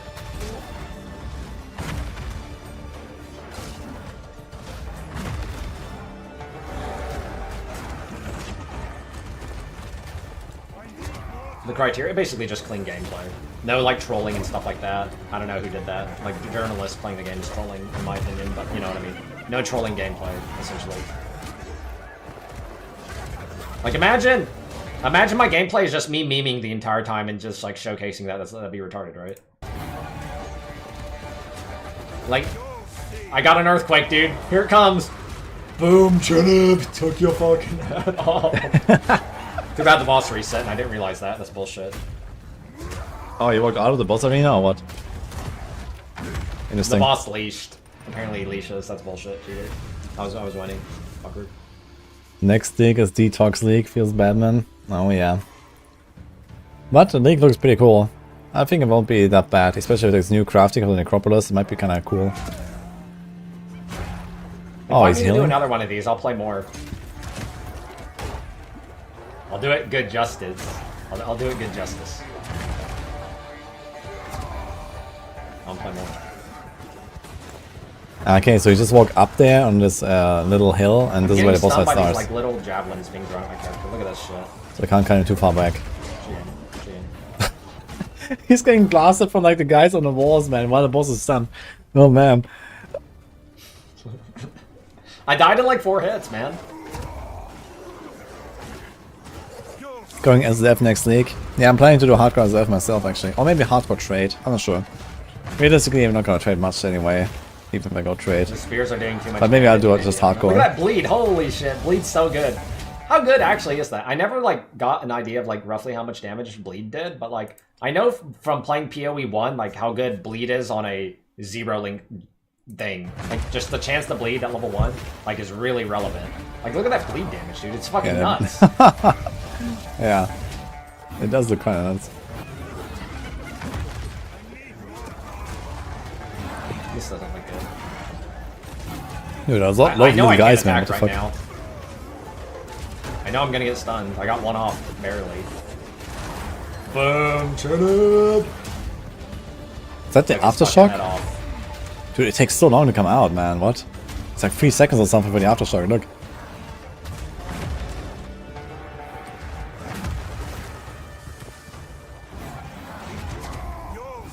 It's like so important to keep your weapon as like up to date as possible. Save our Diane or stream our Game just superpower. becomes so much easier. Dude, Yeah, I have no hardcore trade life is left, kind of so fun, now I have to think. go I all in. might do hardcore trade actually. Boom! Got him. Looks very satisfying though. There's like a big pop from the earthquake. Chaos Orb. Let's go. Chaos Orb is different in PoE too. It's like annul then exalt. That's what Chaos Orb does. And I got 3 of them and I never used one. Great. I probably should have like used some, but they're basically annul then exalt. They're not like old Chaos Orbs. I don't know if I like the current Chaos Orb for like I get it more in the end game and it makes more sense to me in the end game, but like leveling up, finding Chaos Orbs I feel like feels kind of bad. Yeah, I mean, I guess you don't really want to waste them on like low level stuff if you don't have to, but I really like the effect of it. Like the new Chaos Orb is very interesting. I like it a lot. Young, always blasting. So I just like never use my Chaos Orbs basically. What is that? Door bots, thanks dude for the bots and the doors. We're doing young cooking right now. About the hitboxes or what? They are nomads. Just scour and Alco's poor. Yeah, Glorious. too many clicks. Is he gonna identify it? Cry here. No. As a reward. I wonder if he can sell the Chaos Orb. Wait, can we see that? Glorious. Can he sell the currency to the vendor? Does he mouse over it? I think I get Seismic Cry here. As a reward. No, it's not hovering or anything. Did I vendor something I shouldn't have? Who goes there? I know.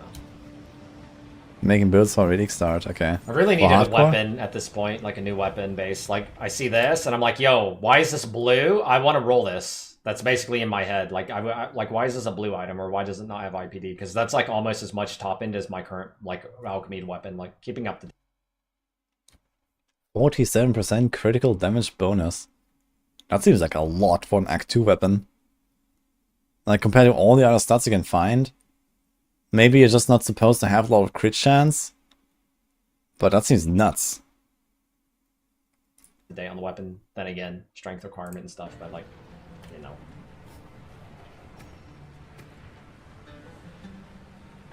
Vendors are useful. I didn't use them enough as much as I should have, but it's okay. Young is hardcore. If they come up with some cool build, I might play not DD. thought of that. I've never played DD though, so could do that. I really like this town, man. Look at that town. It's like this moving caravan. They've previewed this like a long time ago already. As much as I should have. And they actually like, you know, you see like the movement in the background. It's kind of cool. With the waypoint on it, you know. Technically the waypoint is moving around.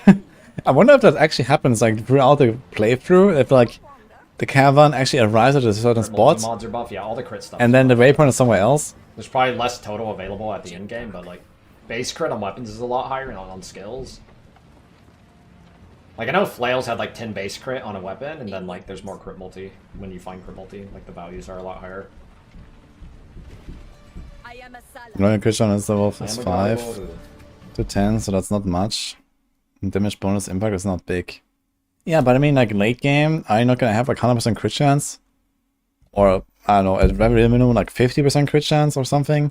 Like how little crit are they gonna give you? If they give you like 47% crit damage. Like, okay, it's not called crit damage. It was called, like, what is it called? Alchemy weapon. Critical damage bonus. Is that the same as crit damage, or is that something else? But to me, it sounds just like crit damage, right? Like keeping. Yeah, so this seems completely broken. Not at level 5 or level 10 or whatever, of course. But, you know, late game, hit builds go crit. Like, that's usually how games work, at least RPGs, right? It's always, if it's not a dot build, you go crit. Well, in D3, even on dot builds, because it scales with crit. But, for example, in PoE, you have like ignite builds that don't go crit. But basically, everything that's not a dot build is going crit. There's like a few exceptions, I guess. Up to date on the. And if getting like that much crit damage just on a weapon like that seems kind of nutty. And this is like a low level weapon, right? So a higher roll will probably be like 100% or I don't know, 150% or so later on. Weapon, then again, I should like higher. Is that additive or multi? Crits are usually multi, so. I gotta say the Diablo 4 system is kind of strange. I don't really like the way it works in Diablo 4 with crits. Like, okay, I have like the base 50% multi, but I think what I should have done is just like massively reduce the value of crit damage. Like just, you know, you can get like, you know, maybe 5 or 10% crit damage here and there, and you know, you have like a base 50% bonus, and then you can increase that bonus. Like, you know, it could be like, you know, crit damage bonus, similar to like how it's called here. And then this 50% gets raised to 60%, and then that 60 gets raised to 70% or so. And then that would have been fine. If like, you know, like for full investment, your crits do something like, you know, 2.5 times the damage or 3 times the damage. I think that would have been kind of reasonable compared to what it was like back in Season 0 and Season 1. And right now we just have this additive thing, and like crit damage is kind of like shitty. Like crit chance kind of decent, crit damage kind of shitty. It's kind of weird. I am a Graliboru. This is Seismic Cry, which is... This is way too high of a number, I feel like. 400% more stun build. Stun build-up and Yeah. full armor pin. But it only affects one attack. You get more if you have endurance charges. I mean, it's basically guaranteed stun, right? 400% more stun build up is basically guaranteed stun on boss. That's kind of nutty. And this thing has only 8 seconds cooldown. That's pretty nuts. I think it's like hilarious memes. Exerts one attack, true PoE 2. Exerts one attack. This from like 3 days ago. I mean, to be honest, the one attack is not so bad because he attacks like once every 3 seconds. So it's not such a problem.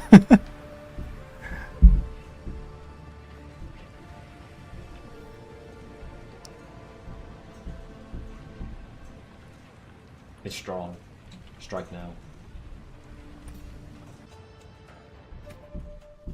And D4 is pretty zoomy these days already as well. Not as zoomy as like high-end PoE, but generally relatively fast actually, I'd say, at this point. With good builds. He's confused where to go. I think he wants to go in there in the door or something, look.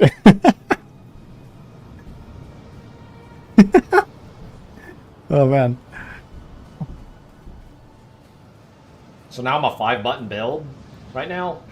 5. Look at the loading screen, man. I guess like kinda 6. I do left click a tiny bit, but I'm basically a 5-button build already. The ancient Graliboru, yes. Just 3 classes. Oh no, it's night. This is gonna be like the typical storyline. You go to Act 2. Act 2 is a desert act, and there's gonna be an eclipse. Happens every time.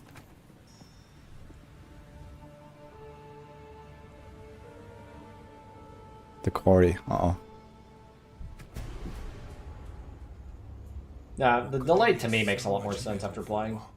You could outfit an army with a Before it's quick, but is it Warlock, Ghost Time, Izumi? Yeah, I mean, honestly, Last Epoch is like by far the slowest game out of the like main RPGs right I now. would say.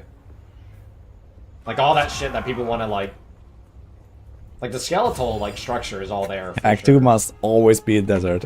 But like just even like Well, in D4 was actually Act 5, I guess. Right, Catch sounds like the last act. knowing what skill gems we got to see and stuff like that, I feel like there's probably going to be a lot more that they're working on and all that kind of stuff. Skill tree needs a lot of work still. Stuff like that.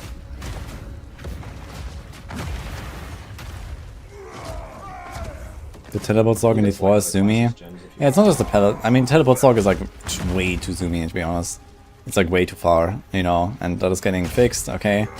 But it's still gonna remain zoomy, and like, you know, a lot of builds are pretty zoomy. Like if you go like movement speed cap all the time, plus a movement skill on top of it, and like, you know, barbs have charge and leap, and you can run on 200% movement speed, and like, you know, rogues have dash and shadow step, and you know, like, it is pretty fast, to be honest, at this point.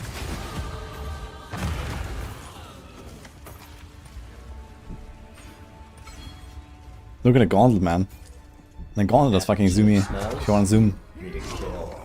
It's not about zero defense, it's just like the amount of options to like scale up. Just there's not much yet. What does Necro have? I'll Yeah, see Necro what- in general just has like high power. And you can also run Well, movement I'm speed saying, cap. like, it probably would do this. Just going a movement speed cap is already fine in D4. You don't necessarily need to like add extra mobility skills on top of it. If you're running at 200% movement speed all the time, you're kind of okay. And now they can also do like metamorph and stuff, so it's kind of works. Like the new players a lot of good just to give them like maybe we have like 50% more base HP or something like that. Maybe that's even too much, but new players are going to get completely obliterated. And they're going to be frustrated.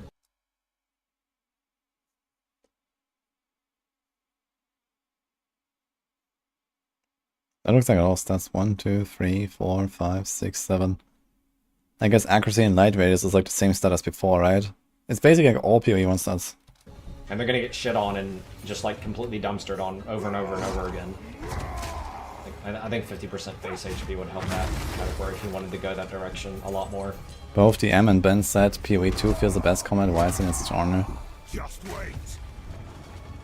Yeah, I mean, the combat looks fun. I mean, for me, this would be very fun as well. Like, I don't think this is good for the game to be that hard, but for me personally, I would really enjoy this. I'm like on Alk's side here, basically. Players Like, a lot of people will not like this, but I will like it. basically the same, yeah, I'm pretty sure. Armor on enemies is more it's more different. Like I'm pretty sure armor works like what type of monster Blah. you're fighting determines if they have a lot of armor or like some armor or like little or no armor. Basically. So like a naked like monster probably has no armor. But like an armored like knight guy is gonna have like a lot of armor in PoE 2. Instead of just everything roughly having the same amount of armor like in PoE 1. Do you not know GG turned the difficulty up to 11 during the play session? Yeah, sure. I think that's how it works. People are just gonna say like this isn't fun because it's too hard. A lot of PoE 1 players are gonna say this game isn't fun because they have to put effort into playing the game. It's gonna happen, 100%. Even if the game was twice as easy as this, they would still say it. Even if the game was twice as easy as this, they would What are you still looking say for, it. Smooth? League starts on Friday, next week.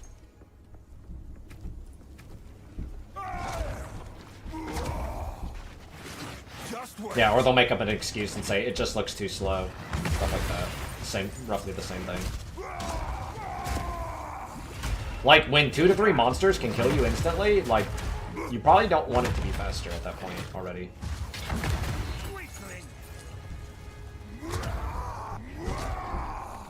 Yeah, just tell them to enjoy. Go play PoE 1. Go Tornado Shot your Burial Chamber or whatever.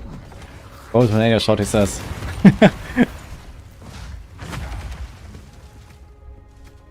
I need 2 more strength so I can use that. Jonathan said that did that, the words came out of his mouth. Because he commented about how he was surprised people were still surviving, even what they set it to. Okay, maybe they like tuned up the difficulty. Maybe they have like some kind of like internal difficulty multiplier or whatever. And they actually turn it, you know, higher on purpose.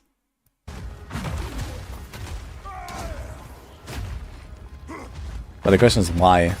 Shit. Wide belt, what Chaos is Orb? that? It's good. Stun and block recovery. Never He's gonna be so happy now. have I been so happy to see that. And stun threshold on the roll. Never have I been so happy to see like stun related shit on a fucking Oh yeah. That's great. Genuinely, I was actually pogging out. I was like, yo, this probably makes a huge difference on like getting stunned. Stun and block recovery, let's go, man. Just wait.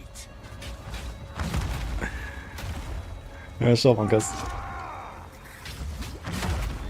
Yeah, stun is like giga. Like I feel like it's almost too relevant on both ends, monsters and players. It's like kind of weird.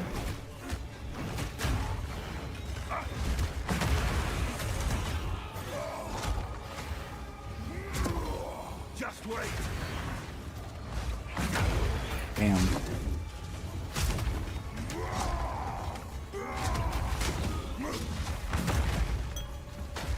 In PoE 2 you want stun recovery, and D4 you want shrine duration. Oh man, am I glad that shrine duration is gonna be gone next season.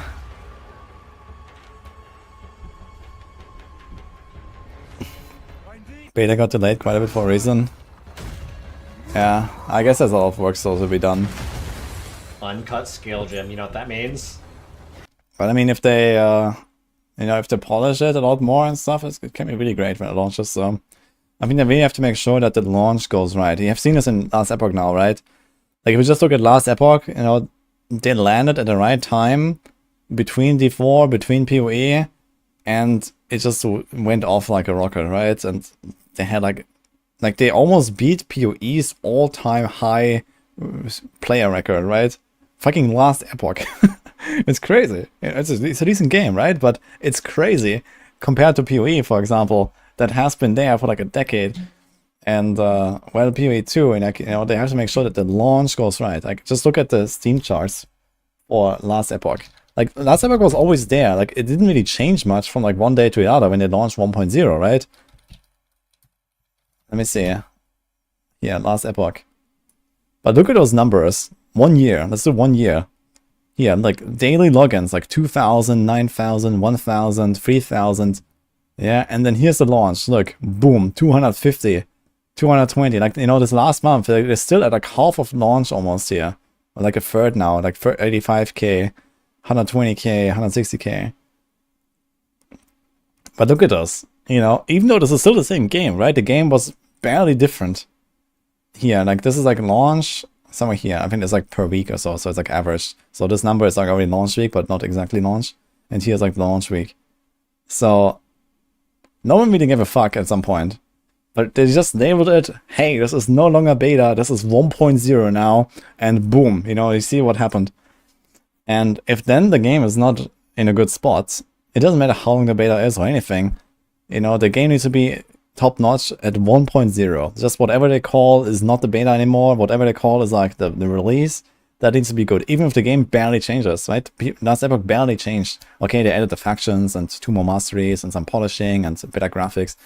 It was a big patch, but it was not really like game-changing, I'd say, to that degree. So, you know, it's gonna be similar with PoE 2. Like, you know, they can have all of the bugs and all of the rough edges as much as they want in the beta, but once the 1.0 comes, it needs to be in a good shape, right? And this is where it matters, because this is where all eyes will be on PoE 2. They will be on PoE 2 when the beta starts. Like the first time we are able to play and stream it and go through the game, there will be a lot of hype, and then there will be like, you know, 9 months of basically nothing or something. And then comes the launch, and boom, you know. Most people heard don't play on PoE on Steam. Yeah, it doesn't really matter if like people really play PoE on Steam or not. I know it has a standalone client, But I mean, it's 2024. I think most people play PoE on Steam these days. You know, it's like probably the standalone client is slowly dying, and you know the Steam is slowly rising. But either way, it doesn't matter. The fact is that just yeah, they probably didn't have more players than PoE had at its peak, but they are dangerously close. Let's say, you know, even if it's only half of PoE or whatever, you know, it's crazy that last Epoch was able to achieve that. Apparently, they managed to hit like rank 39 all-time high on all of Steam games. Like, that is crazy. And the point that I was trying to make is that, you know, the game barely changed from beta to launch. It is still the same game with all the same stuff. So, what they have to do is here, like, when they launch the beta, it can be shitty and buggy and, you know, slow and hard and everything. But then once 1.0 comes and they say, okay, now is the time, then they need to have at the right timing, and then it needs to be ready.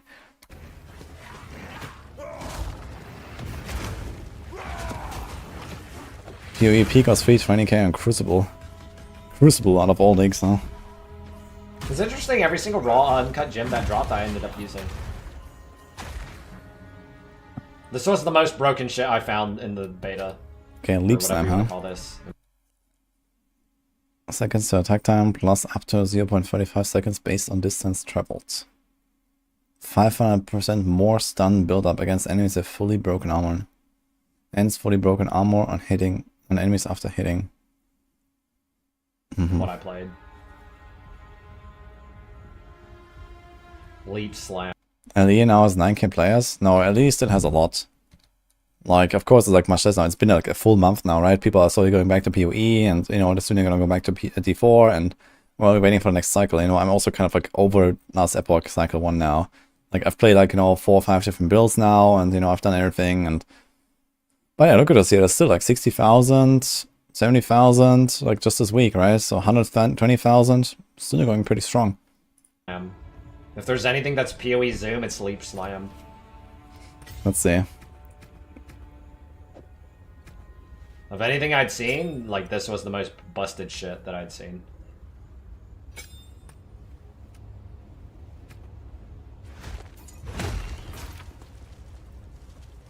Okay. There's a passive tree. It's the same. It's still not passive tree before.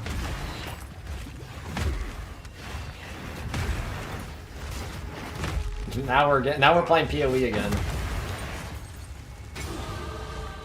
It was like one-shotting white mobs.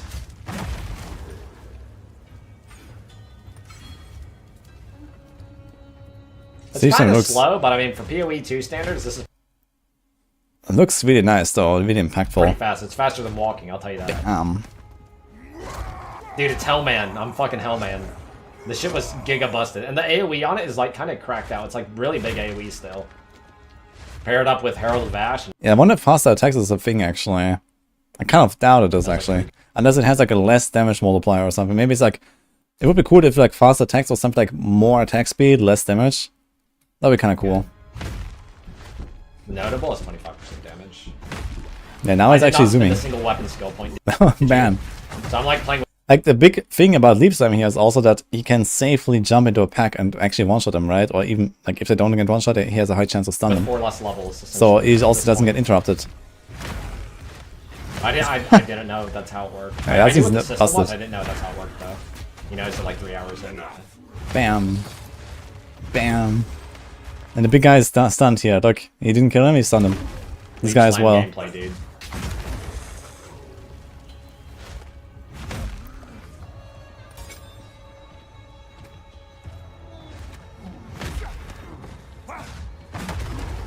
New warrior meta, yeah. A Kaiser discovered a new meta, man. Just Leap Slam. I was like, can I actually just Leap Slam on everything? Yeah, I felt like I was broken at this point. Like, this is too easy. Yeah, I'm just Goombaing these guys. We love Diablo 4 to fail. Diablo 4 cannot fail. They made $1 billion with Diablo 4. Like, no matter what happens to Diablo 4, it will never be considered a fail. And I mean, Diablo 4 is getting better at a pretty rapid pace, so... We'll be fine. I think it does have like some stun stuff built into Leap Slam too. It's a little too good, probably.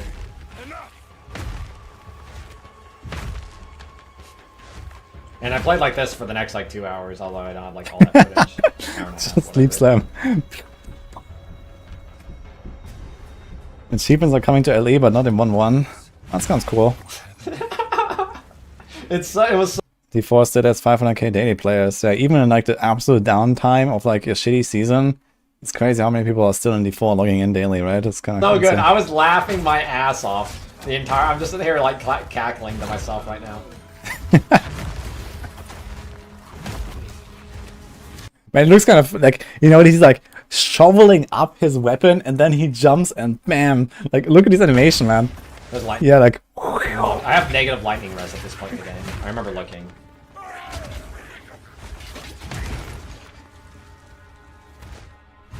It's good. D4, 5 on 5k on Steam. I mean, Melee's whatever. actually good in PoE. Steam mood.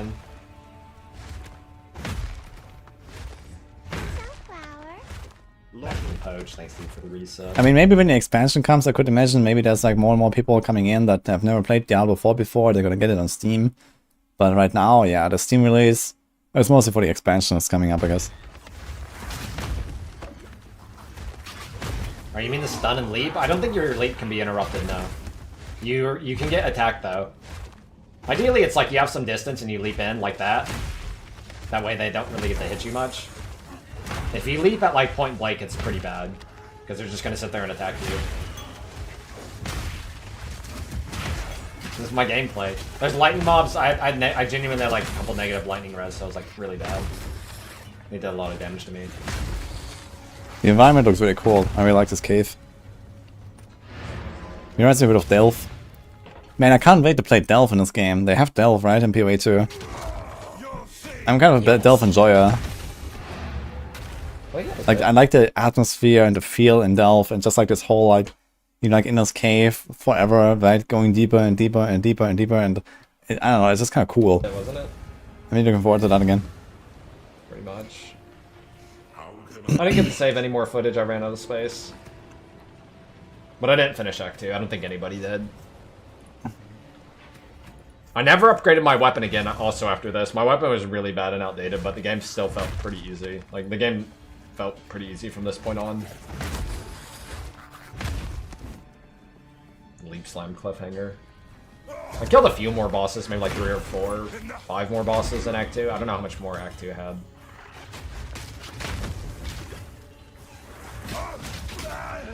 Bug.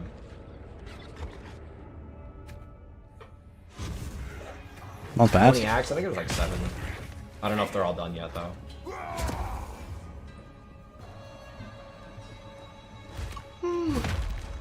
Yeah, I'm still really... I was always really squishy. I never felt like I was tanky at any point. Like, I always felt squishy, I would say.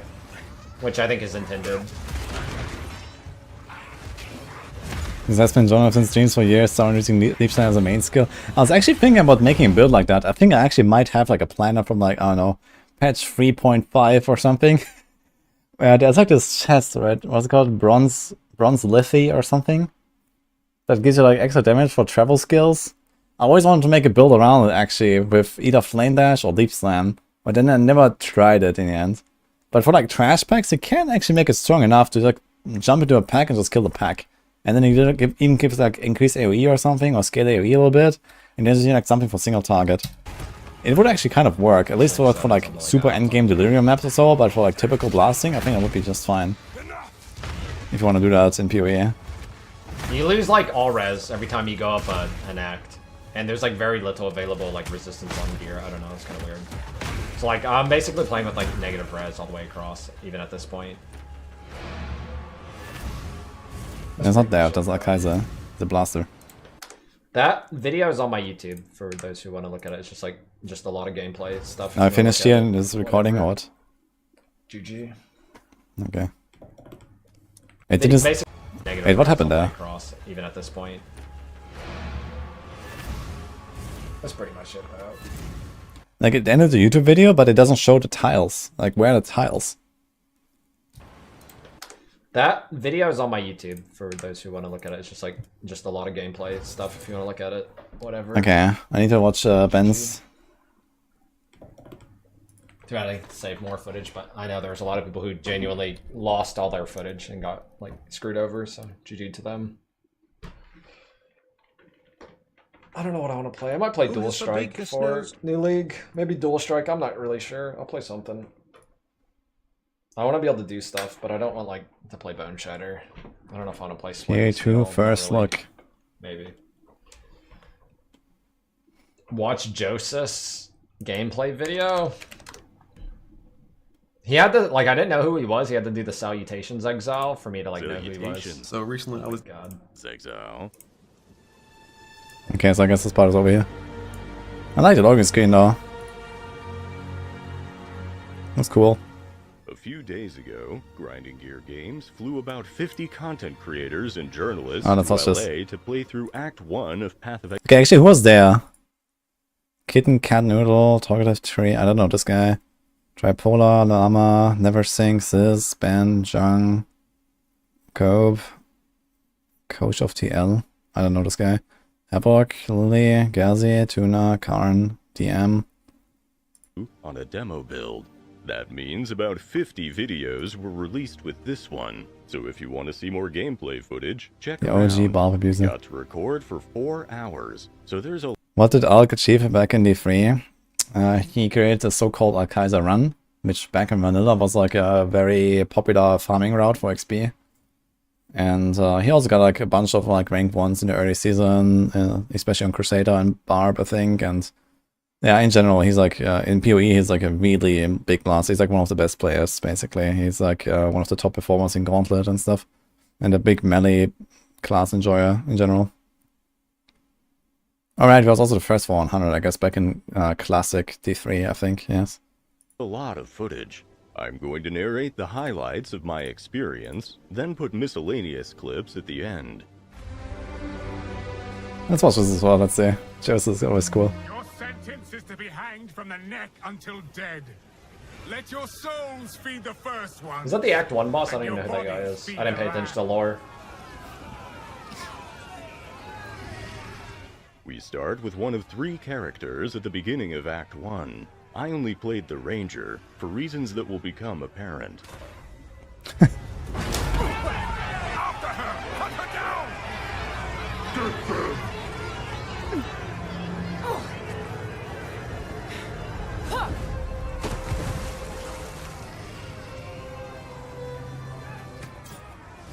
Yeah, Iron Count guy. Immediately, we can choose either the Path of Exile 1 control It's not fucking 52 or what? WASD movement. I guarantee after trying WASD, you will never go back. It doesn't just feel better, it's mechanically superior, because every class can now attack and cast while moving. Also, Yeah, I kind of doubt that, man. I think there will be a lot of people that will just not want to play WSD, but we'll see. you can spin, which is just excellent. I made sure to thoroughly test every new mechanic I encountered, so feel free to ask questions in the comments. I had a great time playing the Ranger the intended way, comboing bow skills to match the situation. Oh, I like but the I cloak. very quickly found something that was far too fun to use anything Or cloak, else. like killed, I don't know. The crossbows grant a skill called Burst Shot, which is basically just... a shotgun. I mean, I'm really looking forward to that, actually. With the Mercenary. I mean, I guess you can do it as a Ranger as well, right? But Mercenary seems to be like the shotgun class, or like the crossbow class. Blessed be. But since they... Well, do they start on the same part of the tree, actually? Wait a minute, they start on the same part of the tree, right? Ranger and Mercenary. So since they didn't have Ascendancy classes, they're effectively the same in the early game, right? They're literally the same. The 12 gauge. Dodge rolling does not interrupt the reload animation, so the winning strategy is to dodge roll between each shot, which is much easier with WASD. Not only was the crossbow super fun, I found an exploit with it that let me trivialize every boss fight from here on, which unfortunately I'm not allowed to show you, because showing exploits that are going to be fixed is misrepresentative of the final game. But As is on brand for me, I didn't just exploit the game mechanics, I also got screwed. exploited the game interface. He cheated! Path of Exile 2 significantly improves the new player experience by seamlessly integrating tutorials, like pausing the game the first time you reach low life until you press a life flask. One of these is an interface that has a video tutorial for each skill gem, so you have a better idea of which one to choose. Solar Orb repeatedly unleashes explosions in a small area. Some fire skills can be cast from its location. I was able to use this interface to data mine gem information, which I am also not allowed to show. What? After all this testing, You probably moused over every single skill gem and then they just said no. They looked at all my footage. I sent it to them, and they didn't complain about almost anything. Like, why is he getting so screwed over? Well, because like I kind of was like regularly playing and just looking at a few things, and I guess he just actually like, you know, went one by one on every single thing and just whatever, right? Like, they looked at my stuff and they didn't like criticize or like complain, but just like there's a couple things that were like slightly like, hey, you know, this or that. But like, he's getting screwed over. His knowledge was too through all powerful. the dialogue I could find to send to It's because he had the.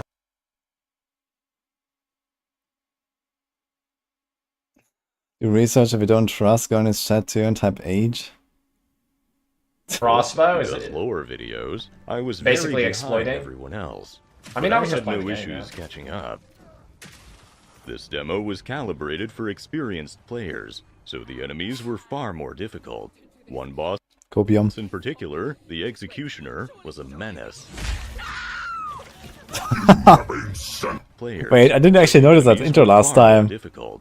One boss in particular, the Executioner, was a menace. That's a cool intro for a boss man.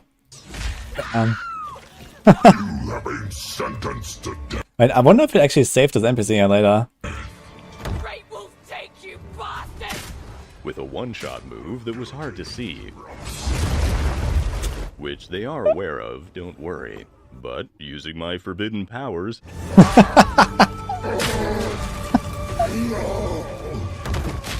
What is that third flask? I have no idea. Yo, I he got a was rare able to maul? make it Yo, give me past that! it and Why did that full drop clear for the me? next zone. Oh, small. About as far as we were able to get. So now I'm just going to show every clip I got that was remotely interesting. I hope you enjoy, and again, feel free to ask me questions in the comments.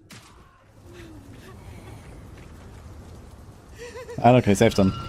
I never talked to this lady for the quest. What does she even do? Does she give you something? Because I genuinely didn't talk to her. Alex just let her there to die.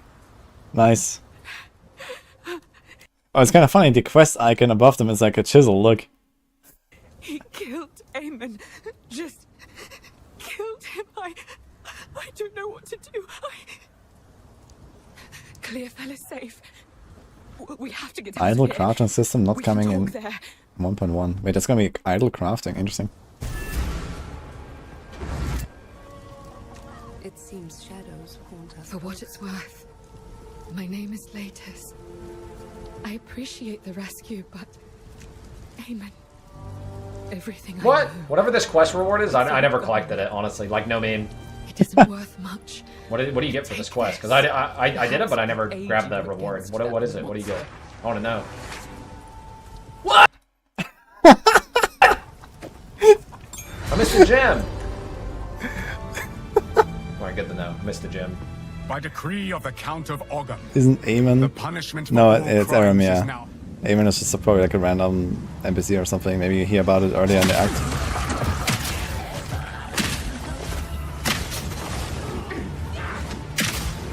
You dead? You see like shot, roll, shot, roll. That's a good This skill's strat, I AoE guess. sucks ass. I'm gonna be honest. What do you say? And this skill's AoE sucks ass. I'm gonna be honest. Yeah, almost like Mercenary now, right? But it's a ranger actually. But I guess at this point it's actually the same, because I think they both start on the same part of the tree and they don't have an ascendancy. And this means they should be exactly the same until you get their ascendancy. And then, yeah, I don't think they got there, right? They probably didn't have ascendancies at all. What is this flask, by the way? Look at that flask. In the bottom, that first flask. So, Why is this mini-map rebuild so much? What happened?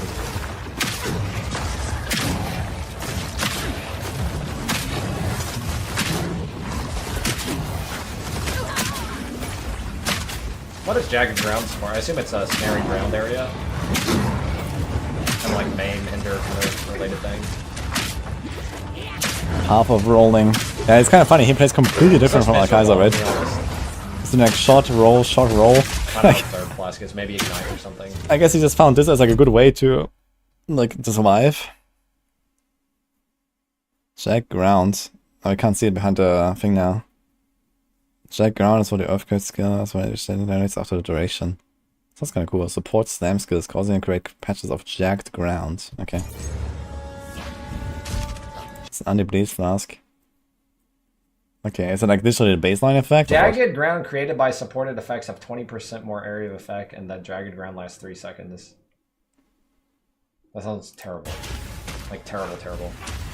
Like it sounds like if there's actually a flask to, like, you know, go against bleed and then against freeze and against ignite and stuff, that seems like very convoluted. The roll doesn't interrupt the crossbow reload. Ah, that's pretty powerful, I guess. But also, it kind of doesn't look great playing like this, you know? If this is like the meta, how you play a mercenary, then... Ugh.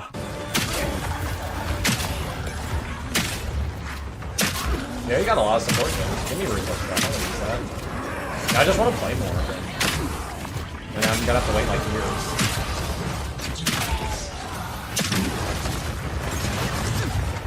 With all the lost seconds rolling, but apparently yeah, you have to like wait for the next shot, so... Someone just said it doesn't interrupt the reload. I mean, he does live quite easily, but... He's basically just like kiting everything, like, and killing him one by one, right? Compared to Alkaiser, he did like one slam, he killed like 5 guys, and move on. But Alkaiser died a lot more.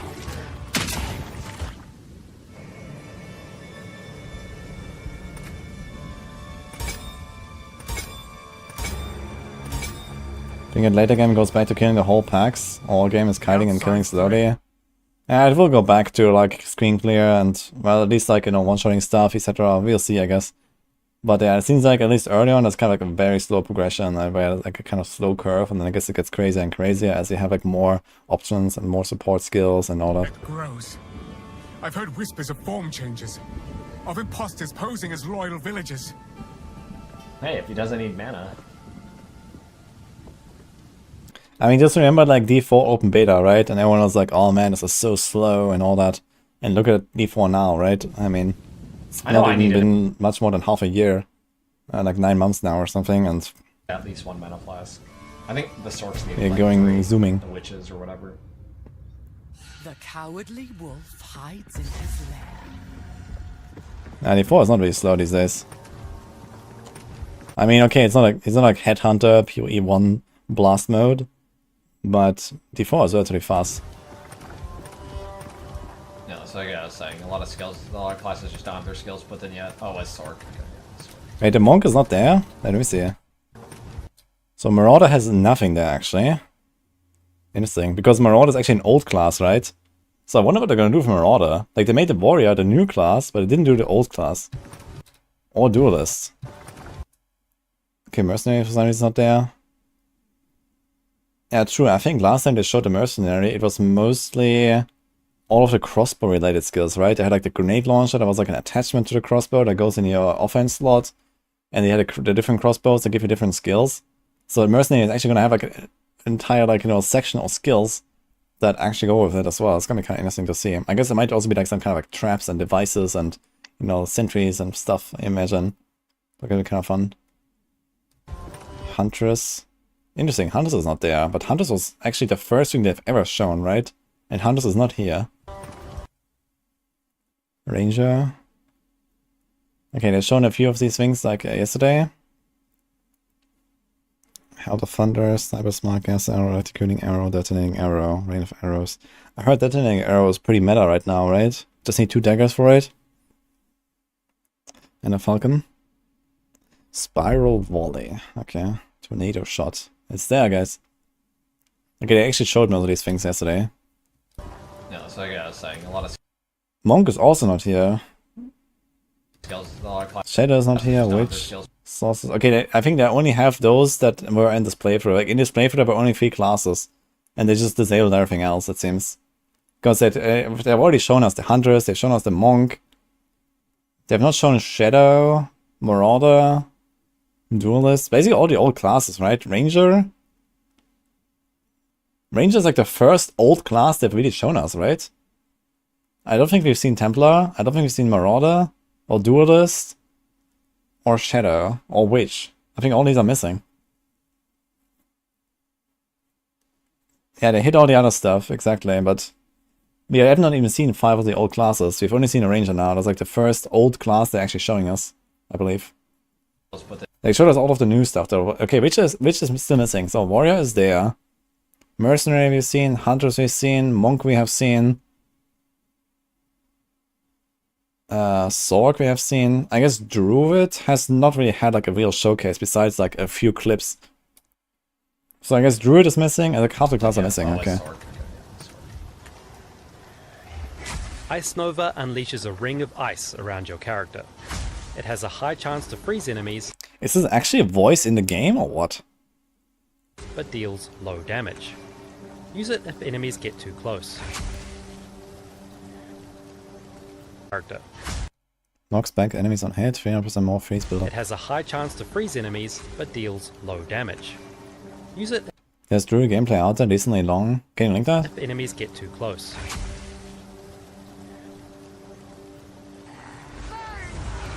Flame Wall burns enemies in a line.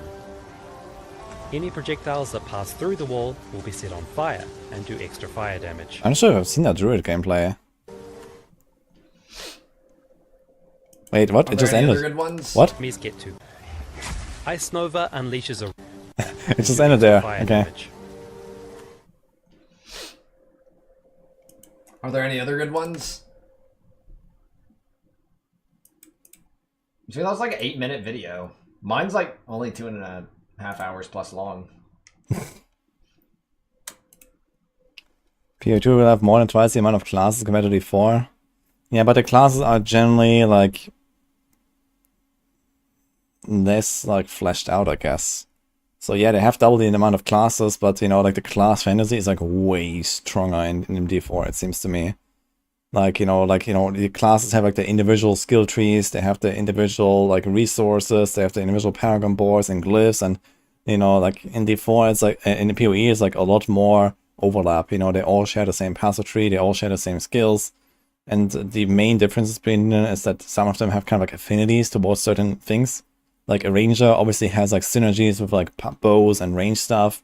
And, you know, a marauder has like synergies with like melee stuff and so on. But technically you can do anything on anything.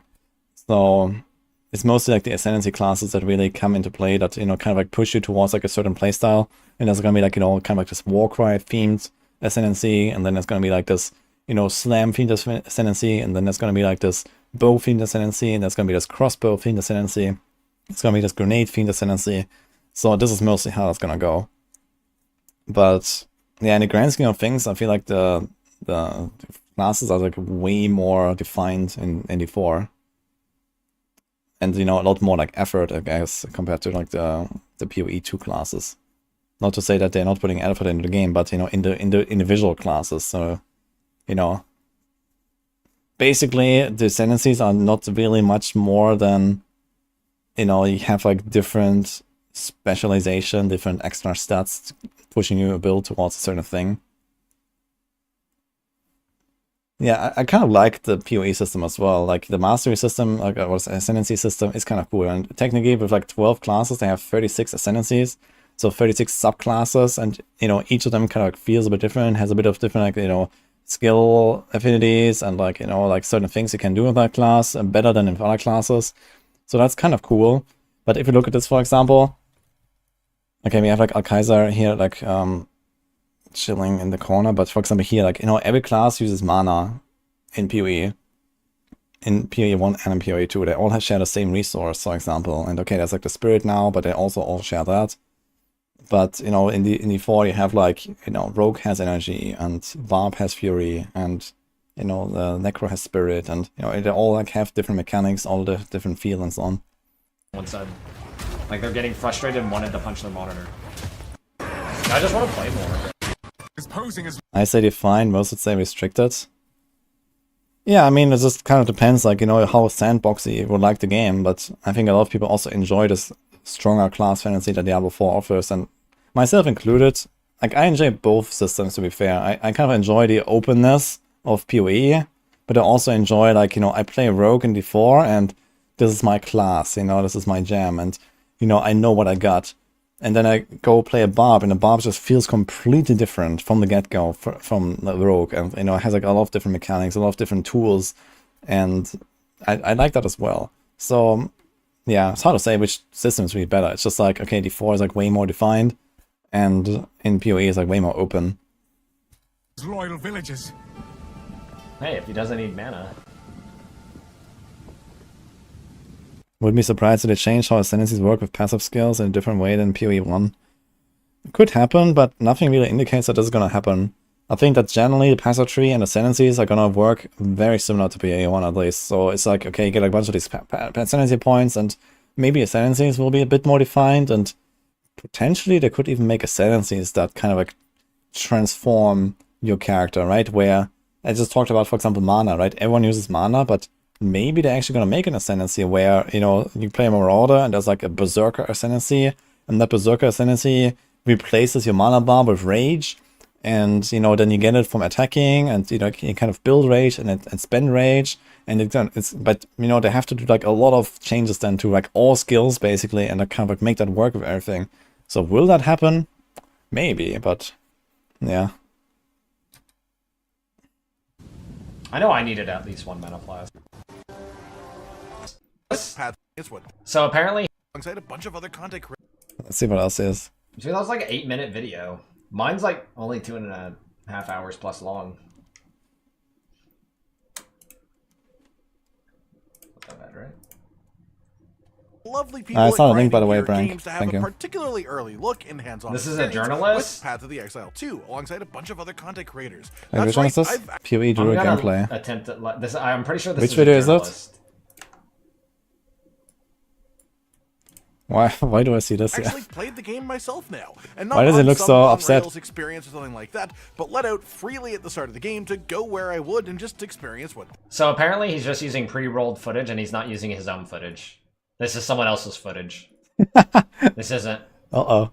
Journalist action, guys. With the exception that I did only have access to 3 classes, being the Warrior, the Ranger, and the Sorceress. So today I'm going to talk about multiple things related to my experience. Wait a minute, look at the slam, guys. There is to see. With the exception that I did only have access to 3 classes, being the Warrior, the Ranger... Look, he's charging out the slam, and he gets pushed to the side, and the slam misses. Watch out. ...and the Sorceress. So today I'm going to talk about multiple things related to my experience at this early event, as well as some particularly major news. I'm just curious to hear what they have to say while we were there, and then I'll just talk about my thoughts on the game at this stage from my experience with it. And again, a really big thanks to Grinding Gear Games for bringing me out down there to do this. The first main piece of information before we dive into anything else then, the open public beta for the game was originally announced to be happening in June of this year. But due to a bunch of the recent changes that they've actually made to the game, requiring some pretty major overhauls, this public beta has been delayed as of now a fair bit, now not having a specific date but being planned for the final few months of the year, as opposed to originally being, you know, in the summer. Instead, in the summer, there will be a more limited, more private alpha test happening for the game. The main cause of this is actually the result of the most recently announced new class for the game, the Mercenary. This class is heavily based around different types of shot types with crossbows, almost acting like an FPS. Caster can cast while moving, unless you appreciate how big of a deal it actually is in a game like this. And what I can say is there is an overarching feeling in this game of deliberateness in Path of Exile 2, and the changes to its combat from the first game. At least in the lower levels for sure, where I got to experience here, where you do have less options and less power as a player. Your dodge timing and positioning will matter a hell of a lot more, and the way that you maneuver to kite enemies is actually quite important, especially if you don't want to get the attention of a whole other pack of enemies, because at least in my preview here where I was playing the new Sorceress What is this class, music? I found if things actually managed to catch up to me, I was pretty much dead already. Though again, this was quite early level compared to what the full game will be. There were multiple bosses that I also came across along my journey, and only one of them I beat in a singular attempt. The rest actually had interesting mechanics to learn, because I just sort of underestimated them as being story bosses. I expected them to fold and just sort of let me keep walking over them, but they each had their own sort of unique telegraphs, things like that, that actually significantly reward you for respecting them and learning their animations, even at this early stage in the game. It says a lot to me that even of a side quest, whereas Path of Exile 2 with button, you will stop what you are doing, hold up the block, and you'll be immune to the attack hitting you from that direction. Simple as that, nothing else to it really. Awful combo. Cool. Can't wait to one-shot them. Yeah, it's like one of the, I don't know, like Arkaisers put up some video there. I mean, it's about to end here, so I think we're done with Arkaisers Vault here. But this was very interesting. Like, this was really cool to like watch Arkaiser and like hear his thoughts. Let's watch Ben's video. So he has one here that's 27 minutes. So if you don't know Ben, he's like the biggest badass around in PoE. Given the privilege of playing the Path of Exile 2 beta in LA for a little event over the last weekend in March. This beta was he's like the biggest a little gear different chat, exactly. than the versions that we've previously seen. The versions we saw at ExileCon in the past. I gotta say, I've never heard Ben like actually like narrate a video. Like he doesn't really make guides or anything, right? So it's like a very unusual thing. Were like these preset characters that had Good all shout their out, by the way. skills and gear like predetermined at a certain level in a certain part of the campaign. This was Arkaisa we just watched, and this is here we had the ability to Ben play now. from level 1 and go through the game as you would when it actually comes out and experience it properly. You get to pick thought your Darky skill was gems, better. you get to And Darky was also a big gamer, but now it's Ben. Ben is taking over. you start with the gear, and you're just playing through the quest state as normal. One of the first things they showed us when they got us all together was a demo of Octavian playing the 3 classes that we could choose from that day. And the first thing I saw was on Ranger, you can kind of just attack while moving with like pretty much everything. You like maintain your current momentum when you're using like mouse movement. And with WASD movement. Oh, wait, he's clicking. He's clicking somewhere. Okay, he can probably just click, move, and still shoot. Okay, so you don't have to use WASD. I thought you are forced to use WASD at all times. But you can actually click and then start shooting, and it still works, it seems. Look. You can just control where you're going the entire time at a reduced speed. He's stuck. Man, this seems so scuffed that he can, like, you know, you can't roll out of monsters, man. You can just control where you're going the entire time Yeah, at a look. reduced speed, which is really awesome. And when I first saw that, I knew instantly I was going to play Ranger. I wasn't going to mess around with the melee guy at all, because like he could move while shooting a bow. Like, what more do I need to say, right? The way the skill system worked, it kind of felt like, because this is just a demo version of the game, we were kind of being kept on rails a little bit. Like for Ranger, for example, you had 2 pretty clear choices. You can go down like a lightning arrow path on your gem selection, or you can go down like a What was the third class? Was a sword. chaos section. I chose lightning because lightning uses lightning arrow, and lightning arrow is sick. I love that skill. Just more satisfying sounds and all that, as you can see. The current skills I'm using is right click, lightning arrow. I like the On cloak, W, man. we have a skill called lightning rod, which is kind of the core Can't wait for the snipe finishes, man. Like, the snipe is really my favorite here so far on the Ranger. of where a lot of the damage comes from. And on Q we have something which I think is called Stormcaller Arrow, which just like shoot an arrow into a target, and then it gets Stormcalled. It's, you know, it's Stormcaller Arrow, and has a super high shock chance. The cool thing about Lightning Rod is you basically put a rod on the ground, and then if any lightning skills chain to that rod, it'll explode for area damage around it. And that's kind of where a lot of the pack clear comes from. Did you get Like interrupted? lightning- What happened there? That's kind of where a lot of the pack clear comes from. No, it just didn't hit. Is like putting down lightning rods and then shooting it with lightning arrows. Here I'm using snipe because this monster is lightning and shock resistant, Snipe is an interesting skill. It requires you to release it at the exact right time. You'll notice I'm doing like no damage with these hits because I'm not releasing it properly. But here I think we're gonna get one good shot in, and it does like way more damage, guaranteed crit, knocks it back and stuns it. Like you have to release Snipe exactly when it full charges. If you overcharge it, it does nothing. If you undercharge it, it does nothing. Right there, I also did it properly. Like once you get the timing down, it's actually really high damage, high burst, but it's super high mana cost. So I didn't use it too much in this. High damage, it does nothing when it full charges. If you overcharge it, oh, it drains as you charge. Okay, let's see.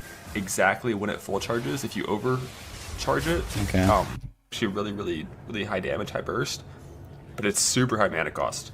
So I didn't use it too much in this run because it requires you to stand still and channel, and you know it's still Path of Exile. Standing still is not ideal. Stand still and channel and. Buff lasts for up to 5 seconds. Buff causes your next bow attack to repeat 2 times, plus an additional time per frenzy charge consumed. I wonder if that works with Snipe. Can you like snipe and then like... That would be cool. You know, it's still Path of Exile. Standing still is not ideal. Here we get Barrage. Barrage, if I knew how to play the game at this point, my character would have instantly been super strong. But I kind of, you know, wasn't really doing the proper rotation. Oh, it has like this cool animation on the bow. The way Barrage works is... It's not a support gem or like an active attack like it was in Path of Exile 1. Here, it buffs your next attack to repeat and fire arrows sequentially. I really like this new Barrage. It's really cool. I think it also can consume frenzy charges to like add more repeats. I didn't generate frenzies in this build. Frenzies are a little harder to come by, and they do different things in Path of Exile 2. I didn't have time to figure out how to get them in. Here we're going to see a little mini boss. This is the middle of Act 1, and this guy actually gives the first uncut support gem that you get access to. You can drop support gems before this point, but this is when you get to choose, and it's really when you kind of get some good agency in how you want your character to play. After this, if you had a preset plan on how to play the character, you would reach like your maximum power level right after killing this guy and getting multi-proj, which you'll see why later. You went down to like 10% on this one. Like Act 1 boss, like a Brutus equivalent, and you can see he has way more abilities. He's got this little like frontal like slam where he slams in front, slams behind. He's got these little ghost guys flying everywhere. He's got ranged attacks. He's got all kinds of different mechanics. And this is like the 6th boss I think I fought at this point, and they all are way more involved than the Path of Exile 1 campaign bosses are. I think for the majority of this fight, I'm kind of just spamming Stormcaller Arrow because it just does the most damage. I did a lot of testing with like, do we drop like 3 lightning rods on the ground and press like some lightning arrows or like whatnot, but like that would require the boss to be stationary for a long period of time, and after doing a lot of testing on prior bosses, I kind of just came to the conclusion that at this point on the character, just using Stormcaller Arrow non-stop was best, and it was. But that changed the I gotta say, talking about bosses in D4 and Tomb Lords and stuff, I really hope that the pit with like these multiple bosses like spawning during the boss fights and doing like, the attacks, it does sound kind of cool and interesting, but I kind of fear that this will prevent them from actually making like more interesting bosses in the future that are like just regular dungeon bosses or something, right? Because all the dungeon bosses, I think you can just all need an overhaul and be a bit more beefy and, you know, have maybe 1 or 2 extra abilities, maybe get some extra speed modifier on them, some extra damage on them or something to make them like a bit more of like a threat. And I feel like, okay, now they can say, we have the pit and there's like, you know, a boss and then there's like 2 extra bosses doing their abilities here and there, and that will feel kind of good. But in the rest of the game, it will not really feel very good, I think. So I would hope to see, like, maybe, you know, whenever they make like a World Tier 5, for example, to kind of like give bosses some kind of like extra beef or something, right? The moment I got Barrage, which is next level, level 9, I can't actually get it yet, I think. Or do I? No, I'm wrong. I have it already. I have it. I'm just looking at a new gem, which is Herald of Thunder. Herald of Thunder is sick when I get that later. But I don't think we're going to see that for a while. That's like early Act 2. But here with... Oh, we get Escape Shot. This one's huge for avoiding getting surrounded. Escape Shot, so there's no move skills in this game, not like Flame Dash or anything. Escape Shot's like a disengage, you can use it to not get surrounded. But here we get Multi-Proj, which is huge. Multi-Proj is absolutely massive for Lightning Arrow once we get it there. I think I'm gonna do a little bit of testing, some experimenting with it when I first start using it, trying to figure out the best gem to put it on. So as you can see here, once I click on the Ranger tab, we're gonna see a lot of options. Come on, bud, you got this. Here we go. There's so many choices. So because this is a level 1 support gem, we can only choose the first row, but there's like so much stuff down there that eventually... is this the level on the left? This is the level. 1, 2, 3, 4, 5. So it's got... okay. So I think this is probably what it means, like on the left. So if it's like a level 2 uncut gem, I guess you can either choose this row or this row, and if it's like a level 5, you can use like from here and everything up. So that's what the Roman numerals mean on the left, I guess. I was wondering earlier what that is, but I think this is what it is. So like later in the campaign, you're gonna get like a level 5 uncut gem, so you can like choose anything from here and up and just take it. 1 support gem, we can only choose the first row. I gotta say, I don't really like how they look though. But there's like so much stuff down there that eventually, if I played longer, we'd get access to. Here, I wasn't really sure like why I couldn't put it on Lightning Rod because I can't read. But the bit here is when you add a support gem to a skill, it adds a requirement based on the support gem. So I don't have enough decks to use 2 deck support gems on Lightning Rod. So I'm like reading the gem tags, trying to figure out why I can't do this. I'm not. I got there eventually. It took me a little bit. And I did a little bit of testing, trying to figure out, like, should I put Lightning Rod or Multi-Proj on Lightning He's doing exactly the same thing that Alkaiser was trying to do. Like, why does it not go in? Rod, so I spawn more rods, and I can use Lightning Arrow earlier, or whatnot. My eventual conclusion was that Multi-Proj on Lightning Rod is... P2 beta access, yeah, I mean, that's far away, unfortunately. Thanks, Ma, though. Hope also you have a lovely weekend, man. It's not ideal because it actually reduces the damage of the explosions. So even though you get more rods... There are socket colors, yeah. If you look at this here, these are green sockets, and there's also red sockets. It just has green, green, green everywhere, but they still have colors. There's like this socket interface now that is different from the gear sockets in the PoE 1. You just have like this skill gems window here or something. And otherwise the system works similar. You have links, you have colors, you have the dex requirement, whatever. So it's still very similar, just not in your gear. Or whatnot. My eventual conclusion was that Multi-Proj on Lightning Rod is not ideal because it actually reduces the damage of the explosions. Cool. So even though you get more rods, they do 1/3 damage, so it's a net even. And I think here in this footage, I've already kind of done that testing and figured it out that putting Multi-Proj on Lightning Arrow is ideal, and then using Lightning Rod with like nothing is best. I didn't, this is the first playthrough. I had no idea what to expect, no plans, no anything. So it took me a little bit to properly learn like the art rotation for the character. And you'll notice my guy gets dumpstered. If I get hit by things, I die fast. And that trend is constant throughout all Act 1, all the bosses.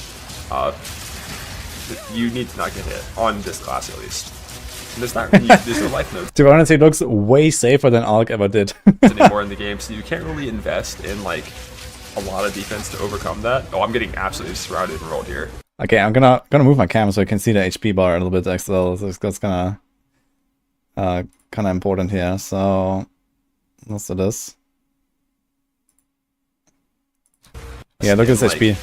A lot of defense to overcome that. Oh, I'm getting absolutely surrounded and rolled here.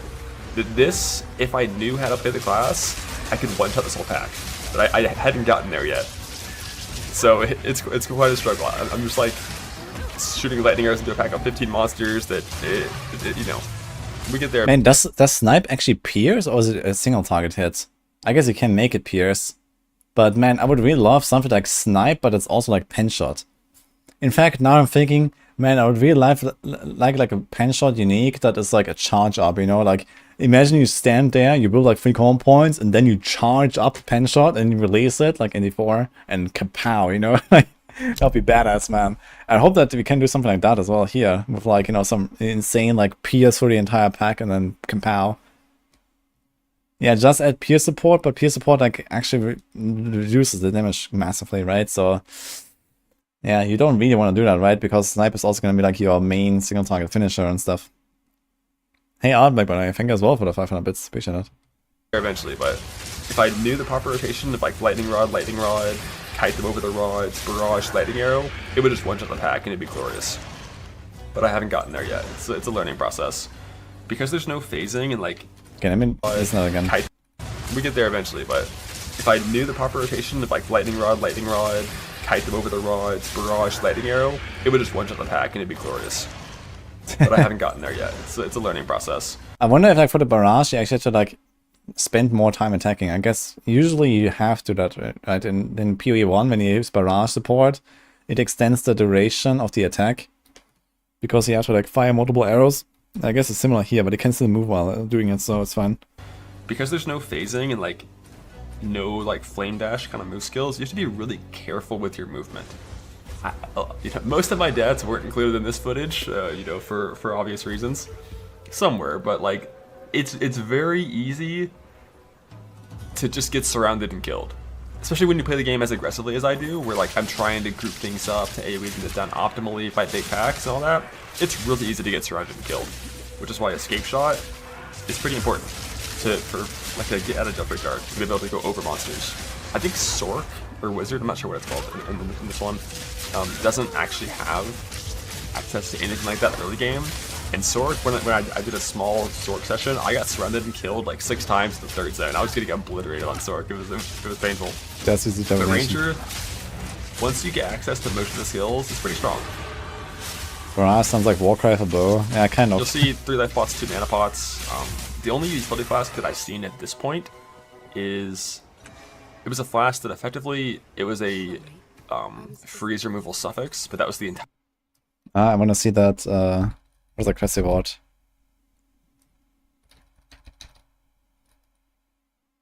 There's the weapons that pass. But that was the entire flask. Like it was, if you're frozen or chilled, you remove those and become immune to them for a bit. That was the entire flask. And at this point, is that this flask here? Remove those and become immune to them for a bit. That was the entire flask. Here, grants immunity to chill if used while chilled, grants immunity to freeze if used while frozen. Consumes 25 out of 50 charges.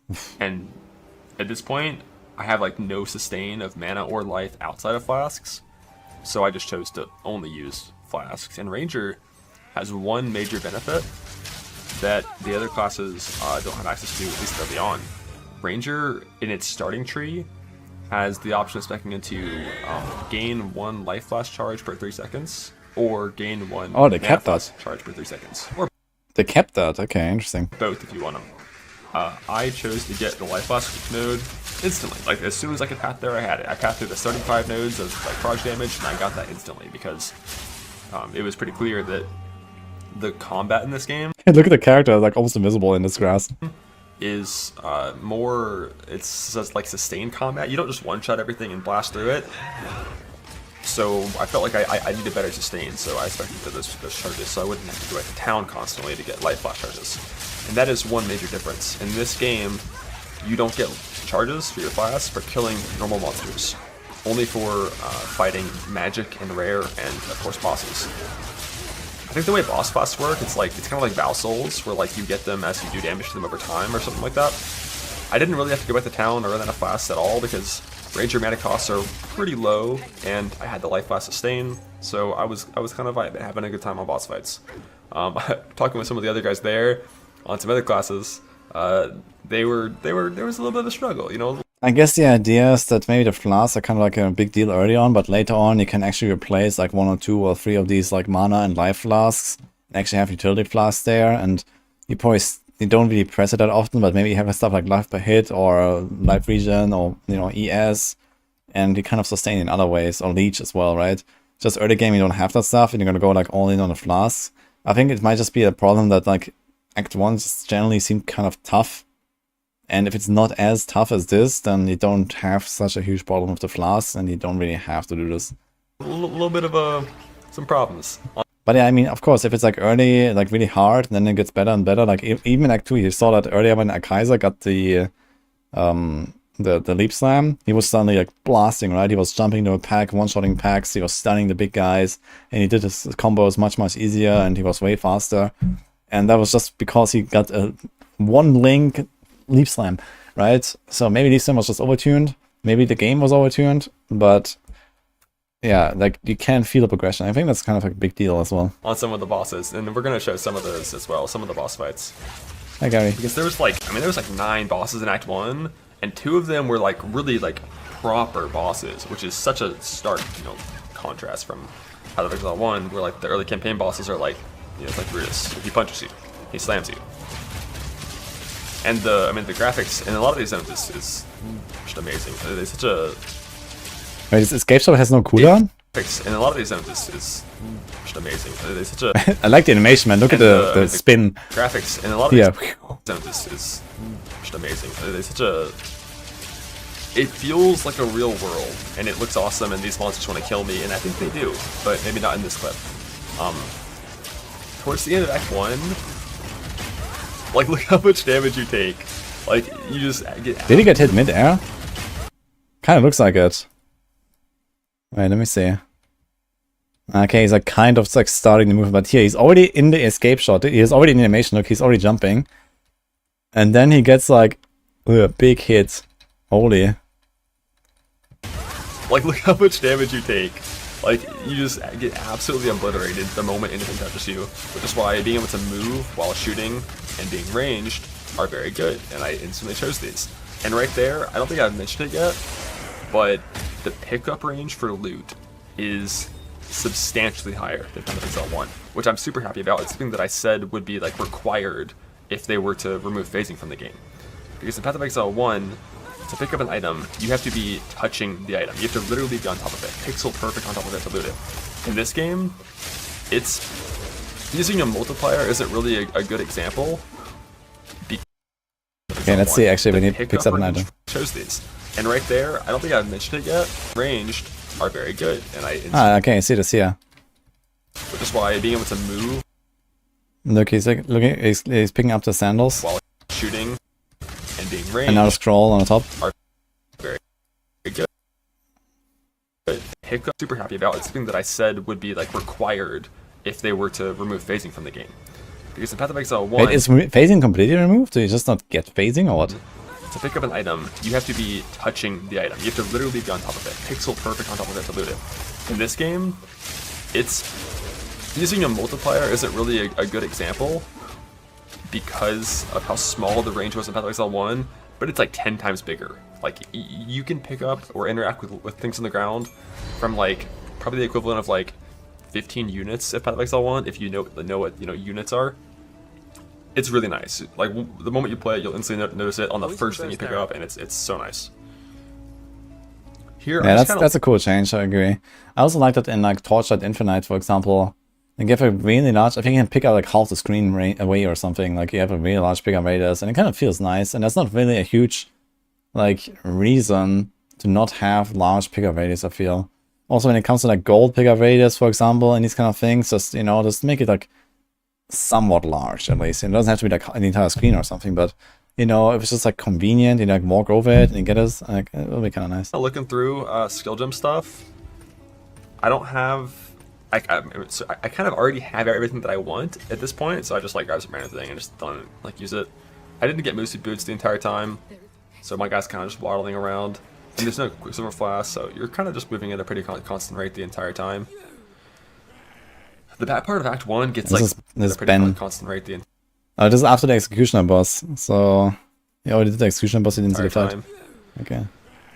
The back part of Act 1 gets like really dangerous, especially once you get to the final zone. Like the monsters there are brutal. Like one of them is like he just like blitzkrieg hooks you and just one-shots you. They're so strong. Ooh, and waypoints pick up by walking near them instead of clicking on them, which is very minor, but it's nice. It's neat. I think these guys are the first exploders we encounter, which you can kind of tell the moment you see them. Like they're these like glowing things. Like I saw that before I even killed one. I was like, oh, that guy's gonna explode. And they're on death. Do they only explode when you kill them, or do they explode on their own? Like ground puddle, but I think it's mechanics. Ah, okay. Man, thank you so much for the bits today. We're just having a good time. Ben was there. Yeah, Ben was there. I mean, Ben is NA, so why wouldn't he be there, I guess? I'm getting stuck a little bit. I'm not sure where exactly in NA, but yeah, I mean, obviously, if it's just like a few hours away or something, I would also go. I just didn't go because it's like a 30-hour trip one way. with Escape Shot. Escape Shot is so powerful, but it's effectively like a disengage ability. It sends you backwards, not forwards. So to go precisely in one direction, you have to precisely put your cursor in the exact opposite direction, which is a skill that I am not too good at, as is evident by a lot of these clips where I get stuck on corners and stuff.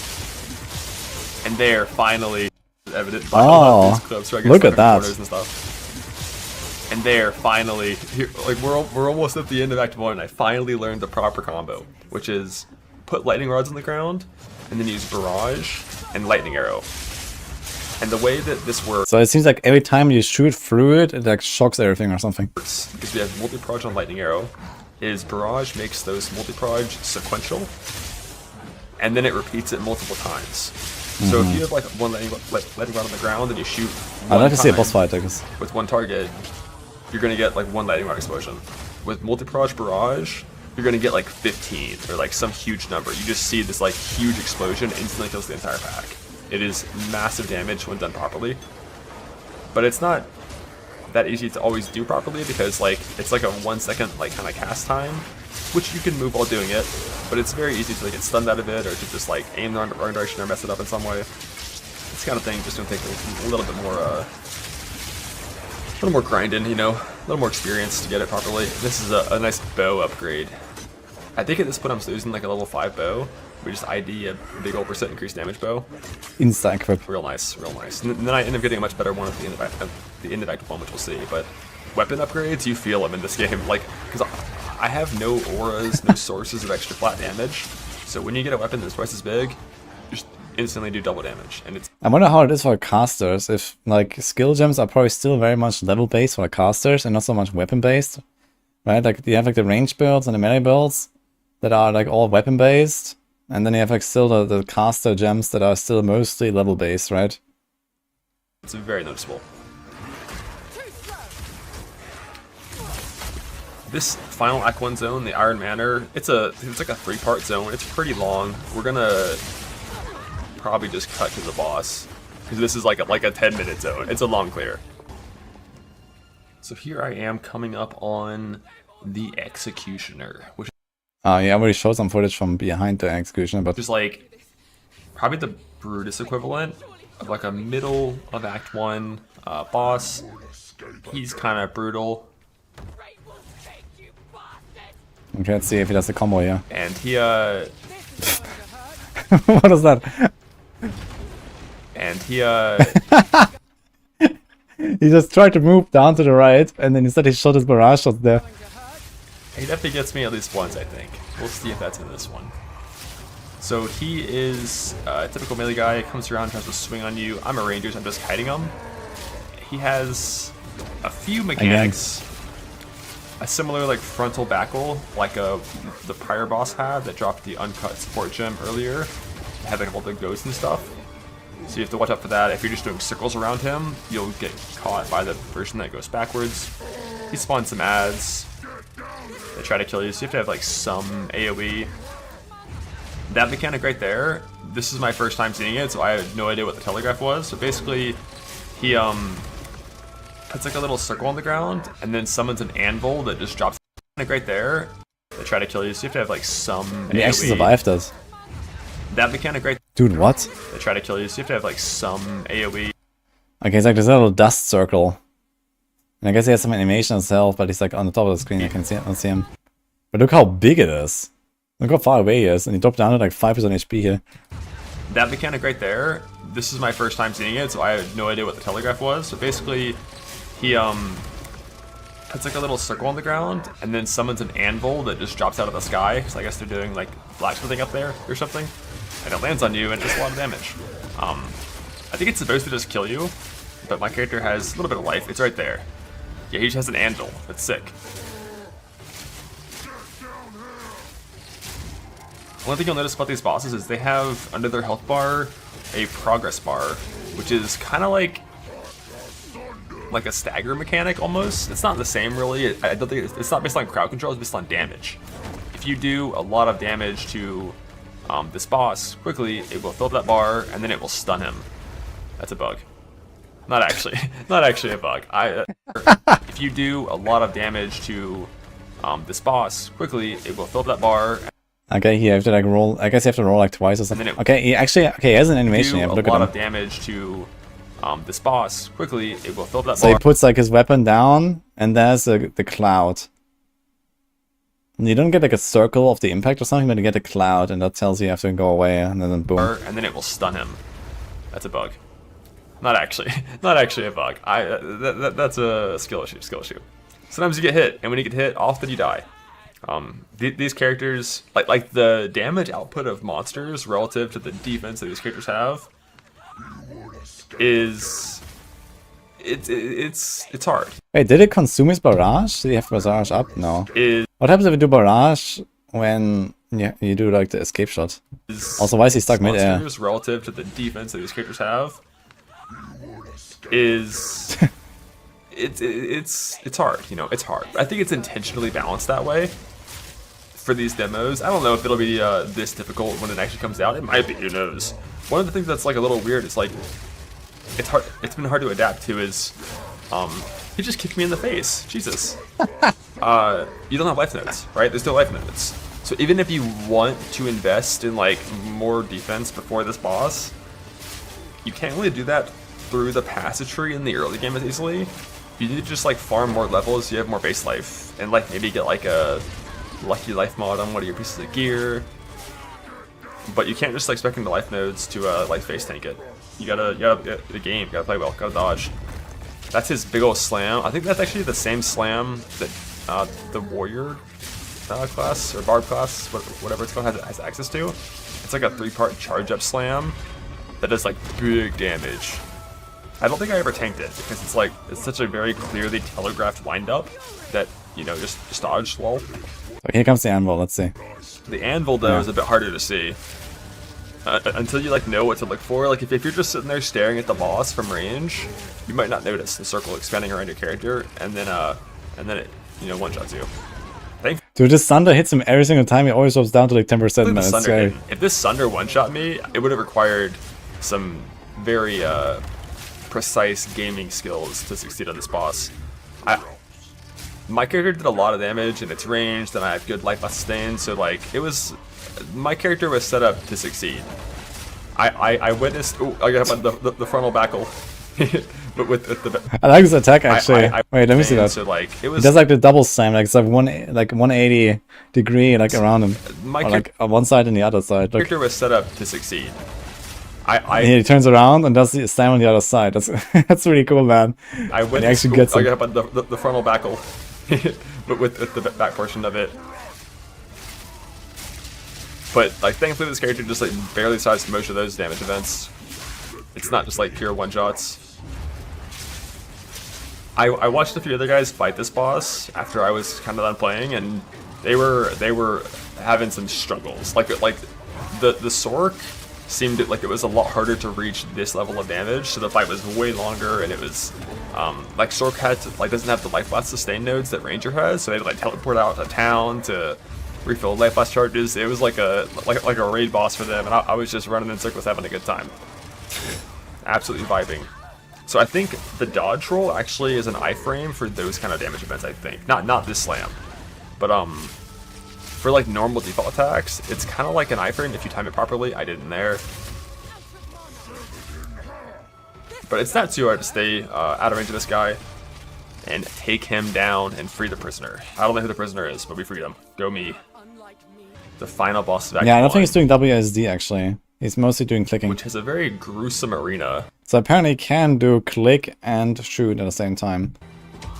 There's like some tentacle monster in a cage. Like I'm not a lore guy, but I kind of want to know like what are they doing to that thing? Why? Yeah, that's what you saw in like one of the previews as well in Act 2. There's like I think on a caravan they have one of these cages as well. Why are they, what's happening? Why are they doing this? Any Katamari enjoyers. Yeah, it seems to be like kind of like one of the main things about PoE 2, like the main lore piece or something, right? Like also like the PoE 2 logo has like this like tentacle monster.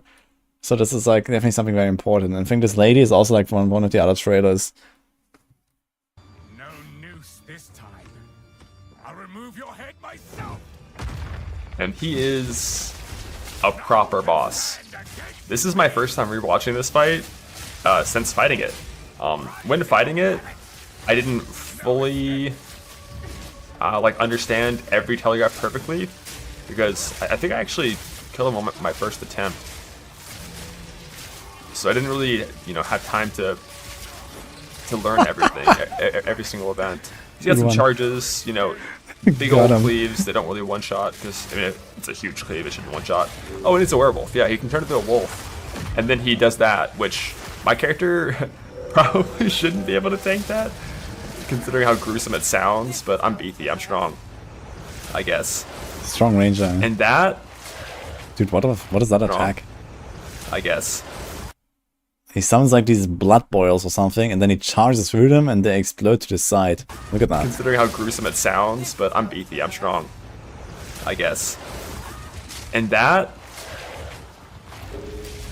another big old charge that shoots out like arrows to the side. He just called like a meteor from the sky. Dude, this boss, like, he's always like 10%, man. This guy has a lot of abilities. He goes back between like wolf and human form. He wants to open a cage now. Here's what that's gonna be. If I didn't have the life loss sustain nodes, this fight would be so much more challenging. But thankfully I can kind of just tank him and just pot through it for the most part. We're having a good time. So she's about to open that cage. Oh, Jesus. So he's transforming into like a... Malekith. What I think is a permanent werewolf form. And now he's got like a frontal breath.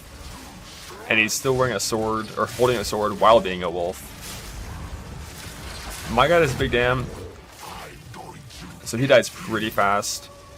He actually has, I think this is going to be the Verana mechanic, I think, from Expedition. Or I guess Verana is the Iron Count mechanic from PoE 2. I'm not sure what was created for first. But he spawns some ads, goes out into the mist, you know, charges through you.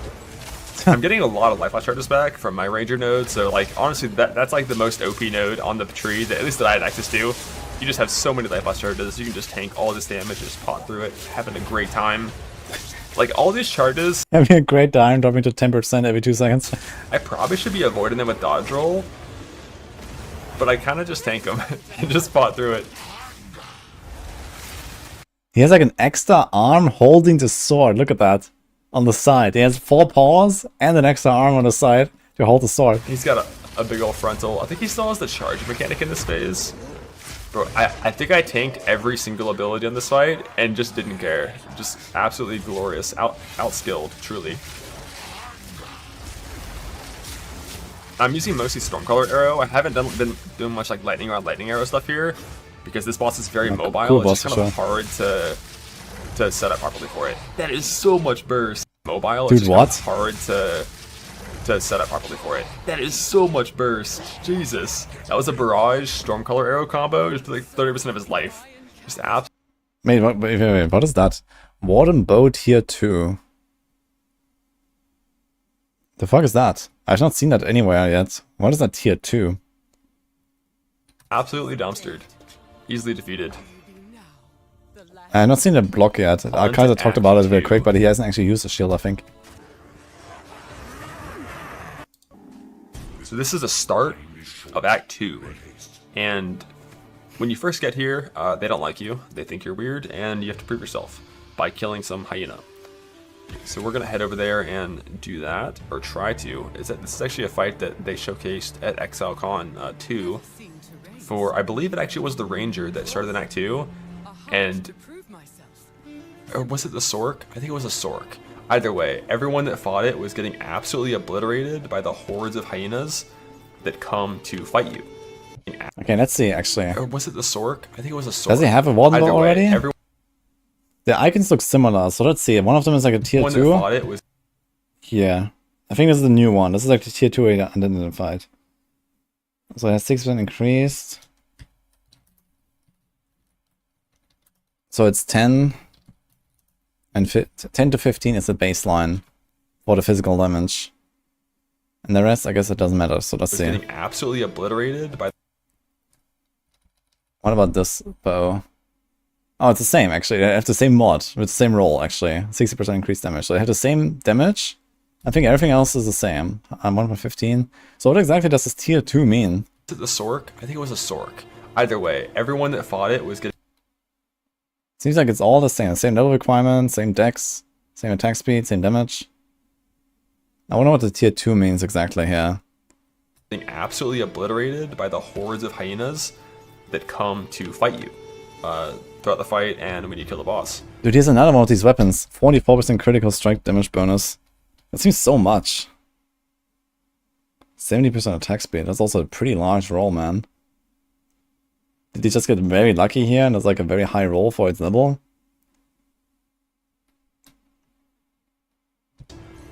Thankfully, my class is OP and I have good abilities, so that's not going to be a problem at all for us, I'm sure. The visuals instantly change, the monster type instantly very different than the end of Act 1. We're just in like this giant desert, mostly using the same abilities. I don't know if I have Herald of Thunder at this point. I don't think I do yet. If I did, you would see a buff in the top left every now and then. Herald of Thunder is very different than it is in Path of Exile 1. I'm having a hard time escape shotting through that corridor. But the way Herald of Thunder works is like, you shock a monster and it gives you 5 stacks. And your next 5 attack hits explode. And it does absurd damage. Like the moment I got Herald of Thunder, I was just breezing through, just one-shotting every single pack that I came into contact with. It was really powerful. I guess it's kind of similar feel to like the Deep Slam that we had on our Kaiser's playthrough. But we don't have it here at this point. I think I have to level up again and get like a new skill gem before I get it. So it's not until after. Skill trees. Yeah, skill trees not gonna be that bad, Gary. Don't worry. Caravan Star Act 2.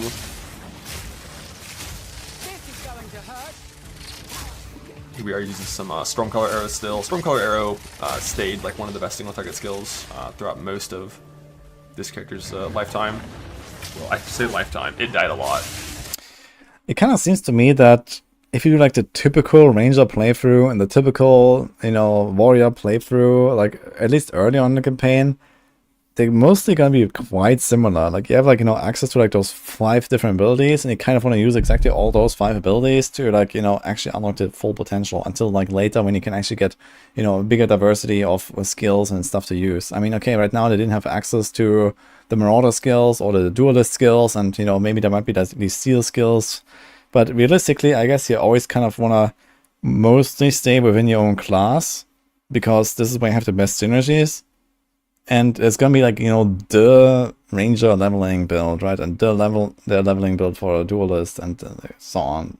I mean, there's definitely like more and more like, opening it up, but I guess for the very early acts, it's mostly gonna feel kind of similar. At least that's my impression so far. Because there's simply not that many skills. It wouldn't have made it very far. I think if I had to play this again, like right now, I probably could do a hardcore Act 1. It'd be pretty slow. But you have to do it really slowly because of this. Like if you walk into a range of monsters as a ranger, you die. Like you get meleeed. Those monsters had haste, you die. Depends if the new skills have interaction with other class skills. Hyena little. Yeah, true. There might be like, overall interact. Like there might be like, like maybe you can do like the storm arrow and like have those things stuck in the ground, and then maybe you can also combine this with like a witch skill that is like a lightning skill or something, right? To like proc the shocks and whatever, right? So yeah, there might be some overlap there for sure. Or like the shadow might have some poison stuff, and you can combine that with like the poison stuff on ranger. So yeah, we'll see, I guess. Mini boss thing. I don't know if he's a hyena. No, he's not. But he has friends that are hyenas. And I'm having a really hard time shooting straight. That's like, so I played with mouse movement this entire time. WASD would make it a lot easier to move while shooting in like a specific direction. But I didn't do it because I am a boomer and I'm so used to mouse movement. I just stuck with it for this entire time. I'll test it out once I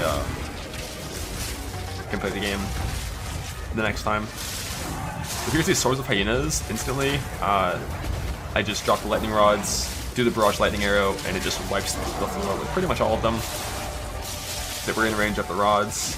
And never having a good time doing big damage. We're gonna kill him before he even summons Hyenas again. And he's doing all of them now. Yeah. Look at that, man. Even summons Hyenas again. And when you kill this guy, a swarm comes, a whole lot. Thankfully, I have lightning rods. I'm gonna easily overcome this challenge. And cut that. That didn't happen. And that's Act 2. He spawns in the middle of the vector. We'll start with Act 2. Not all of it. Act 2 goes on for much longer, but We don't have time to show everything in one video. Okay, that's the end. Alright. Well, that was a nice playthrough as well. Kinda cool to hear his thoughts. I'm like that. This was Ben's video here. So who else could we watch? You need someone to see Sorc, I guess. Okay, actually, what's the time? I have a meeting in 20 minutes, unfortunately, so I don't think I can really watch like a big playthrough anymore. So maybe I'm gonna cut it and we're gonna continue tomorrow, guys. I can watch Preach or Sorc. I'm gonna do more tomorrow, I guess. I'm gonna probably end here now. That was fun. Did I choose my league starter? Yeah, I'm thinking about just doing like hardcore SSF DD. I've never played DD, so I guess let's do it one time before it gets obliterated at some point. Yo, lucky hit. Thank you for the 2 months, appreciate that. Is there any endgame gameplay? No, this was all like Act 1 and Act 2. They didn't really play any endgame stuff. Endgame, I guess you're gonna see that later this year, like maybe in fall or whatever, but before the beta maybe, or maybe when the beta actually launches, so in December I think they said. This is when we will probably see a lot of endgame, at least for the first time. GG gonna nerf DD, surely, yes. Is hardcore in PoE and PoE 2 like in D4? No, hardcore is real hardcore in PoE. And soon in D4 as well, finally.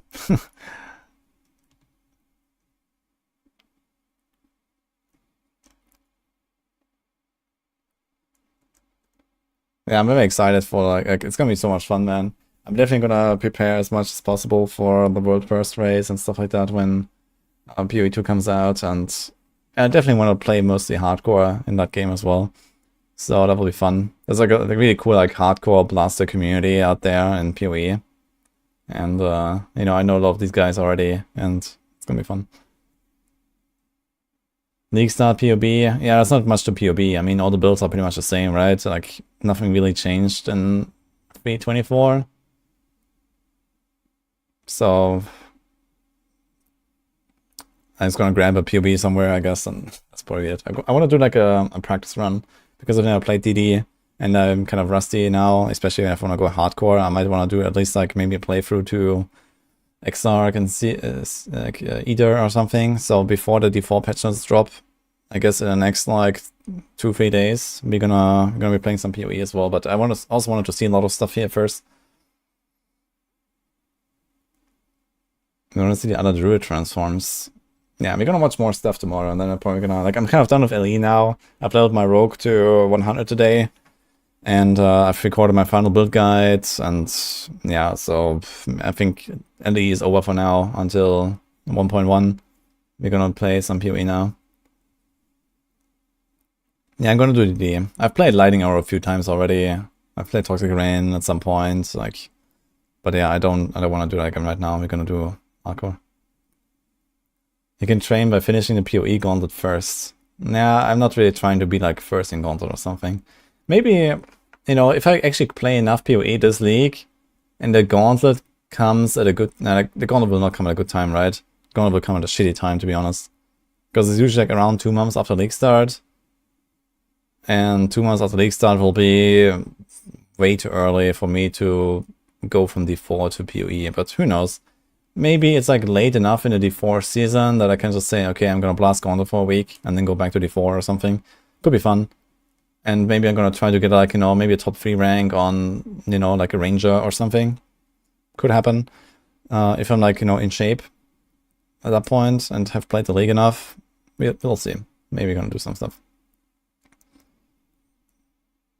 But yeah, for now, I just wanna like, I just kind of like wanna play the league. I wanna, you know, play regularly. And maybe do all of the Ubers on hardcore. I've not done them on hardcore yet. I've only done on softcore a few times. And, you know, the new T70 maps are kind of fun. And then there's also these like Baldos maps. So I want to try those and see if you can do them on hardcore. That will be fun.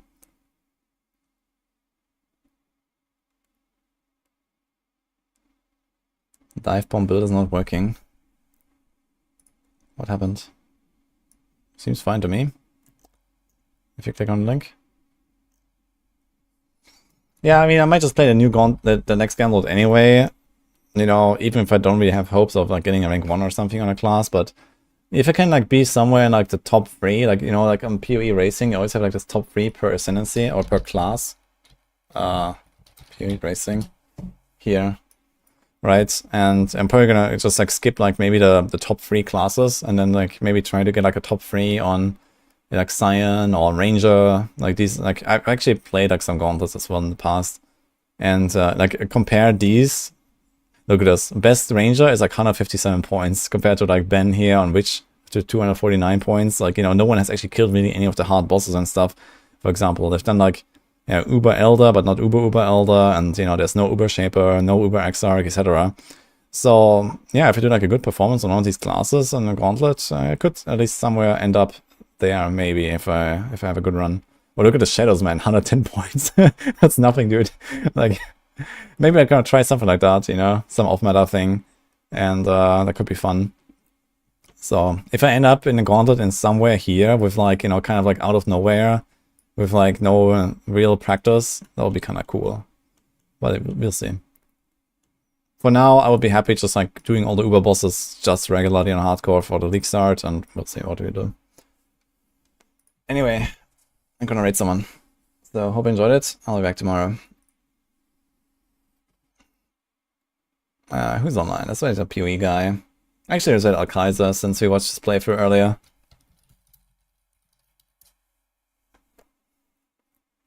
So, let's go. Give him some love, guys. And